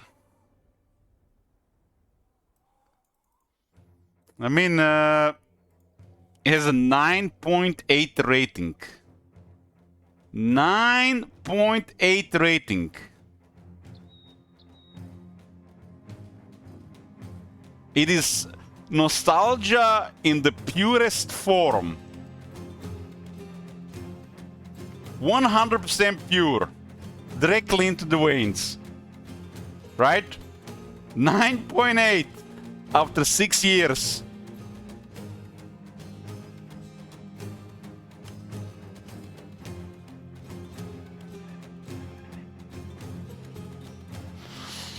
Hey Shader, how old is my baby playthrough? I mean, I've been playing this one on and off for almost 2 years.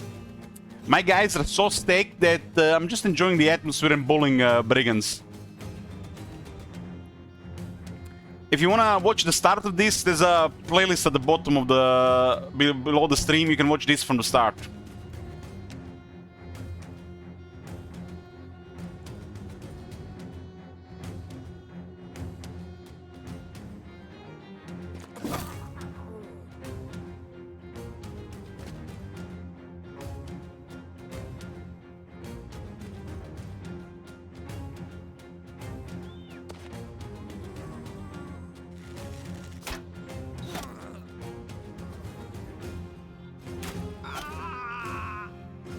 I think we put this guy in a harm's way there.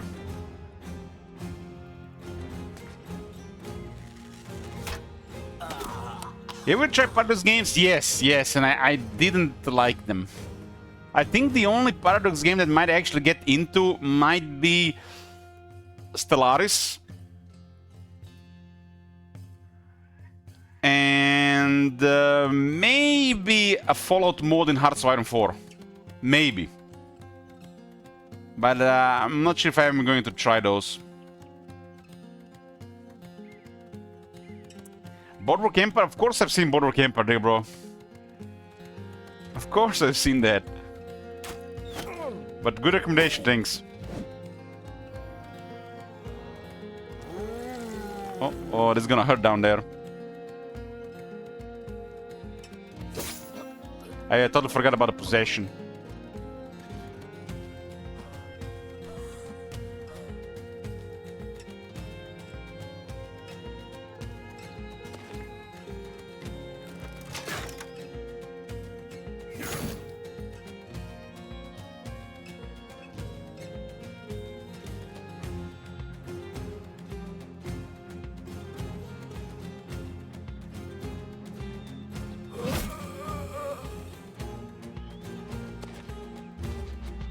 Am I gonna check Spider-Man Noir? Maybe. If my nephew ever resubscribes again to Disney Plus. Because I'm not paying for that shit anymore.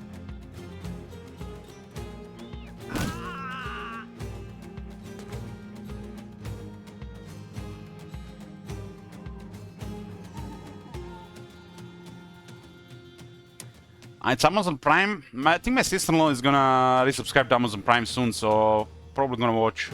I've been waiting for to go back to Amazon Prime, so I can watch Jack Reacher. Jack Reacher is pretty good. It's a lot of fun. Haven't seen Jack Reacher with the forgot his name. The new Jack Reacher, the TV show.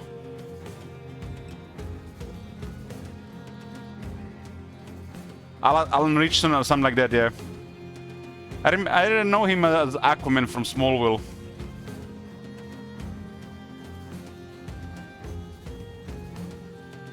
Like, the show is like all over the place, especially season 2, but it has really good moments. So I think it's worth watching. It's entertaining.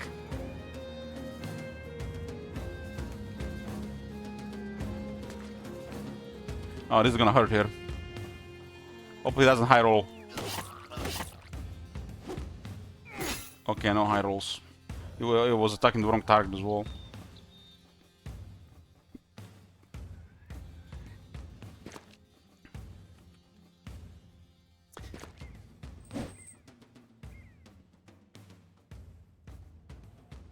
Lately, haven't really been interested in any of the shows because I'm so busy. I have a lot of anime stuff to watch. A lot of anime. It's like I have so much content in anime to watch. I'm like busy for next 7 or 8 years. So much stuff. And the anime has some really casual stuff, some fun stuff, and has some really serious stuff. So it's never boring. And the fact I haven't seen most of it over the last 20 years, I have a lot of content.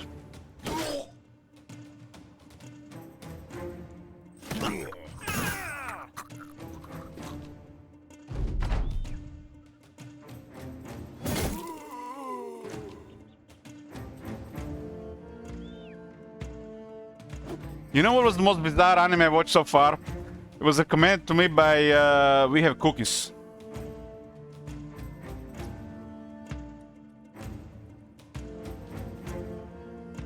It's called The Saga of Tanya the Evil. It's like just what the fuck. I don't think it's even that great, but I'm still gonna watch all of it.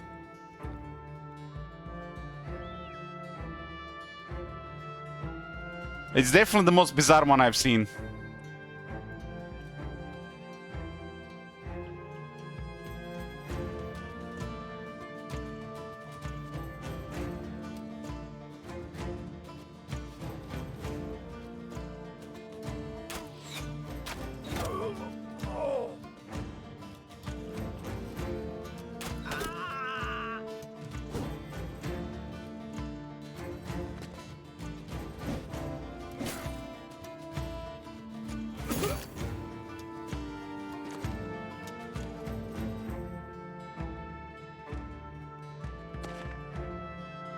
I haven't seen Evangelion, but my nephew's seen it recently, and he got obsessed over it. He gets easily obsessed over things.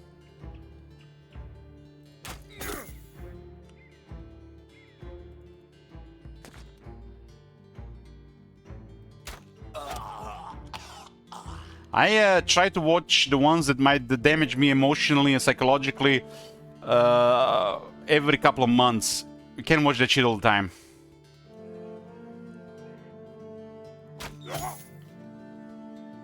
I've just about recovered from the last emotional damage, so I'm ready for the next.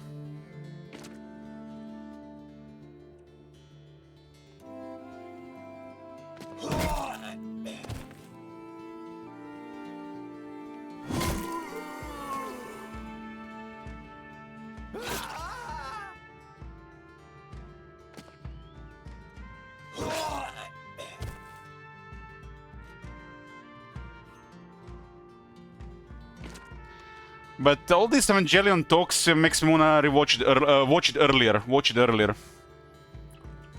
So I should probably put it on top of my list. So at least I know what's going on.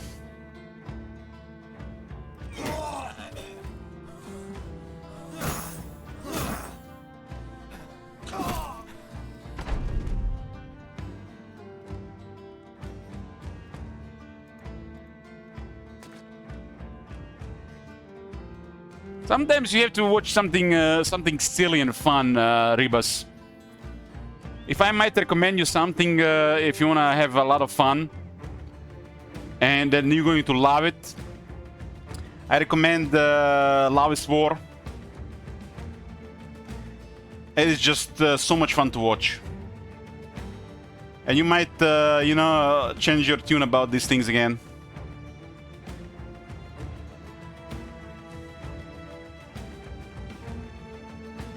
That one is so much fun to watch. You just start watching and the fun doesn't stop until you run out of content.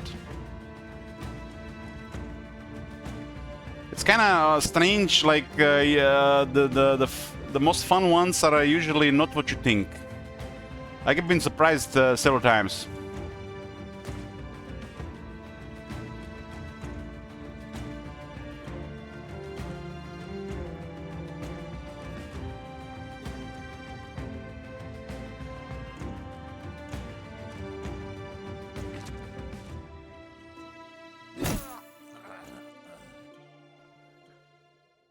1, 3, 4, 6, 10, 12, 13, 14, 18, 19, 23, 26, huh? 26. It's called Kaguya-sama Love is War. Yes, you have it on Crunchyroll. It's on the best one out there. It's just fun, and you cannot not love this. It's just like...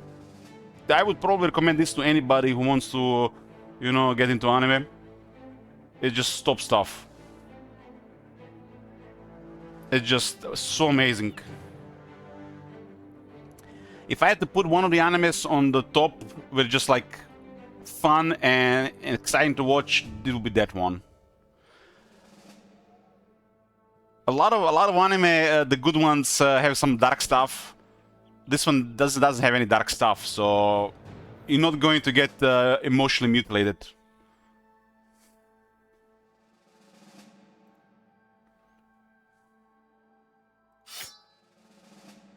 The fact the main guy is voiced by the same guy that voices Saitama from One Punch Man made it so much better for me.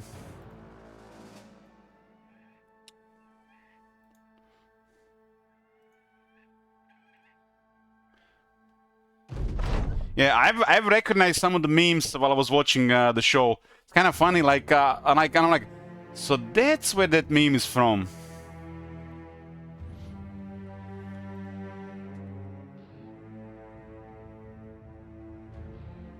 There is still a lot of animes that are on that level, Ribas. It's just like greatness. It's like top stuff.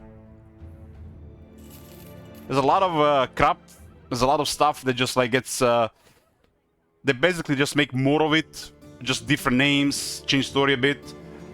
But every now and then there's like stuff like that. Like, just like... And don't just watch all the popular stuff. I watch all kinds of stuff. But this one was like... really surprised me. I mean, I saw the high rating. I saw the high praises. But it was just... I don't think it gets better than that. I don't think it gets any better than that. If you like want to show like the greatness of anime to somebody, I would definitely tell them always about Love is War first. It just is everything that's you know, good about it.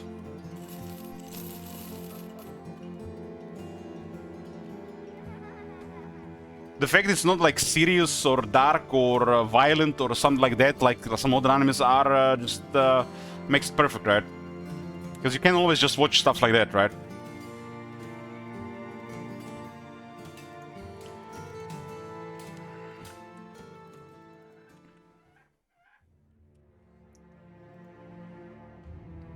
I don't get easily, I don't laugh easily. Or start giggling uncontrollably easily. But this one has made me laugh so many times. I don't think I have laughed this much or had fun this much ever since... last time I think was when I was watching Only Fools and Horses. It's like a Britcom. It's just so much fun.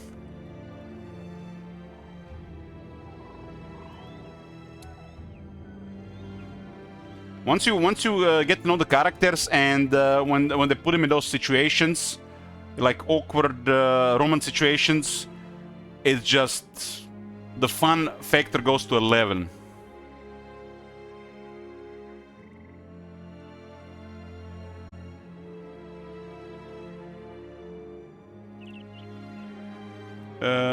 Be right back. Yeah, big boys. Oh, Cervantes here. Hey, Cervantes. Yeah, my schedule is full. Like, I have to watch stuff when already have so much to watch. My sister-in-law recommends me stuff from time to time, but I'm worried when she recommends me stuff. It's almost as worried when Cervantes recommends me stuff. She recommended me Claymore a couple of times. I have never seen Claymore. Anybody has anything to say about Claymore? Then again, she recommended me Bible Black.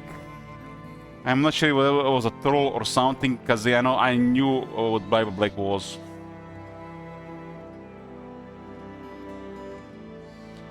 Claymore has how many episodes? 26. Damn, this is it's from 2007.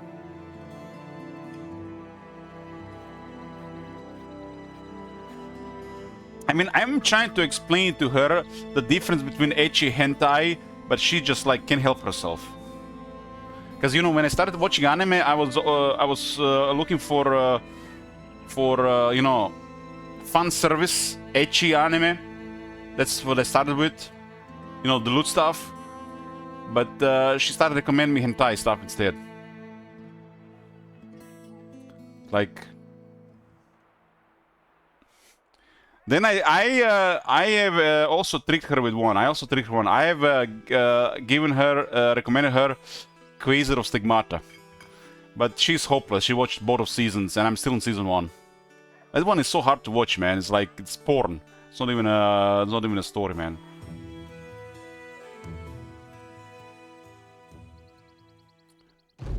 Women are messed up. It's like you think.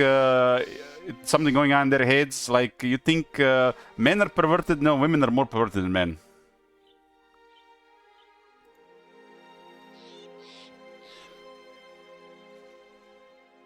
High School Dead. I watched High School Dead among the first, and that one was very enjoyable.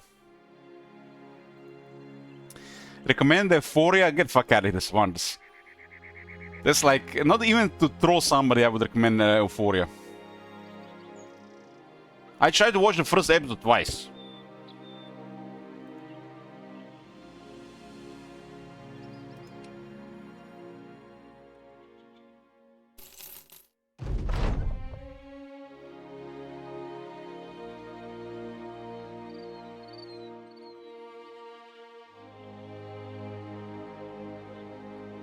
I mean, you know how it is on the internet. People are trying to troll you with anime recommendations, and they recommend on, degenerate stuff. Because, and they just say, like, praise is all good. Like, I'm just like, could have trolled Ribas there, but I given Ribas, like, probably top tier recommendation to get back to anime. But I could have tell them about some other stuff. Like that. And some people will not Google it, they're just gonna trust blindly and they're gonna start watching and they're gonna be scarred for life.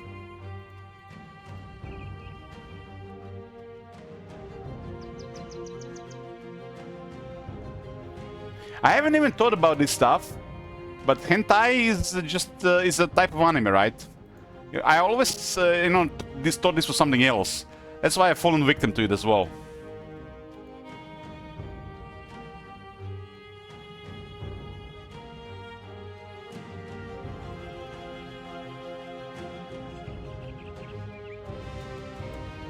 Sis X Sis, I watched all of it, even the OVAs. Top tier stuff.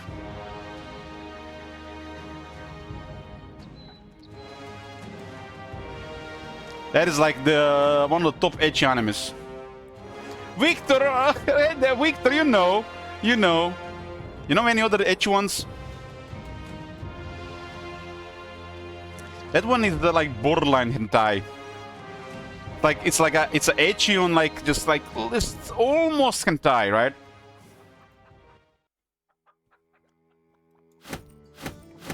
But the difference is like the ecchi ones still have some story going on, and the hentai are like just like stories like discarded for the porn stuff.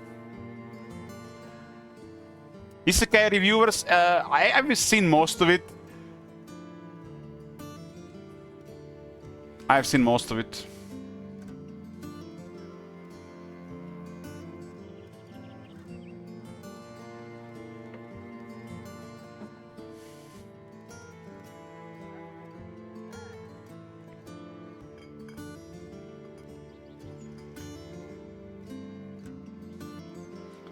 Some of them are strange. High School DxD. I haven't watched High School DxD yet. I don't know. Something is just like pushing me away. Don't watch. I haven't watched yet. I haven't watched High School DxD.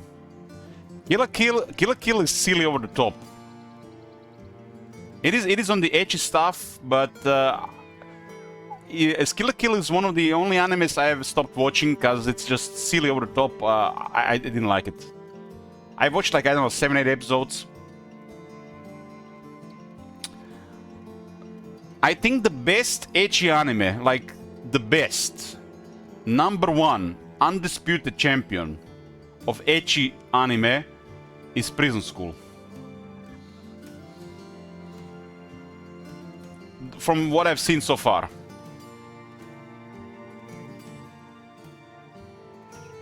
And there is nothing like Prison School. Like I haven't seen anything like Prison School. Amir, have you seen Prison School?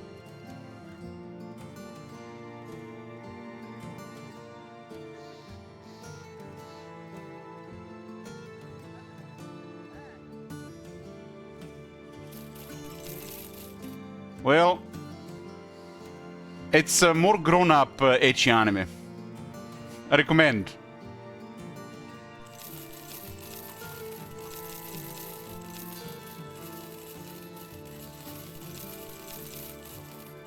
I haven't seen that many of them, really. I maybe watched a dozen of them.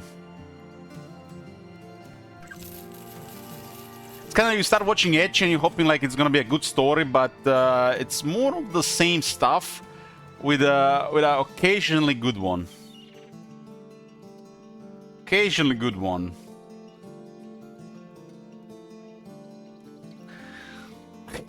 God damn it, Strap. They don't look they older than 50. How do you get this number 53?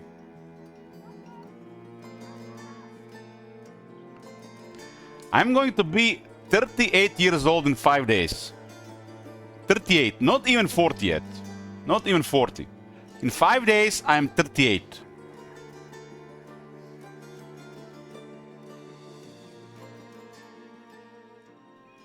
How do you get this number 53?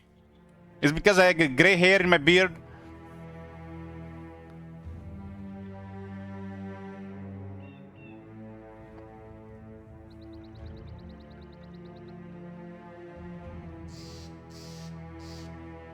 I was born on 6th of June 1988.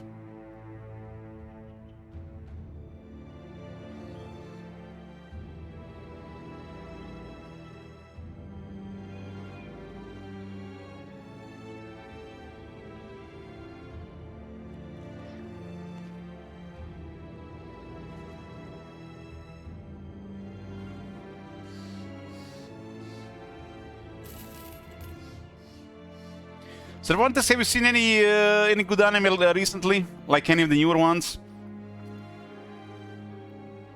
As long as it's not hentai.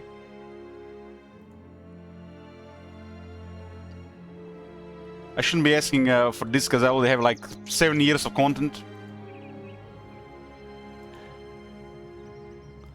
You don't watch, you just throw people, huh? Somebody ban him, guys. Any mods in chat, please ban Cervantes for an entire day.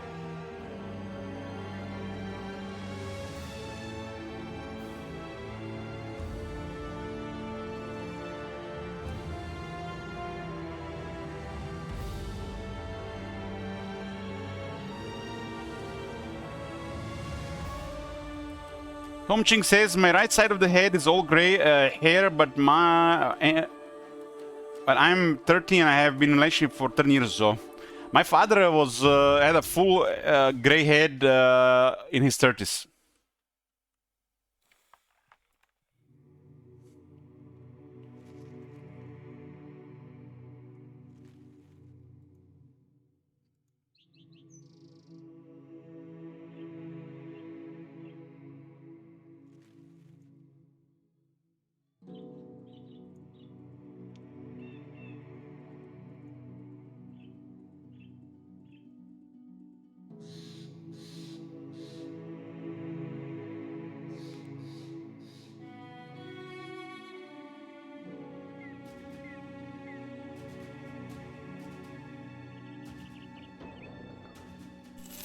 I wonder what did I deserve in my life to get a Cervantes match hell. I think I've suffered enough. And why does he have mod? Why does he have VIP?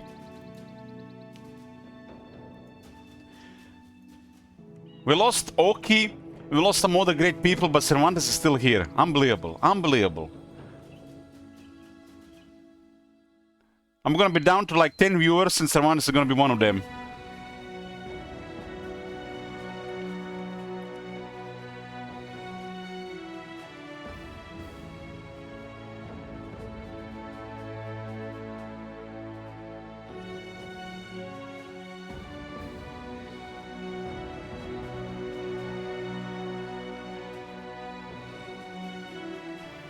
I lost Booker. Booker is still around. I see him in other channels. Maybe we got too negative, too dark for him here. It's usually what happens when people leave this channel is they got in an argument with other people here. And they don't like to come here anymore because they either got butthurt or lost the argument. Or they just don't want to argue with people. That's the usual go-to. Cookies? I don't think we can ever get rid of Cookies. Cookies is like, he's eternal. He's one of the, what do you guys call the Emperor of the Mankind? I think it's called Perpetual. So, you can't get rid of him. You can't get rid of him. He's going to outlive us all. It's gonna be a year 2111. We all be dead, and Cookies will be playing Medieval 4 Total War. No, my bad. He'll be playing Total War Rome 3, still drinking whiskey and still bitching about CA. He'll be their oldest #1 hater.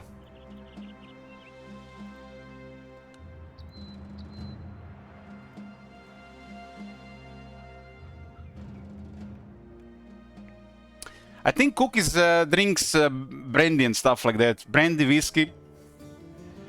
I remember he recommended me brandy. He even sponsored a bottle of single malt whiskey as well. So he drinks good stuff. He will live to see Medieval 3 remake. True that. Yeah, true. Tom Ching says, I'm here from the start. I remember the day you got the sub button here, and I have probably like 300 messages and I'm just looking and watching. Well, Tom, you have 850 messages and you've been here for almost 10 years. You've been following since June 6, 2016. I'm not remember what I was doing that day, but it was probably a drinking stream since it was my birthday. Or I was playing Dwarves. 2016 June, it was my birthday, and I think I was playing Dwarves for the first time. I ended up playing Dwarves for like 20 hours.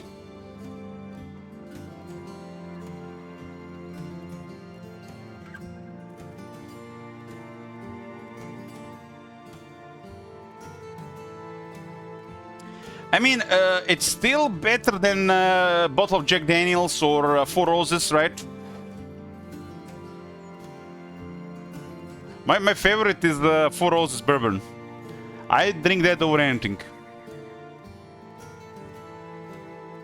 Or Cooking Ram. Well, sometimes, you know, when you can't complain about it and when I have nothing else. Your birthday is the same as Sweden's birthday? Mm-hmm. It's also the D-Day, the invasion of Normandy, right? Operation Overlord, I think.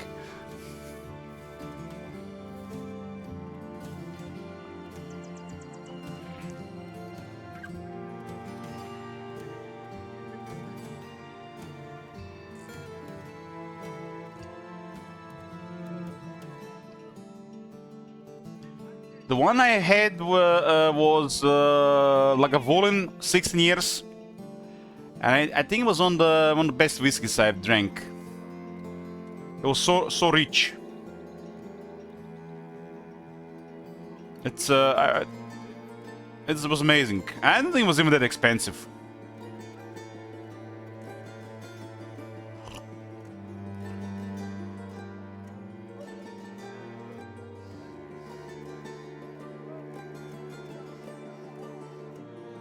I was drinking it with cold water.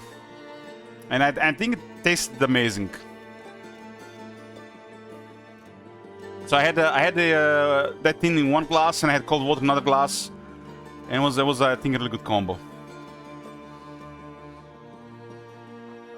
But I'm simple. I love four roses.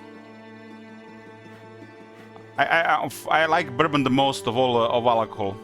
Like bourbon number one. Nothing beats bourbon.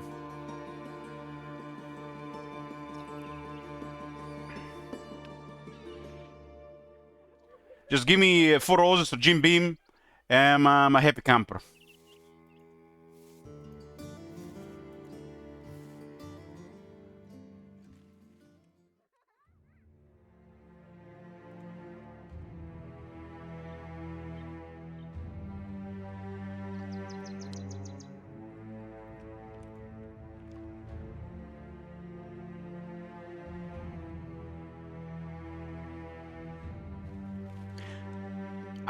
Like I said, I didn't mix Ribas. I had 1 glass whiskey and 1 glass was cold water. So I would just take a sip of whiskey and then follow it up with cold water. I think it was a pretty good combo.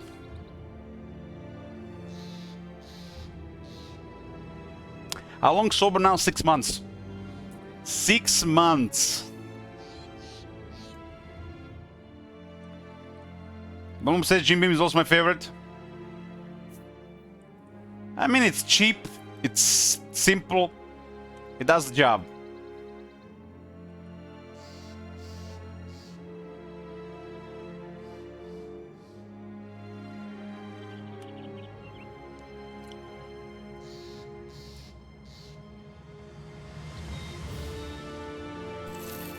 It's a nice good morning.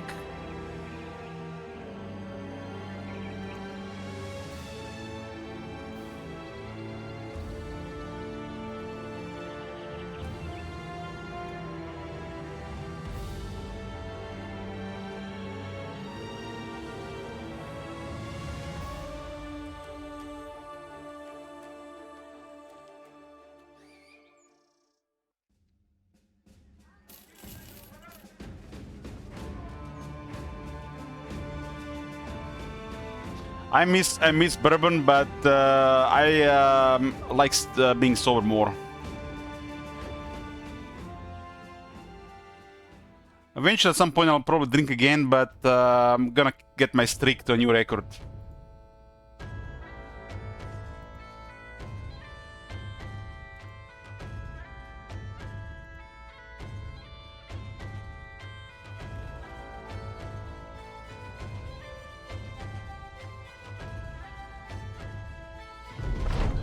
I think my liver is back in optimal condition. Ooh, this is the last drunkard, huh? 54 is no longer the drunkard. Oh, he gets angry. We gotta get some drinks at the tavern, otherwise he might leave.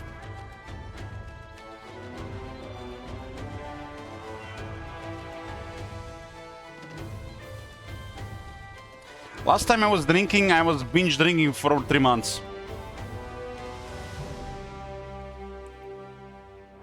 It was my longest binge.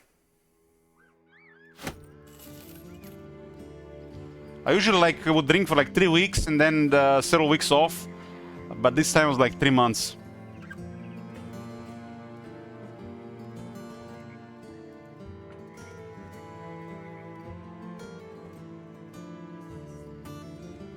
The binge drinking and fitness don't go well together. I'm trying to do some fitness. So it's a really bad combo.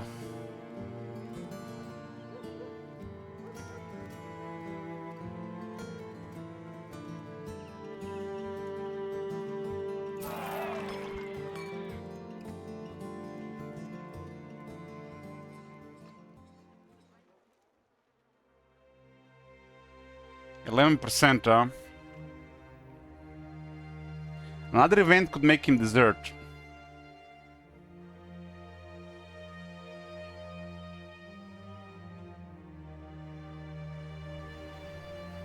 I don't have any copium left. We're out, boys. No copium. I've used my last copium.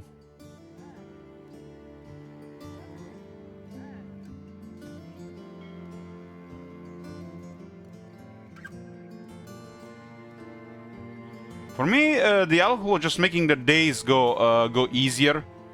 But over time, if you do it like every day, just like the long term, it just doesn't work. So, cause you're gonna get health issues and you're gonna get lethargy. It's gonna build up depression too much. It's a hard thing to balance.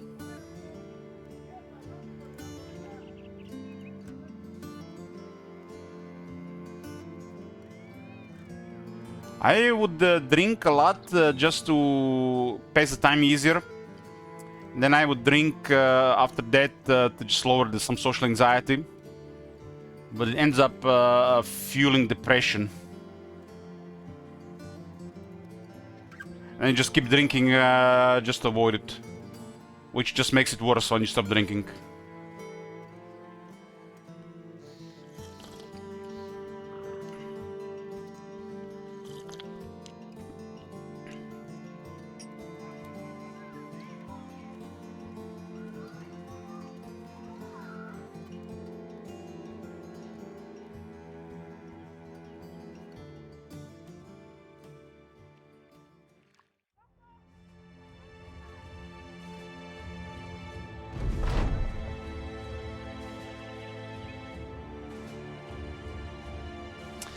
"54, the money peep has deserted the copium dealers. When the days seem endless and the road longer, a different sort of quality is challenged in men. You have discovered that even those who are fearless in battle sometimes don't have the stamina for the hardships of the mercenary life. Then there are men who are both cowards and layabouts, or alcoholics. You can only hope you don't waste too much coin on that sort before finding them out. Gustav the Gossiper steps up to you. Never mind about 54, the money pit, sir. Never liked the look of him. Without the copium dealers to take care of him, I wager a fortnight's time he'll be swinging from the gibbet. 54, the money pit leaves the copium dealers. Yes! It was too expensive anyways.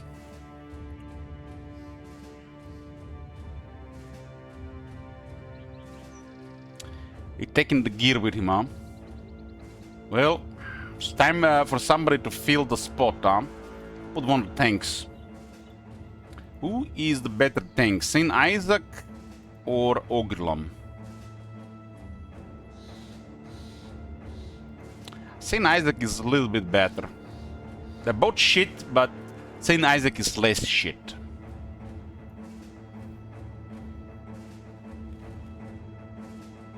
Yeah, he had a pretty good gear. A couple of famed items.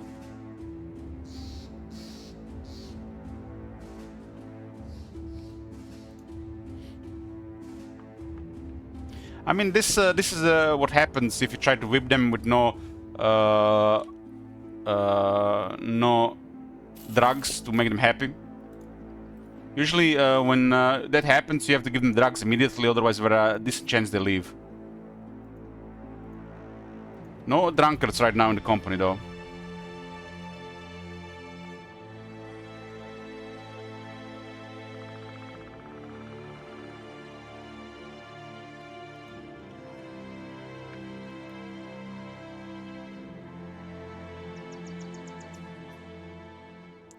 I mean, functional alcoholics exist, but you don't want alcoholics in a military organization.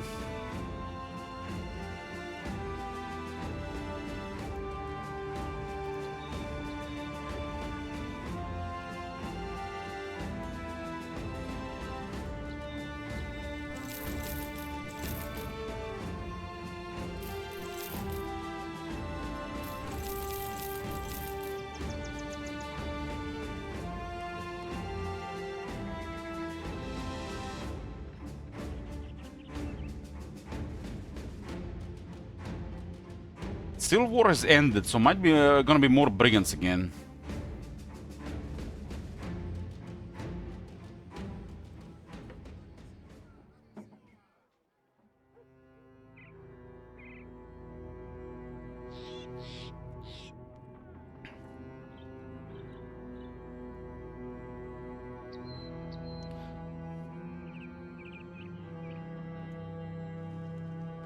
I mean, when you're in the military, right? And you're facing uncertainty. What else is there other than alcohol, drugs, and women, right?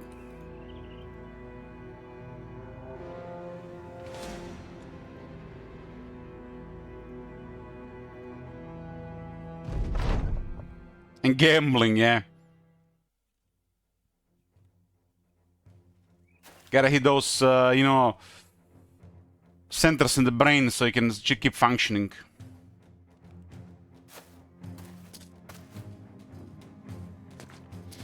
Yeah, this is the this run has been going for a while, Captain Moron.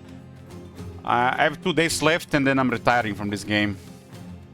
Uninstall and final run. Final run. Can finally find some time for Zephyr or something else in the future.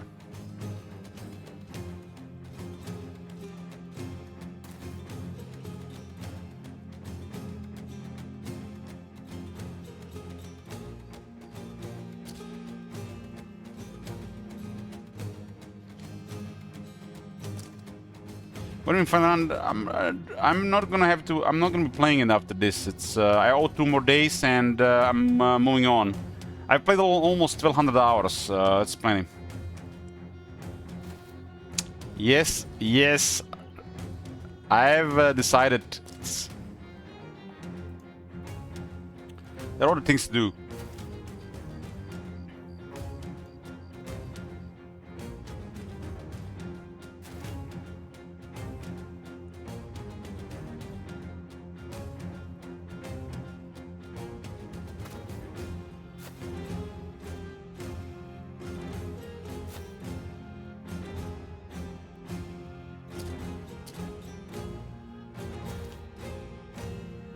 The game gets samey after a certain point to my playstyle.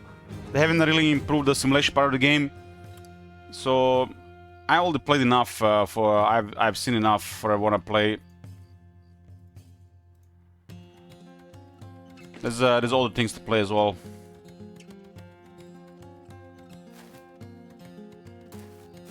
Kind of surprised we got this many hours out of it. I mean, the only reason why we got this sound was because of the sellout campaign, right? I would have not happened otherwise.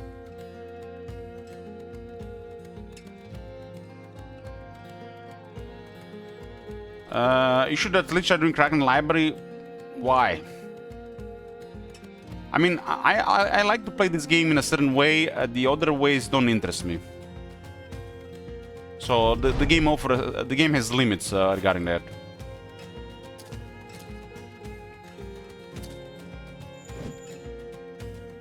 It's challenging. Saying that this game is challenging is a massive understatement. But like I said, what I want from the game, I got from the game, and I don't care about the other stuff. And that's all I'll say.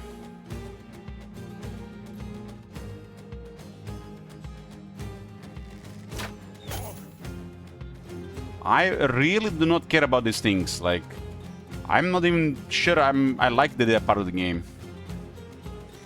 I like the early simple version of Bell Brothers, when the brigands were the main enemy, when you had the Black Monolith.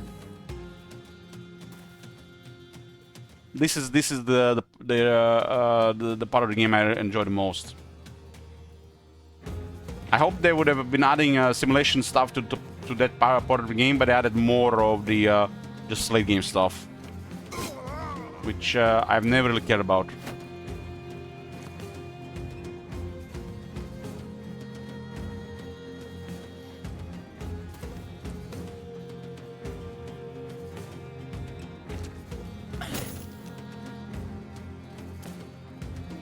The next stage will be to play with mods, but at that point it's about the streamer content. I can do better content with more interesting stuff anyways. So that doesn't matter.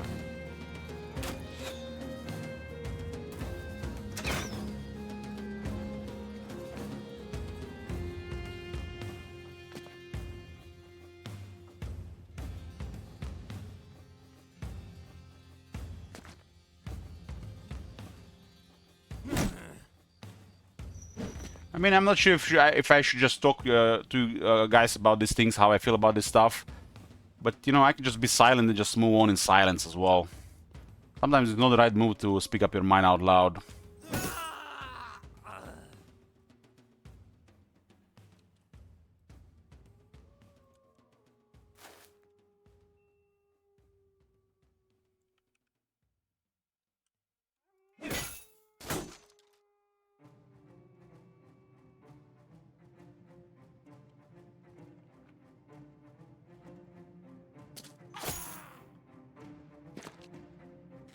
I mean, this game has at least 3 endgame events that I've gotten close to it, but I haven't even tried. I'd rather retire than bother with it, because I didn't care. So, outside that, I don't know. There's that golden place in the sand. There is the water mill. And people have said there is a crack in the game. So I'm not even sure how the big enemy like that would even work, but there's a crack in the game too.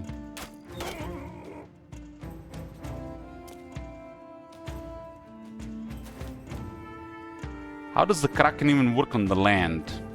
So it's probably in a swamp, and that sounds like a pain in the ass.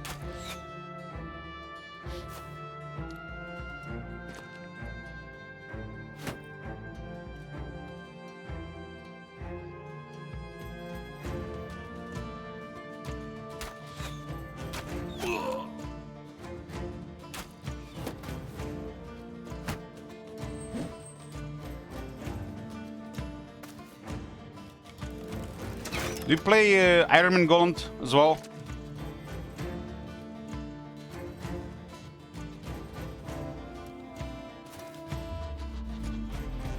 So how long does it take to get from like start to the point where you can do the Kraken?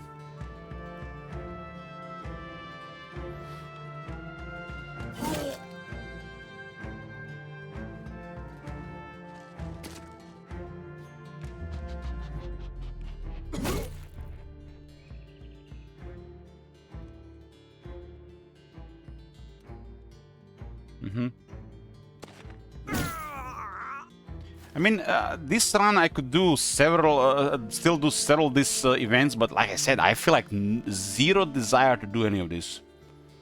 It's just like, not even for the experience. I just don't care.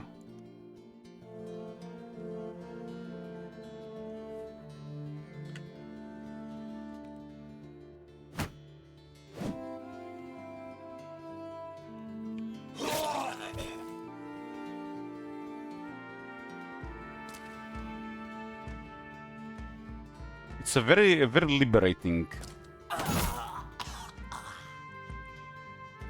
Used to get bothered by these things quite a bit.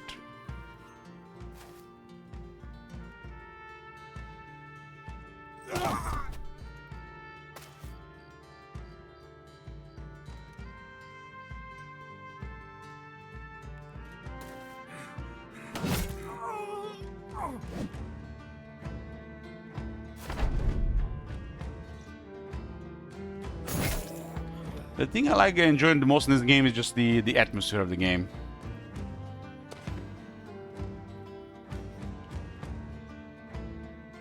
Mainly around the brigands and the undead.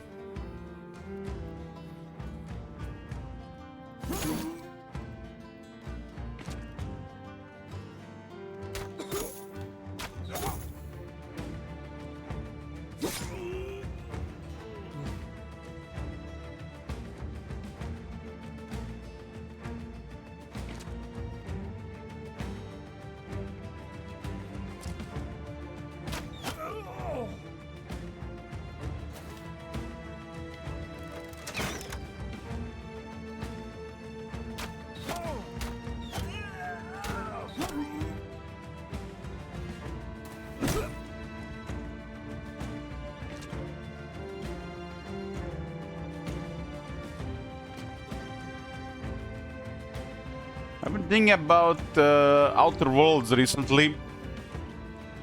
I really want to do like the different run, but it's I don't know, it's like hard to find time.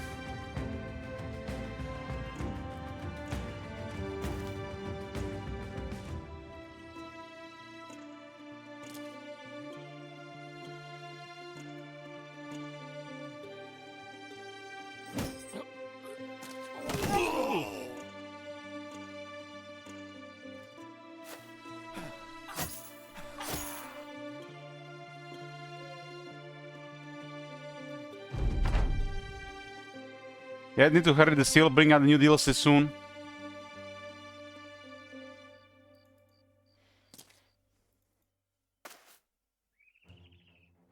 Every time I think about playing something on my own time, I'm just like rather stare at the blank space to defragment my brain, or exercise, or watch anime.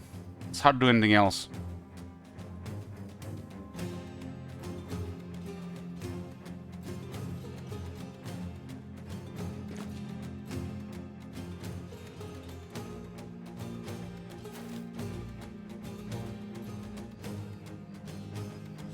We're not gonna see Nagash for probably another 2 months, Kedmorn. I don't think Nagash will come before August, considering they just released Bushido.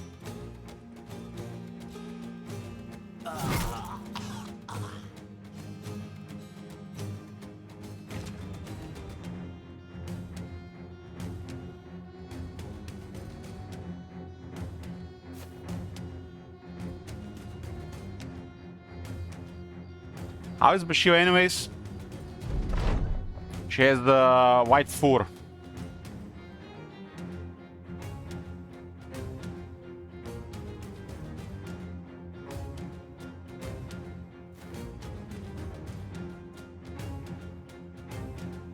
And cat ears.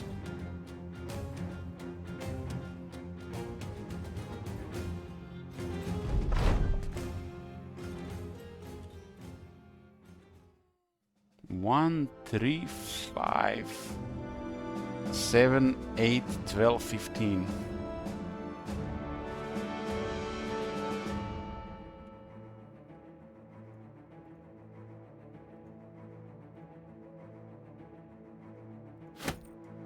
It's gonna be funny when Noctilus video gets in the end more viewer attention than Bashiva.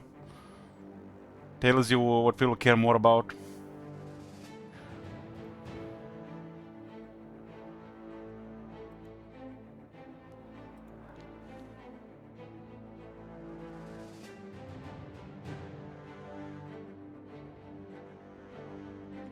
I'm looking for a new headset.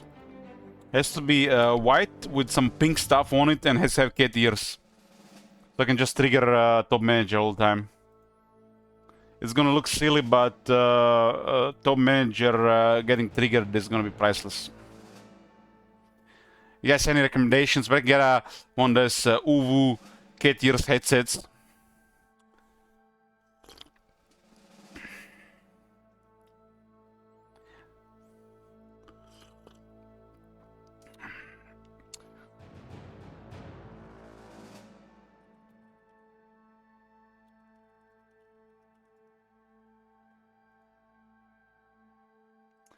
It's one of these. It's one of these. This one. This one. This one here. That's the one. That's the one. I'm going to wear it only on camera. This is the one. I want over ear. I mean, it's gonna look like this.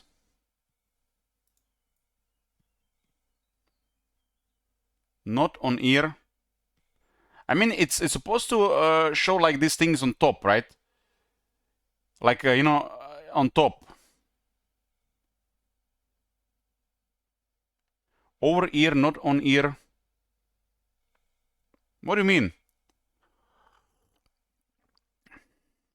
So these products do exist. It looks like the target audience is women.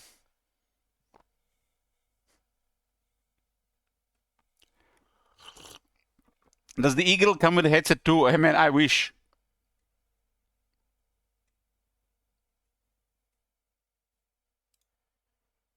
There's a black one as well. I don't know, maybe the pink one is too embarrassing. Maybe I should get the black one. Post the link. Sure, hey, bro. Give me a link. What's that link? I don't know, man. This feel like too girly. They're too girly. It's like 18 euros. This is gonna be shit quality. I need good quality sound. It's too girly. I need some quality sound.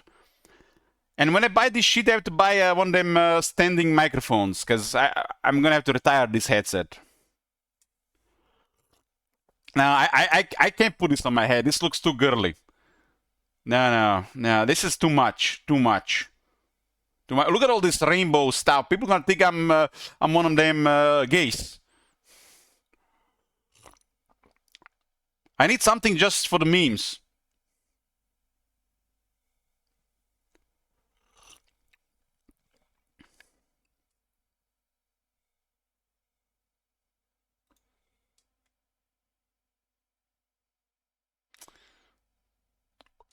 This is what I'm talking about. This is what I'm talking about. Quality and design. I knew Razer would deliver. Razer Kraken. I had my first headset when I started streaming was a Razer Kraken. My first headset when I started streaming was a Razer Kraken.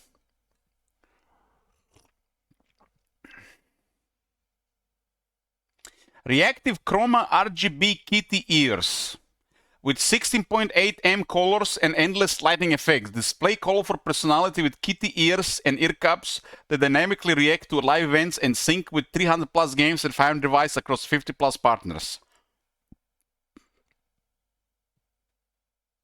Yeah, I need to get me a standing microphone, and I need to get one of these cat ears headset.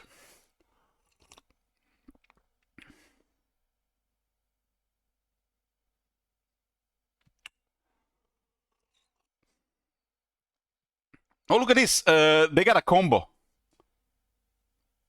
Razer Saren. Oh shit, I have to investigate this for later. I might get the combo. Let me get one of these microphones on the desk. I haven't used one yet. My nephew has been using one of these for years, and I'm still using the headset. This headset is one of the last headsets of its kind with this quality. They don't make headsets like this anymore for some reason. They all went into wireless stuff with no microphones. The Sennheiser has stopped making this headset, I think. They don't make them for years now. It's time to get the standing microphone thingy on the desk, right? Maybe gonna be better quality too. I think this one is pretty good quality.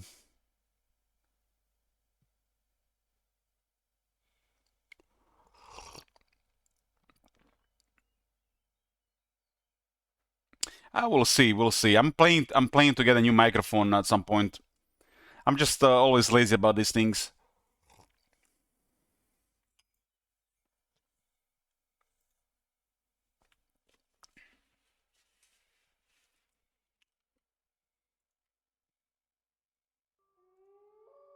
Usually I only get the new stuff when the old stuff breaks.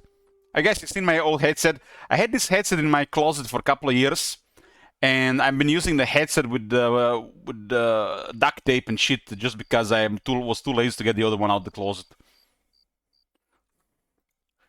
It still worked, right? The sound was fine. Someone built the anti-corruption building.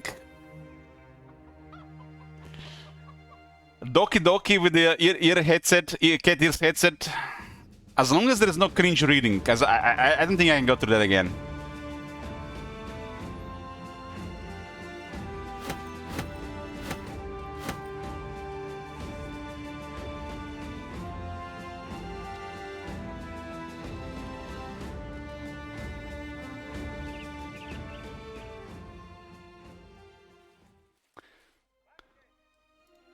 You think we don't have any Furis here?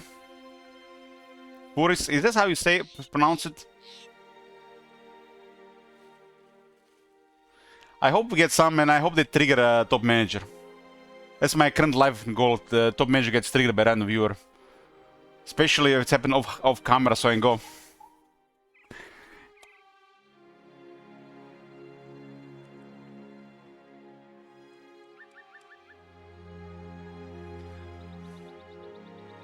Judge will sort him out.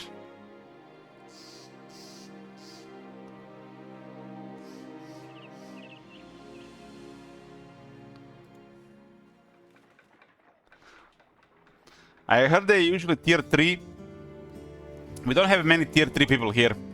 Only Sunbane Prime comes to mind.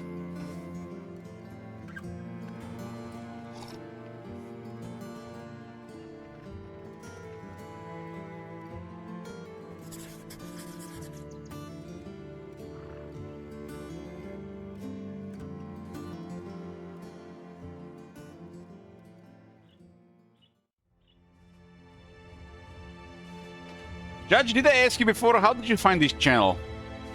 What I do to the viewer one such as yourself?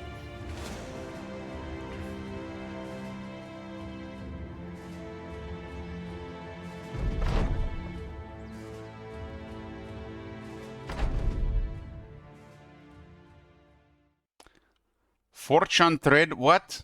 What do you mean?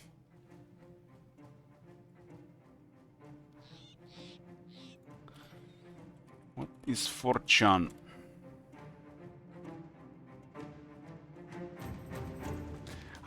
Like, I don't get it.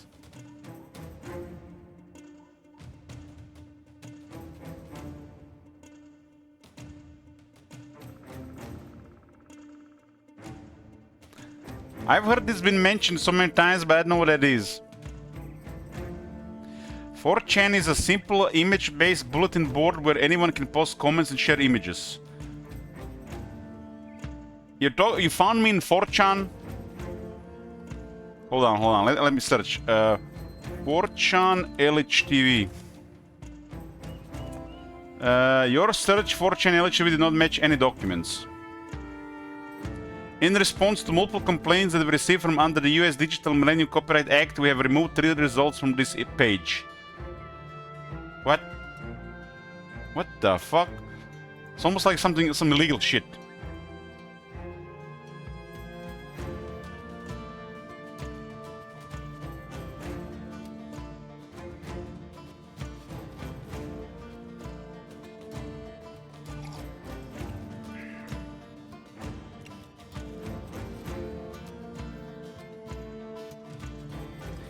This is one of those things people mention in passing, people mention in chat, and I'm pretending to know what it is. So I swear, I don't know what it is. I just pretended to know what it is because it was mentioned so many times. I didn't want to ask what it is after so many years. I googled what is 4chan.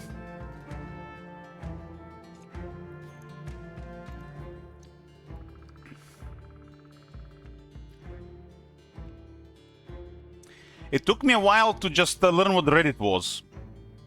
No joke. I was playing Path of Exile with these couple Americans, and they were always talking like, you know, I couldn't work today. I spent the entire day on Reddit watching Path of Exile, really recent, what Path of Exile content. That was like 2014, 2015, something like that. And I'm like, I just pretended to know what Reddit was. I didn't know what Reddit was until a couple years later.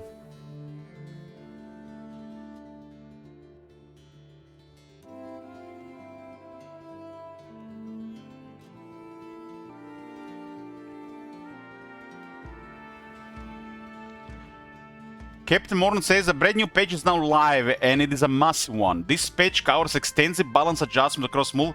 Get the fuck out of here. No.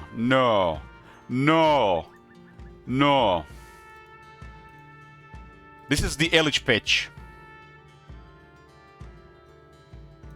Update. I mean, I can't even show this on stream. My Booba game's updating. Hold on. Man, this game got an update. I haven't played this in a while.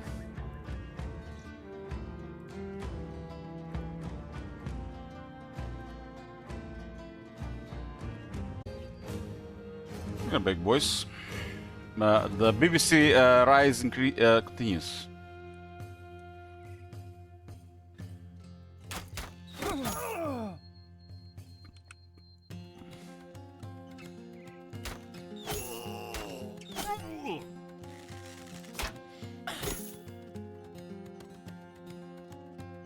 It's in the Heroes patch. Yeah, I just went over it, Captain Biceps. If you check this video the last 35-40 minutes, you can see the patch notes.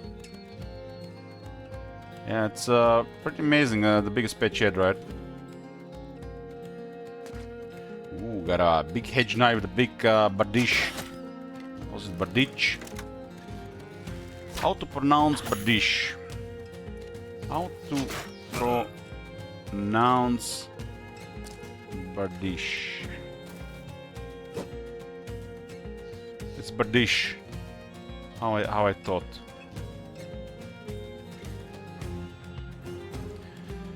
Bardiche. Bardiche.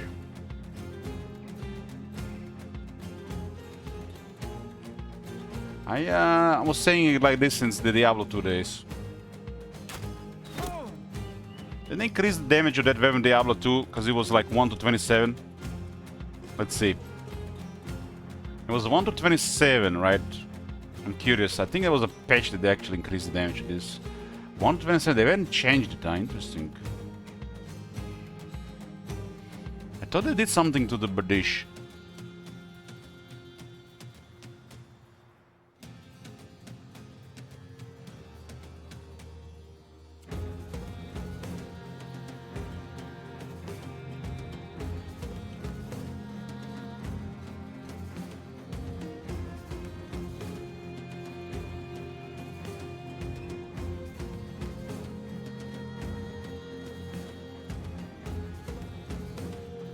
I must imagine it, you know, like, I guess it would be... I thought they were in the increased damage of it. It was like 127 is so bizarre. A lot of some of these early weapons feel like they need just like the slight damage adjustment.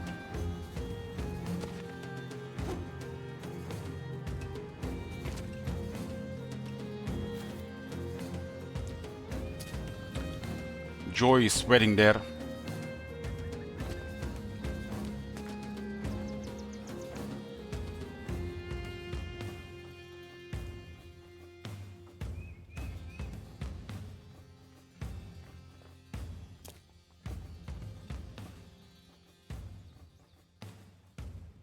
I got a Hedge Knight and Leader.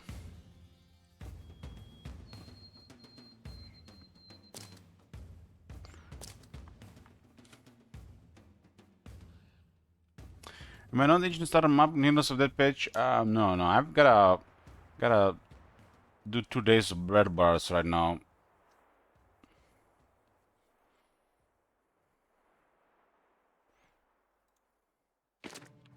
Zero each. Where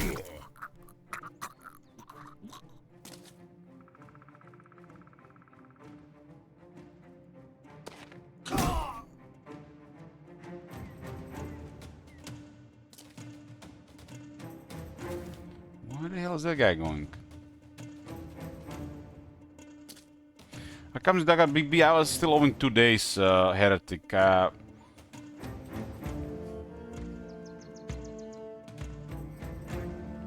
I wanna just do the 2 days of Battle Brothers and so I can move on with it. It's time to retire.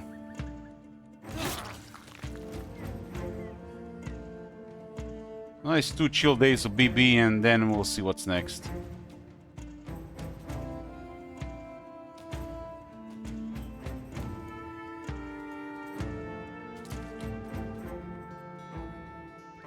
The Meow Ink campaign next to Warhammer 3 is a little bit hardcore.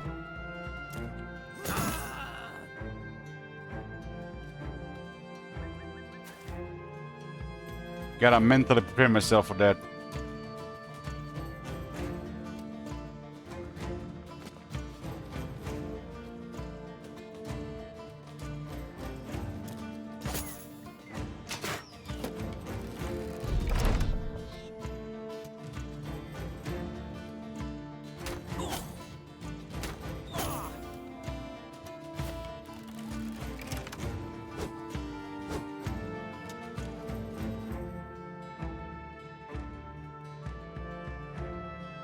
Oh, don't worry, Ruben Nubio. In my head, those mods are always installed.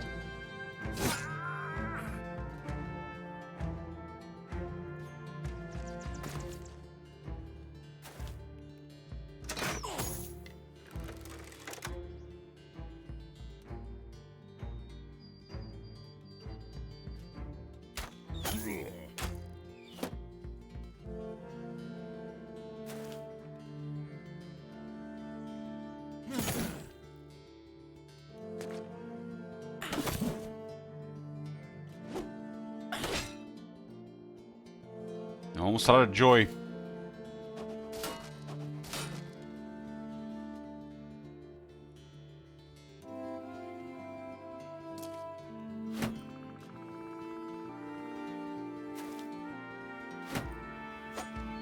Where did Hedge Knight go? Why do sometimes Hedge Knights don't go into the fight where it actually matters the most?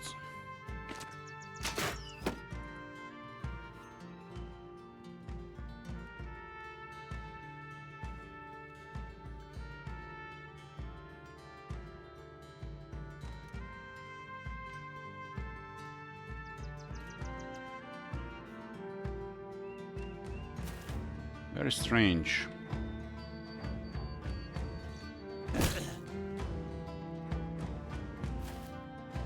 Almost like he left immediately at the start.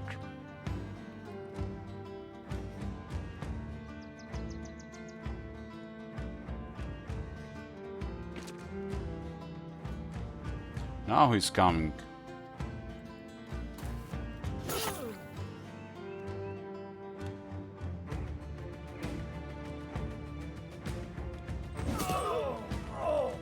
Hell Hydra, praise the heads.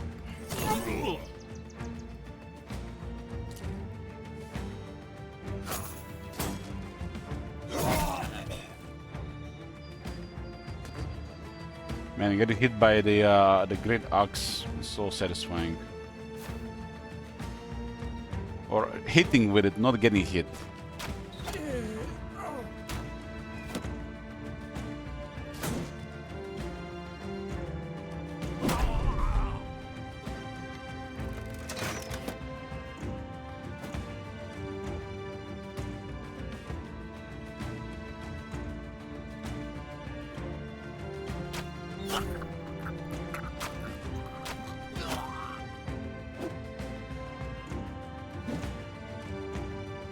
Death cries of the brigands are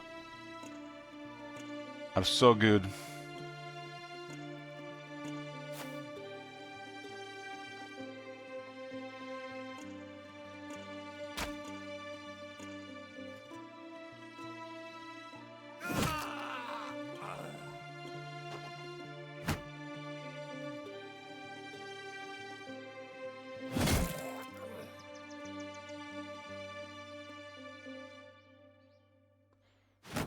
I think this Hedge Knight might start fleeing. Let's skip a couple of turns and see if it's still gonna fight. If I kill a few more, he'll just leave. Nope. He missed.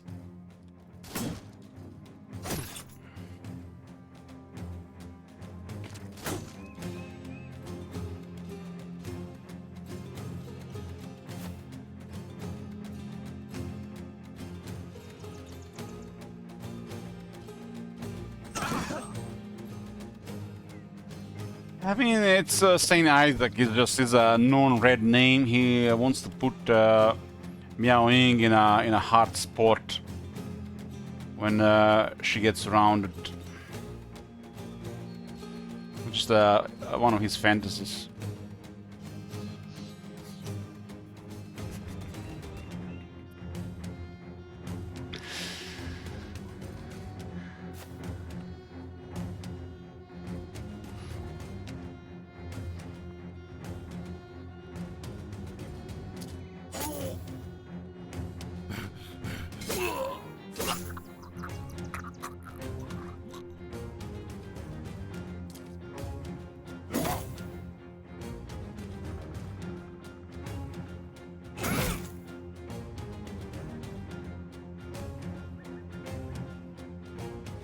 Don't like the big guys with big weapons that have fast adaptation.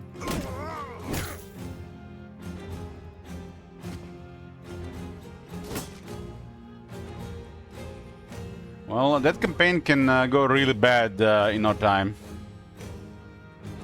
So it'll definitely be a fun one in the short term at least. The main strength of Miao Ying is starting with the Celestial Dragon Crossbows and the Sky Junk. So 2 range units which we won't be able to use. So that will probably determine the early game. And now the variables, who goes where, and what can we handle with diplomacy, that's gonna be random stuff. Like Xyle and Clan Ashen are enough to just overwhelm Miao Ying if we don't get diplomacy going our way.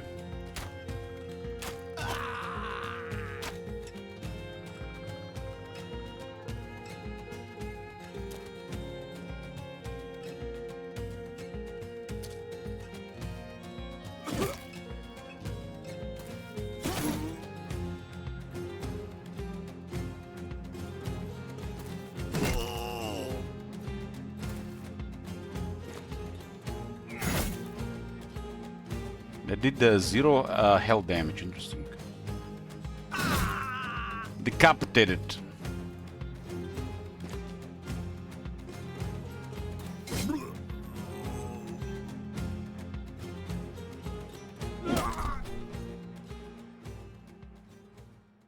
Two, 5, 6, 7, 8, 13, 14, 17, 20. Was 2 shot, Kedamono.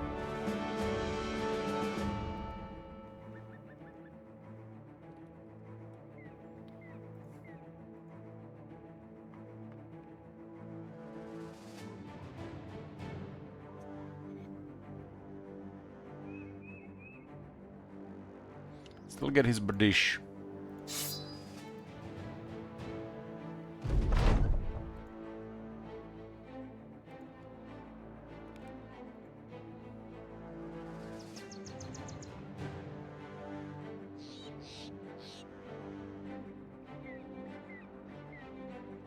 Repairs cost 20% less because of blacksmith.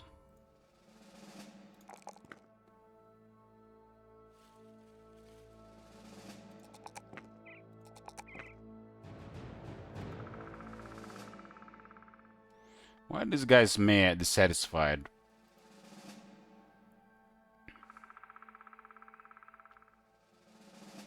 I don't think anybody cares for 54 living.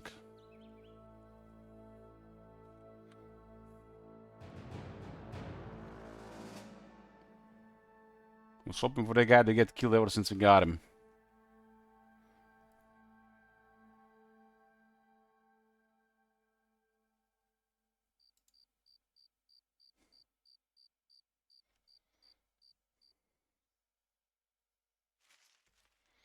Kalidios never VIP. Useless the Undying left to die. I remember that fight was against goblins and the Somba had to retreat.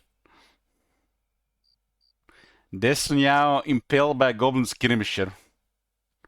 Damn goblins. Fu here was clubbed to death by Nomad Outlaw.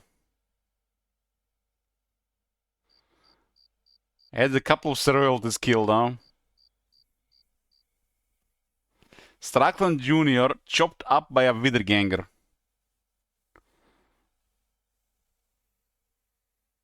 Strackland the Poxbringer stabbed by a Goblin Ambusher. Oh, those goblins.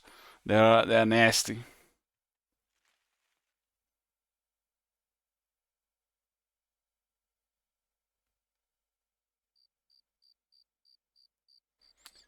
Who named the Diggerbro the Simp?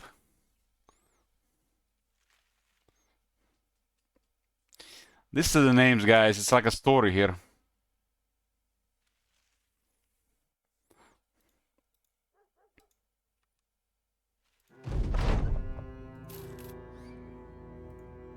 You hit that Diggerbro, top manager calls you Simp.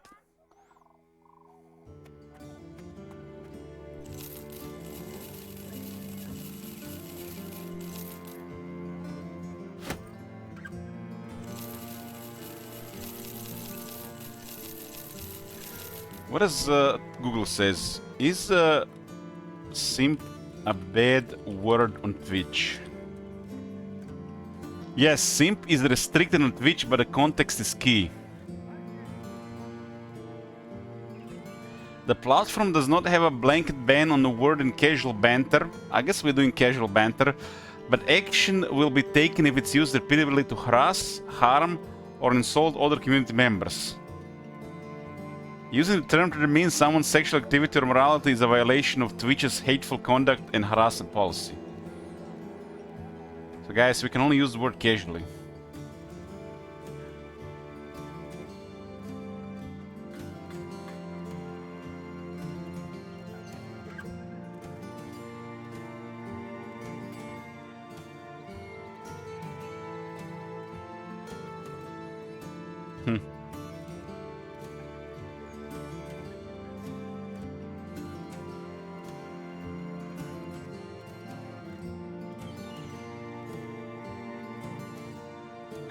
I think in this situation, I think it's fine.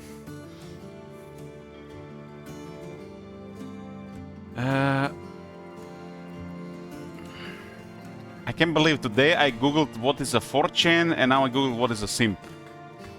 A simp is eternal slang for someone, usually a man, who shows excessive attention, affection, or the deference to someone else in hopes of winning romantic or sexual favor. It describes someone who is seen as trying too hard, bending over backward, or acting submissively or for an unrequited interest. Well, you see, they can be there, bro. Do chad? What is a chad? The term chad has a different meanings depending on the context, but they is primarily used as internet's insult for someone with extreme right-wing, reactionary, or outdated political views. Outdated political views? Who decides what is outdated?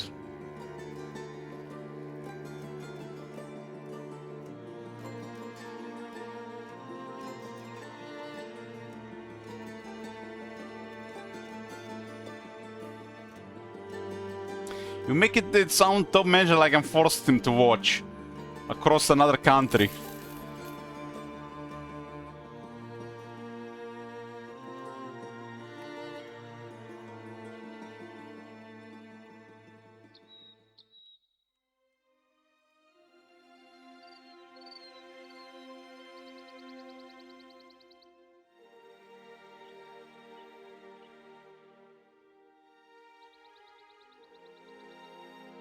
Saint Isaac was, for my nephew, was set on the right path.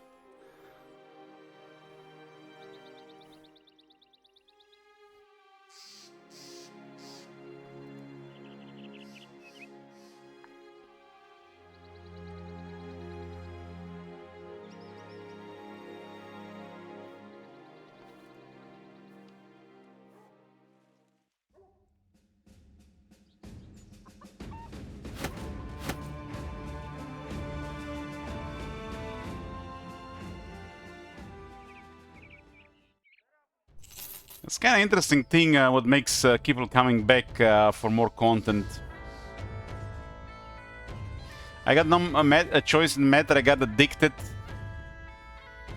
Oh man, it's like it's a hard thing to comprehend. Somebody gets addicted to you. Hopefully you got addicted to the game.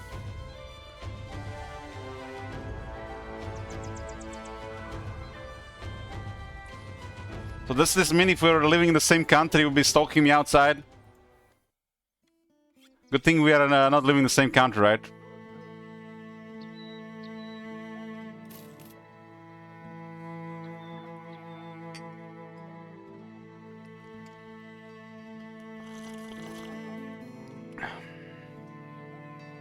If I ever visit America, I definitely have to visit Dirk Bro and St. Isaac.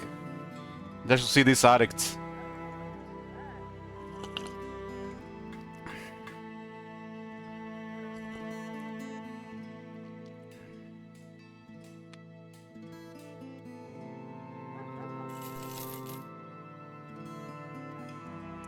I'll take you to some nice barbecue Mexican food.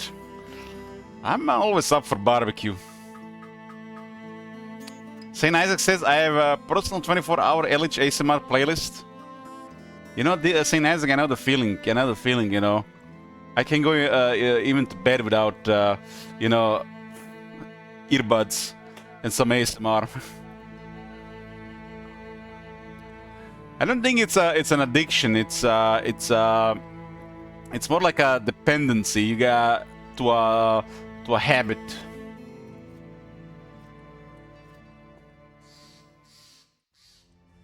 I think addiction is something else.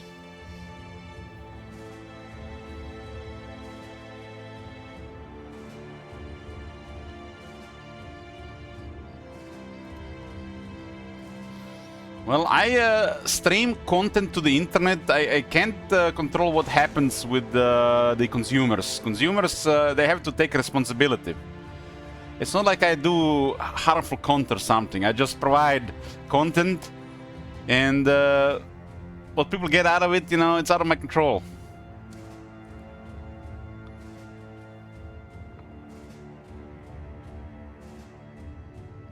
If you can sleep without, it's unhealthy, which makes addiction. But the problem is, my brother is usually up late into the night, so it's hard to sleep with the noise. And I got the ring in my left ear. So it's better to have, you know, waves and rain playing in my head or ASMR than hearing these things.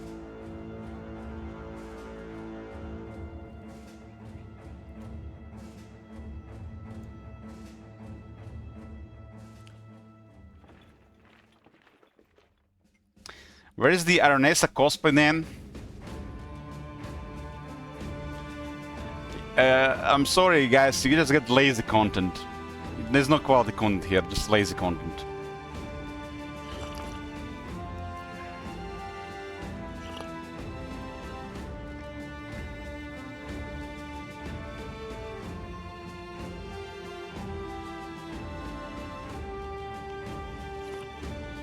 I just get used to it, you know, trying to fall asleep, listening to some sounds. It's not ASMR, it's sometimes just some sleep music, or waves, forest, waterfall sounds. I just got used to it. Because sometimes I have trouble falling asleep for like over an hour, and instead of just lying in the dark, I'd rather put some earbuds in.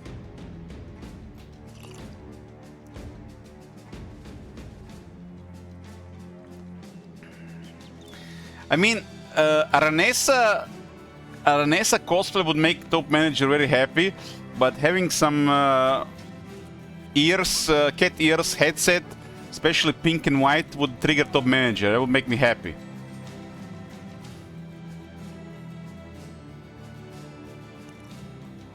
Sometimes streamer has to troll too. You not always get to troll the streamer. That's why we love this stream, the pure and unadulterated honesty.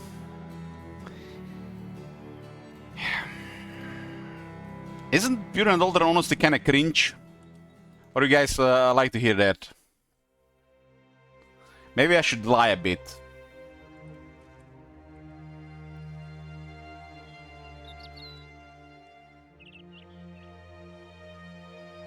Cringe is fake positivity.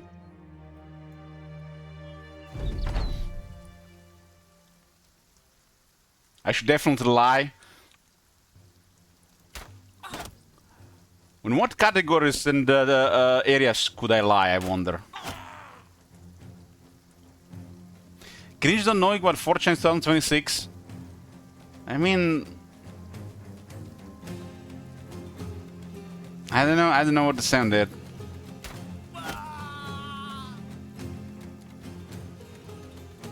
You guys make it sound like a big deal. It's like being on Twitch for 7 years and not knowing who Pokey is.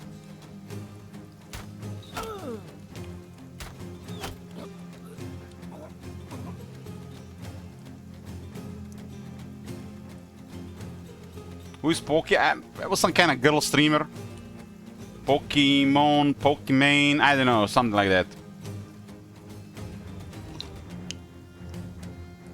I mean, I've played the Top Man. I had an unhealthy relationship with World of Warcraft. I've been disconnected from world and everything on obsessed level. That's why I don't know about other stuff.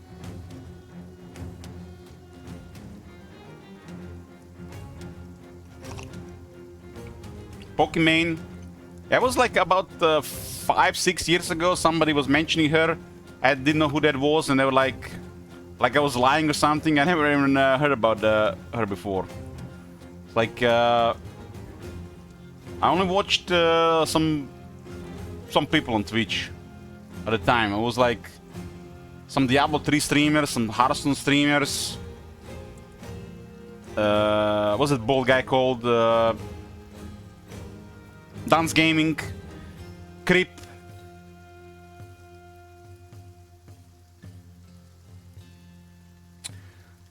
I didn't know who she was until like 2020 or something. I came to Twitch to watch. I came to Twitch to watch originally Dance Gaming, and then Creep and Kungen. That's why I came to Twitch. And you can see my... I've been on Twitch since 2012. So... Dance Gaming, Kungen and Creep. I didn't watch any girls until pretty much... I was until I started streaming. Because you guys been sending links.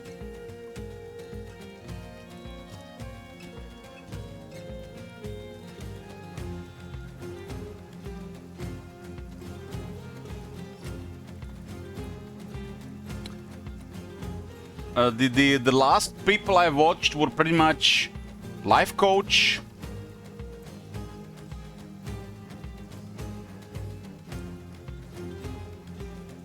Life Coach was another guy I forgot how it was called.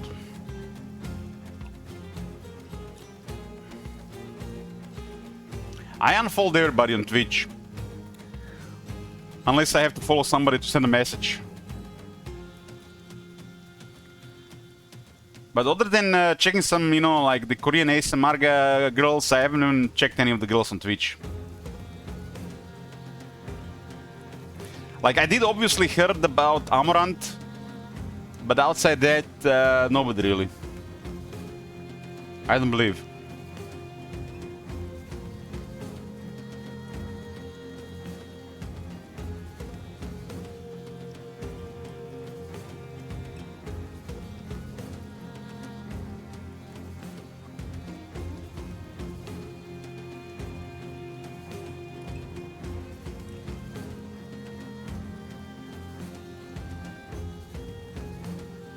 I only really care about one girl on Twitch, and she's no longer streaming on Twitch. QQ. Oh man, I missed it. It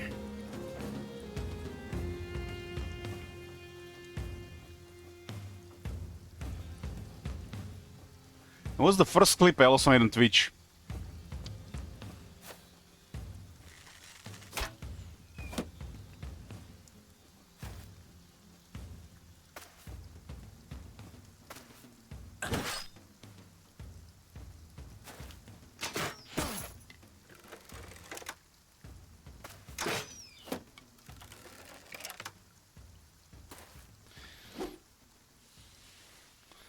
You know, Top Manager, to me that felt like it was on purpose, cause in the same room, really, that felt like it was on purpose.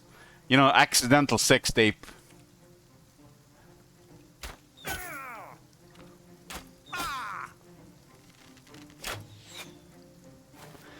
Jumping says, I want full sellout mode for Warhammer Total War. What does this mean? Fake hype, full excitement, preferably early access, Elich.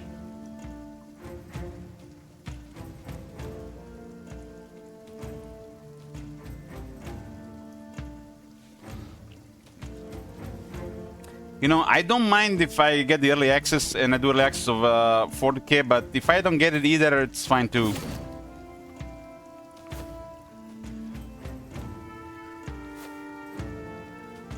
I think I might be on their list.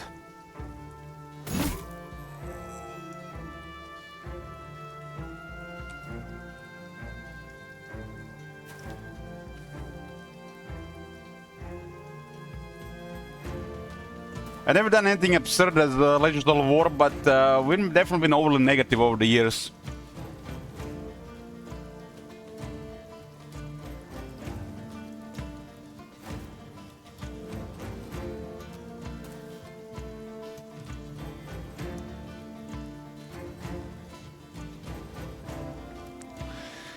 You know, there is not enough money in the world for me to say something like this, Top Manager. Not enough money to say something like this. This is so super cringe.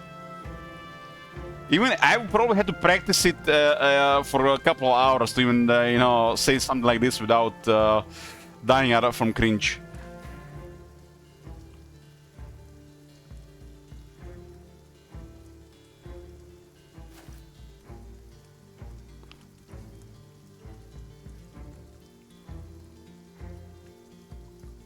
I just hope we get a good game and there is no Dark Cloud. That's all I'm hoping for. And don't copy my dad, this is just like realistic expectation. Prage, yes, give me Prage. Just no Dark Cloud and a decent game. I think after Warhammer 3 we deserve this. Make a comeback. Otherwise, it's all gonna be doomed. We already reached the doom level of LHTV. The end is nigh. There is something to raise me up again.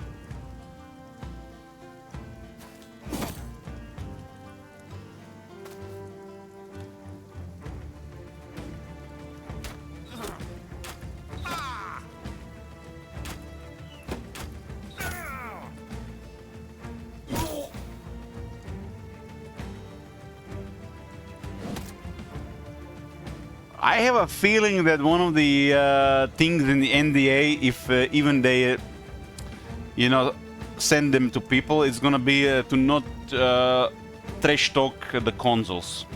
It's probably gonna be one of the main things in the NDA, or you know, what do you call the embargo, or NDA, whatever you wanna call it.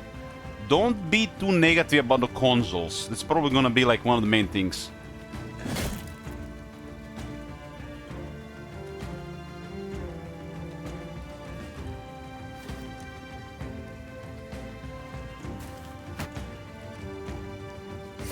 Don't talk about the controller support.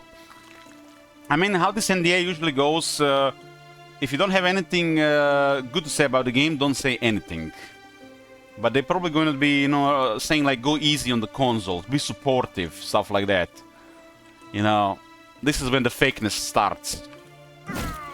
Everybody not shit talking about any of these obvious things, they are not allowed to. If you watch anybody else streaming Total War, and you don't see anybody talking negatively about anything bad about the game, those are sellouts or shills. Because they're not allowed to.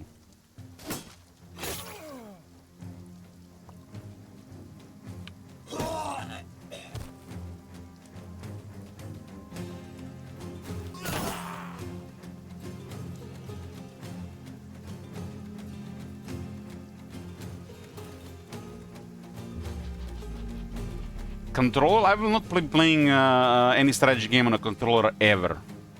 That will not happen.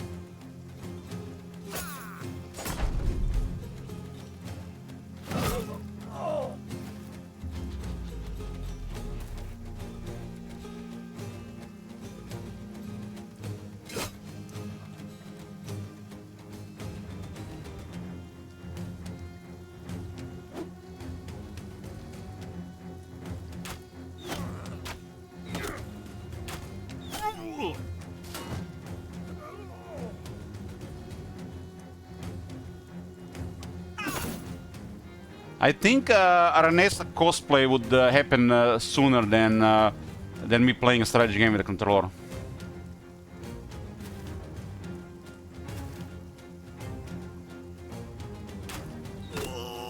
Don't give me he, how. You scare me.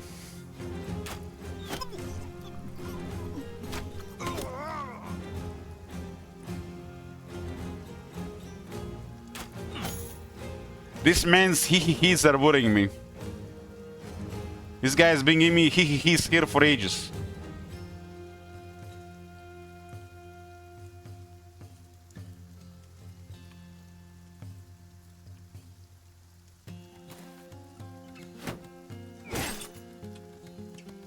Playing 4K with a controller while cosplaying Arnesa. Heretic, like what the fuck, man? What is wrong with you? There is, you know, wrong and there is messed up. And then there is what you are saying.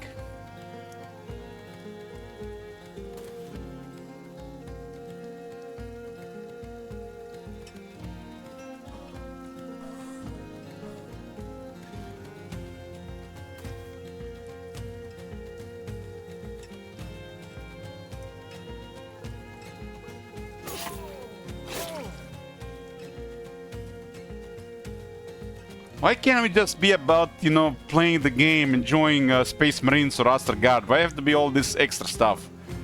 You guys are so demanding.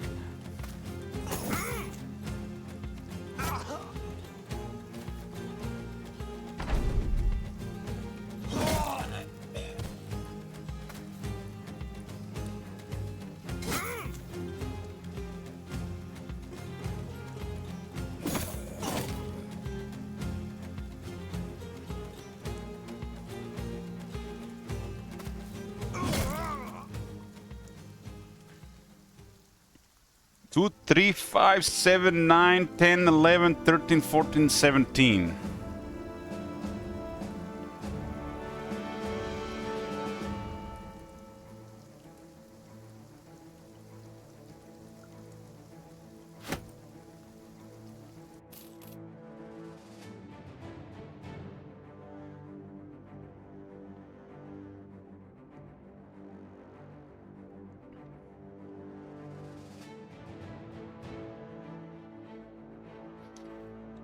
That's Doomer talk, Heretic. That's Doomer talk. There's about 40% chance they'll make a good game. 4% chance. There's about 60% chance they'll make an average game. I mean, that's how much I give them. I have to be realistic.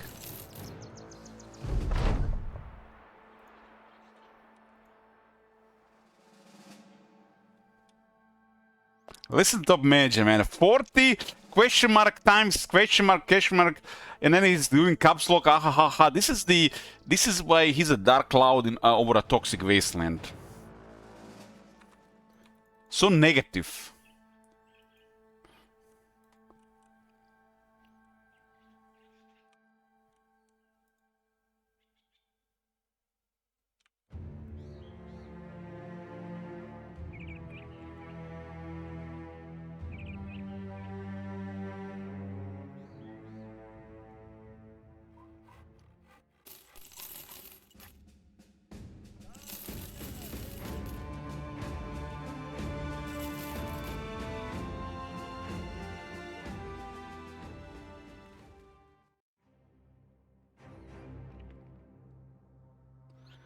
I mean, think about it. It's Warhammer 4000, Tom Manager, and it's the future of the series.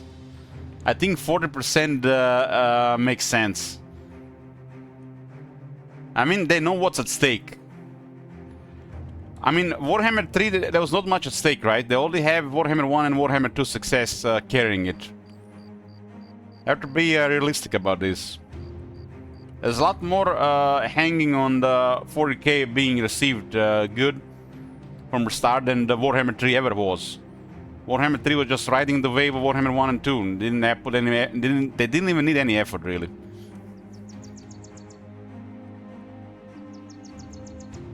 Pharaoh not being a saga, that's a mistake. One they still haven't corrected by putting saga in the name.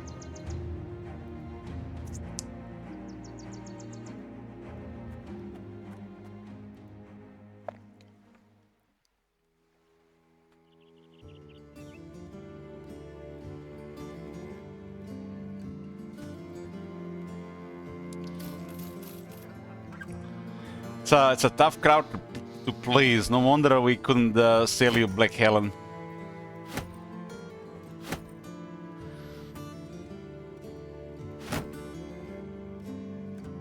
I wonder if I ever get to play Path of Exile 2, you know, a multiplayer game again. I wonder if I could name my character Black Helen was a mistake. Would be a classic Path of Exile 2 name.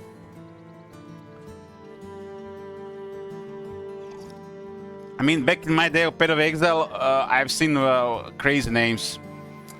Still stuck in my head which name to lift my skirt and make it hurt.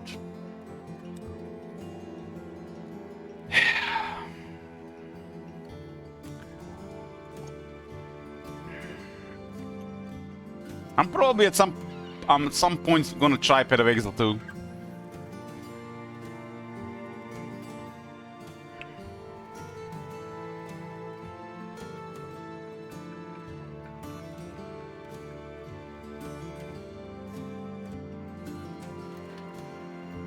It's not about the game version, it's about, you know, me being in a good state. I don't care about the game versions. Because it could be potentially a massive time sink, right? It's one of my obsessions.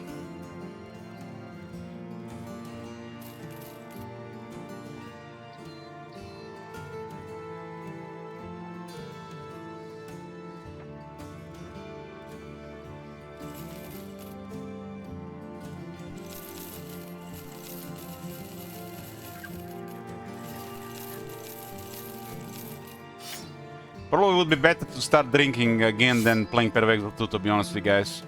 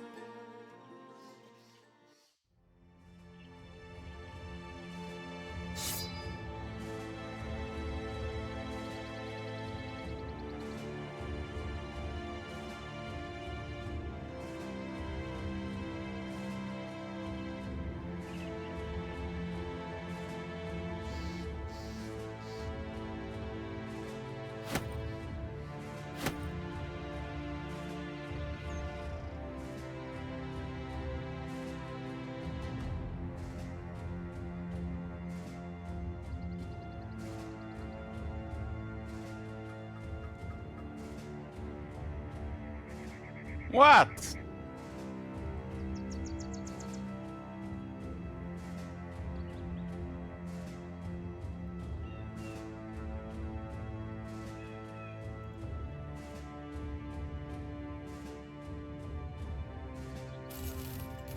I played thousands of hours of PoE, and this was before I started streaming.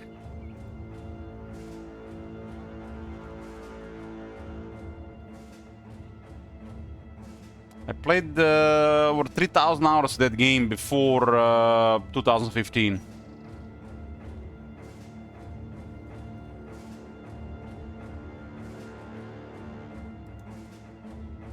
Before the game was even on Steam.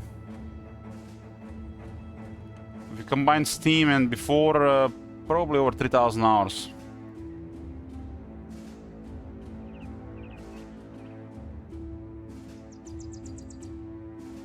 Yeah, that's why I said PoE 2, Agniera.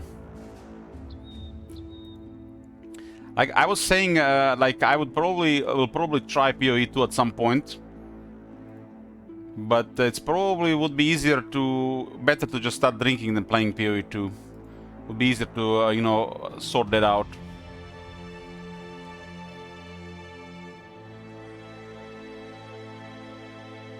I put Pet of Exile 2 there with the alcohol and Coca-Cola. That's like my addictions. I've been clean from PoE for a while now. Haven't touched alcohol or cola in over 6 months. I've been clean out of all three.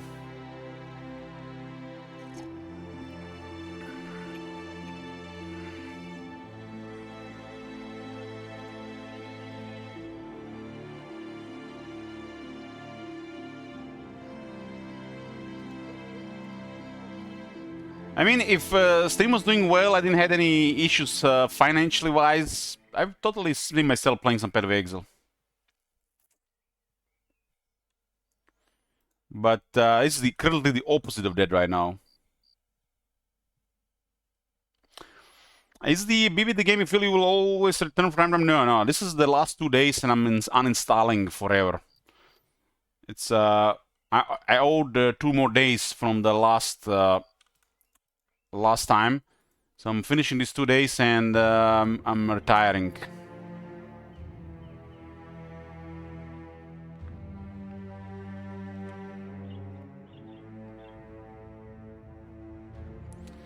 I am been always a person that have trouble balancing things and mixing things. So yeah, I either go all in or I don't do it. I just can't mix these things. It just doesn't work for some people.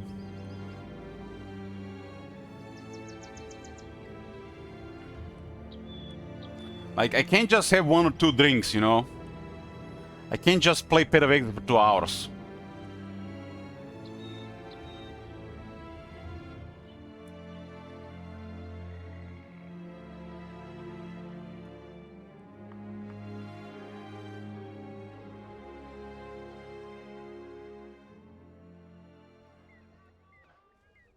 Can you play Diablo 2 for 2 hours?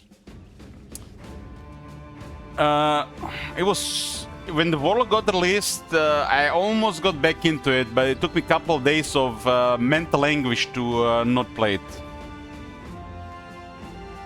And then I remembered my financial situation and I just installed it for good.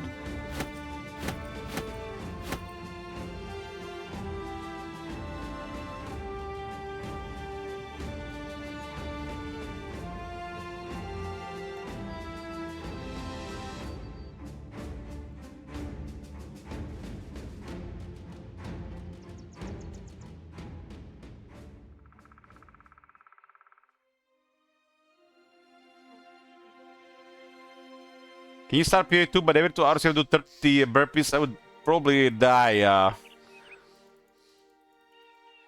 St. Isaac. I've actually installed Pet of Exile 2 and I was on the main menu and I'm like, damn, uninstall.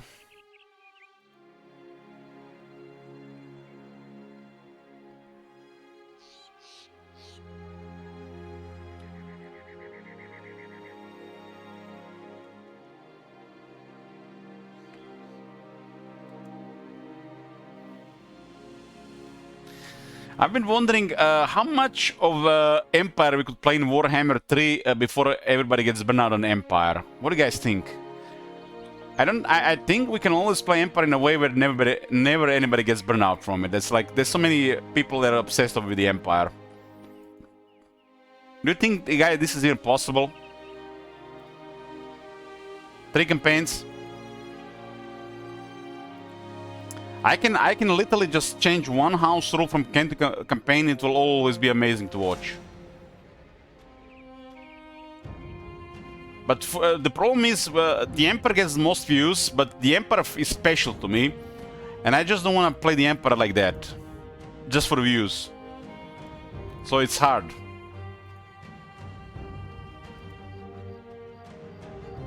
And the Emperor is about like the first 80 turns. And you can play it in various ways.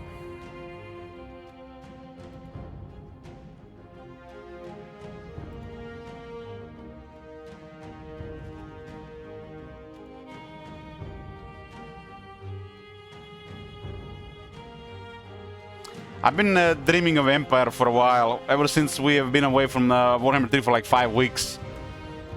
I've been dreaming of Reichland.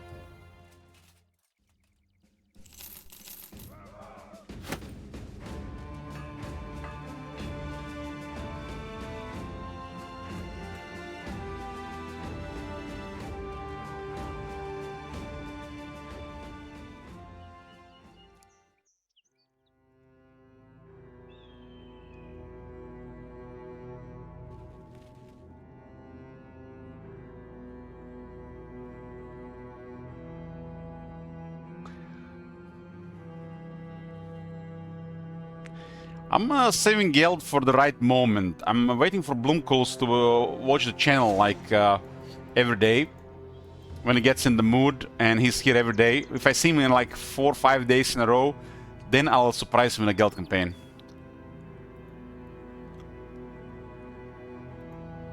So I'm saving Geld for the right opportunity, like.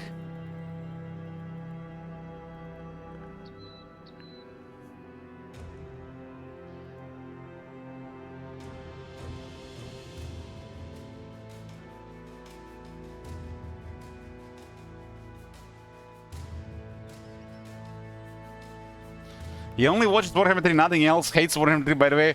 This is strange, like, the people that here come when I play other games, and the people that here come when I play Total War. And when I play Total War, they just bitch about it. You know, like, not as bad as you, Top Manager, but close.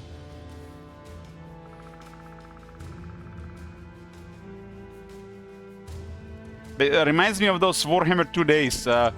Elich, I don't know how you can play this game so much, something like this. And I stopped playing this game for a while ago, but I still watch your campaigns. It's like people don't want to play the game, they hate the game, but they want me to play the game so they can watch it.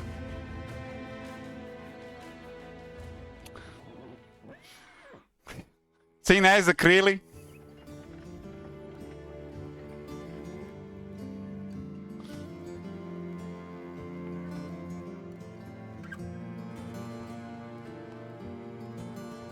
So fucked up.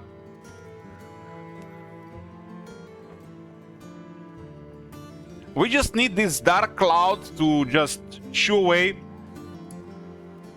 and it's all gonna be good, right? Just one miracle patch, just one miracle patch, deliver one miracle patch. Nagash will bring the miracle patch, and the dark cloud will go away. Just one miracle patch is all I ask for Warhammer 3. Just one. Just give it just one miracle patch and all will be forgiven.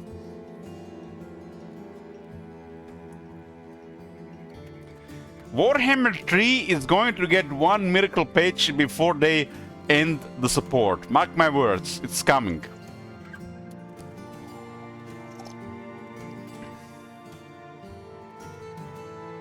One miracle patch. All it takes, just one.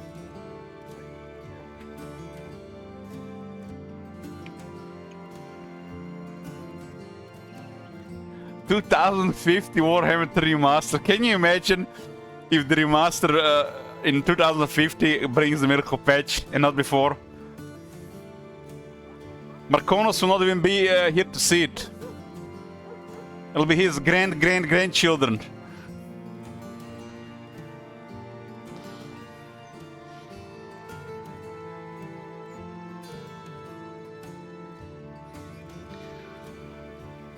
You think if there release a patch like this, the Legend of Total War comes back to the game?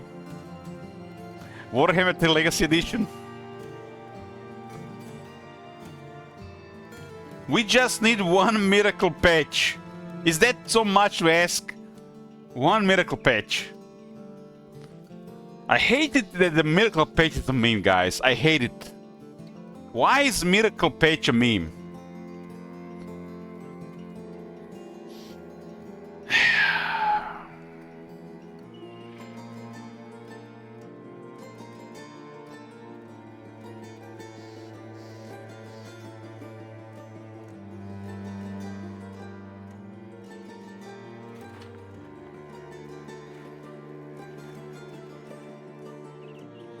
Is it really that much? The CA has went that far that the miracle patch cannot happen?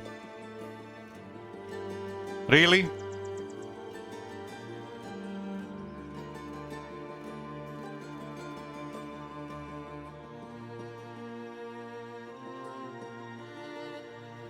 So let me ask you this, guys. If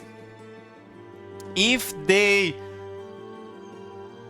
release a patch that extends campaign settings, adds the chaos, proper chaos crisis, would this be considered a miracle patch, or would they just be considered just a big patch? I'm just wondering what is considered a miracle patch at this point. If they add a little bit more campaign settings and put the chaos crisis, will that be a miracle patch?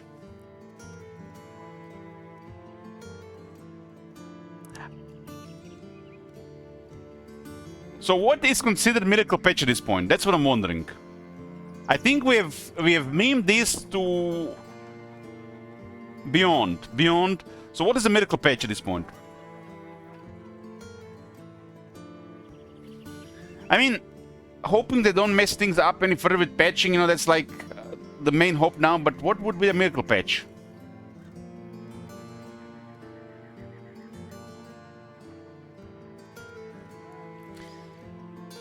So, extending the hitbox on the gates and the gates not opening when the enemy is close. Barricades having a proper hitbox for monsters infantry and multiple single entities.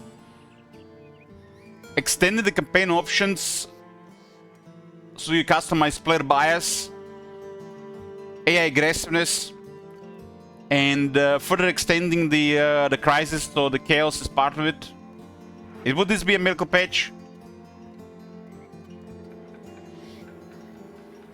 Because I feel like the miracle patch is something that we become delusional about it.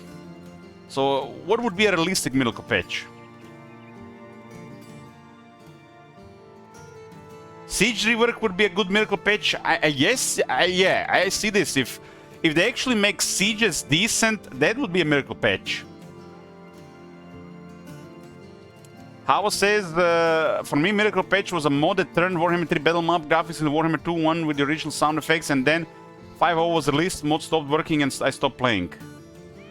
So telling me how I haven't been playing Warhammer 3 since 5.0, but you're here literally every day?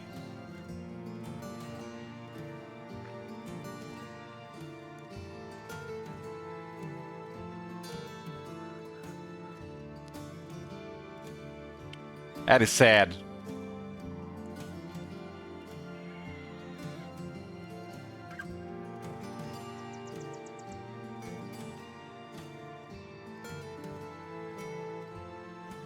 For Captain Mortal, miracle patch would be plus extended map, plus support is not a separate building, plus 5-6 small minus elements of 18 major ones, plus rework trace, plus gate bug fix. St. Isaac's miracle patch would be no more grain silos.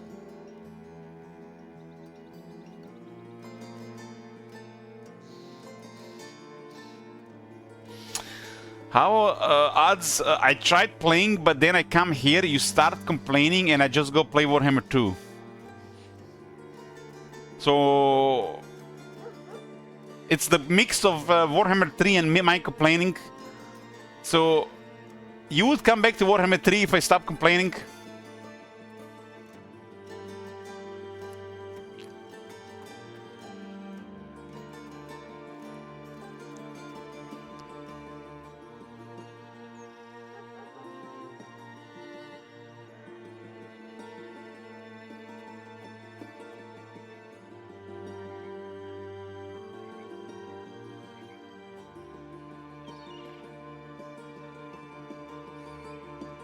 I think the things have been better in the last 6 months since I stopped drinking, guys. The guys gotta admit. We went from a lot of bitching, complaining, to a mix of complaining plus constructive criticism level of complaining. I don't think it's like it was in the last 2 years.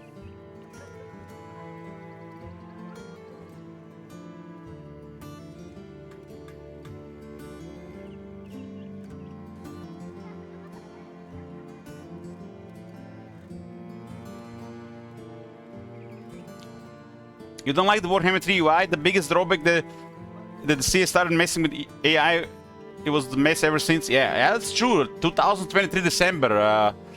It's been off since then. Well, well, well. With this did Straklon, the Disturber of Peace. I think for me, to be honest with you guys, I have to be realistic with this. I played the game a lot, and I know what is possible and what is not possible. We have used mods now, so we have to be realistic. Not taking into consideration the mods.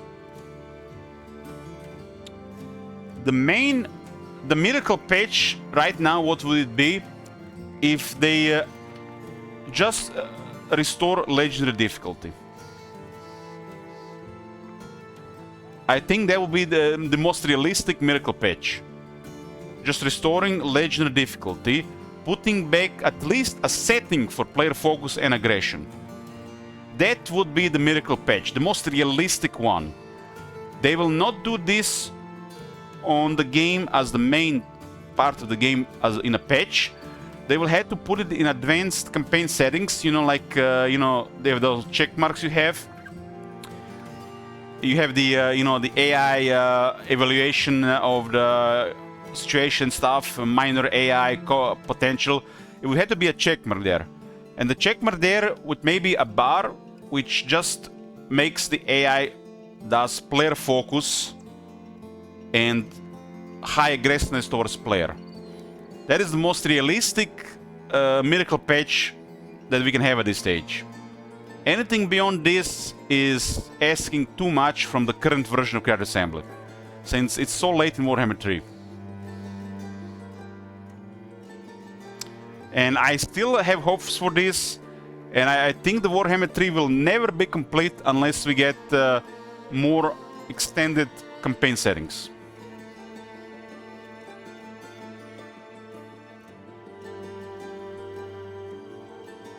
I want to see settings in there which enables and disables Regiment's Renown.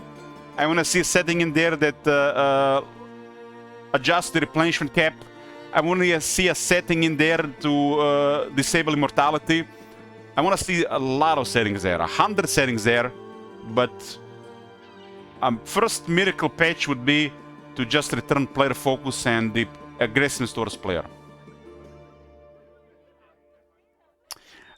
This problem, the passive AI was a problem in Warhammer 3 Immortal Empire since the start, but they made it really bad in the late 2023.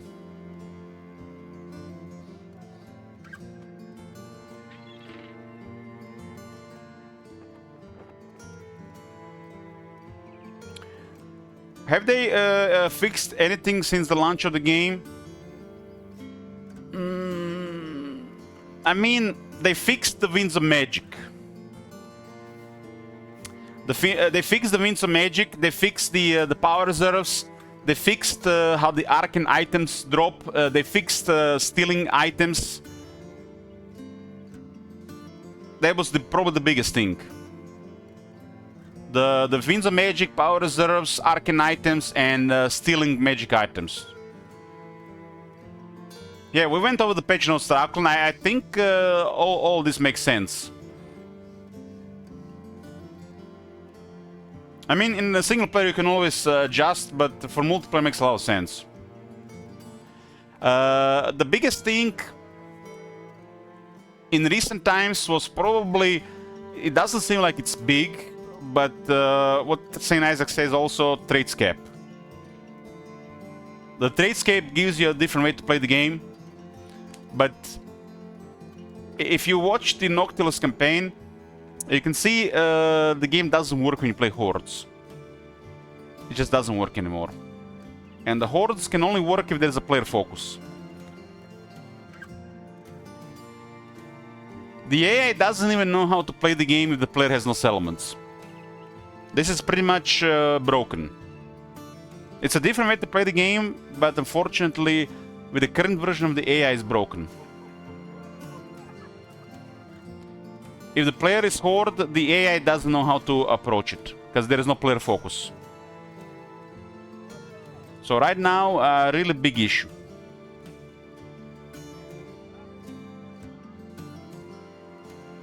A lot of people don't realize this, but the hordes in Warhammer 3 are broken right now. You just have to pay attention. And I think nothing shows how broken the AI behavior is towards the player until you play a horde faction. The moment you play a horde faction and you observe and pay attention, you can clearly see the AI doesn't know what to do about the player, because they are instructed to ignore the player. And then you go to one of them forums, and every week, literally every week,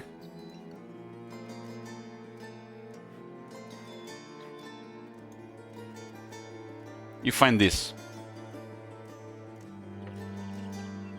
I wish there was a player focus in the game, and I wish they would follow me around, and I wish they were trying to kill me, and I wish they were waiting for me to get diminished. Nothing can fix this, Blade Master. Nothing can fix this.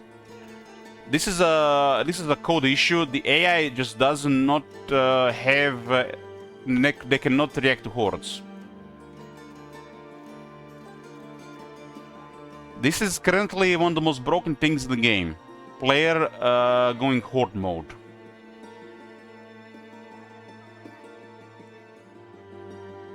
The Battle Brothers we're getting with all little seed. Battle Brothers is like one of the best games in recent times. So of course it's we're getting.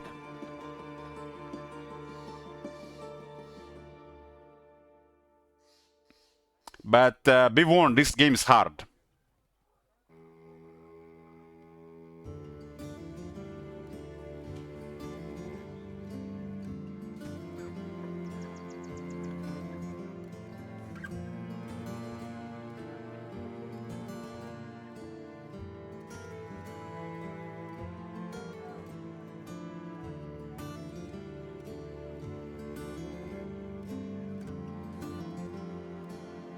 Somebody at some point will make a post about player as the horde being broken. And I don't know how is this not being reported already. Somebody should make a topic about this to get some attention. But I'm just like, it is what it is. It is what it is. Noctilus just confirms it how broken it is. The AI has doesn't know what to do if you have no settlements. They just don't know what to do.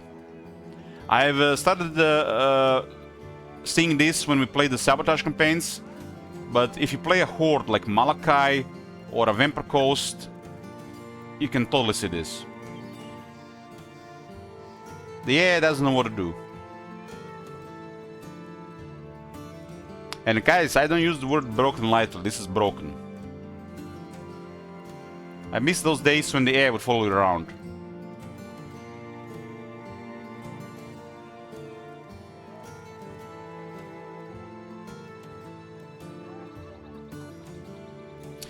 Well, enough mumbo jumbo jibber jabber. Enough brigands have been killed today. We're gonna do some exercise and watch some anime. I'll see you guys tomorrow.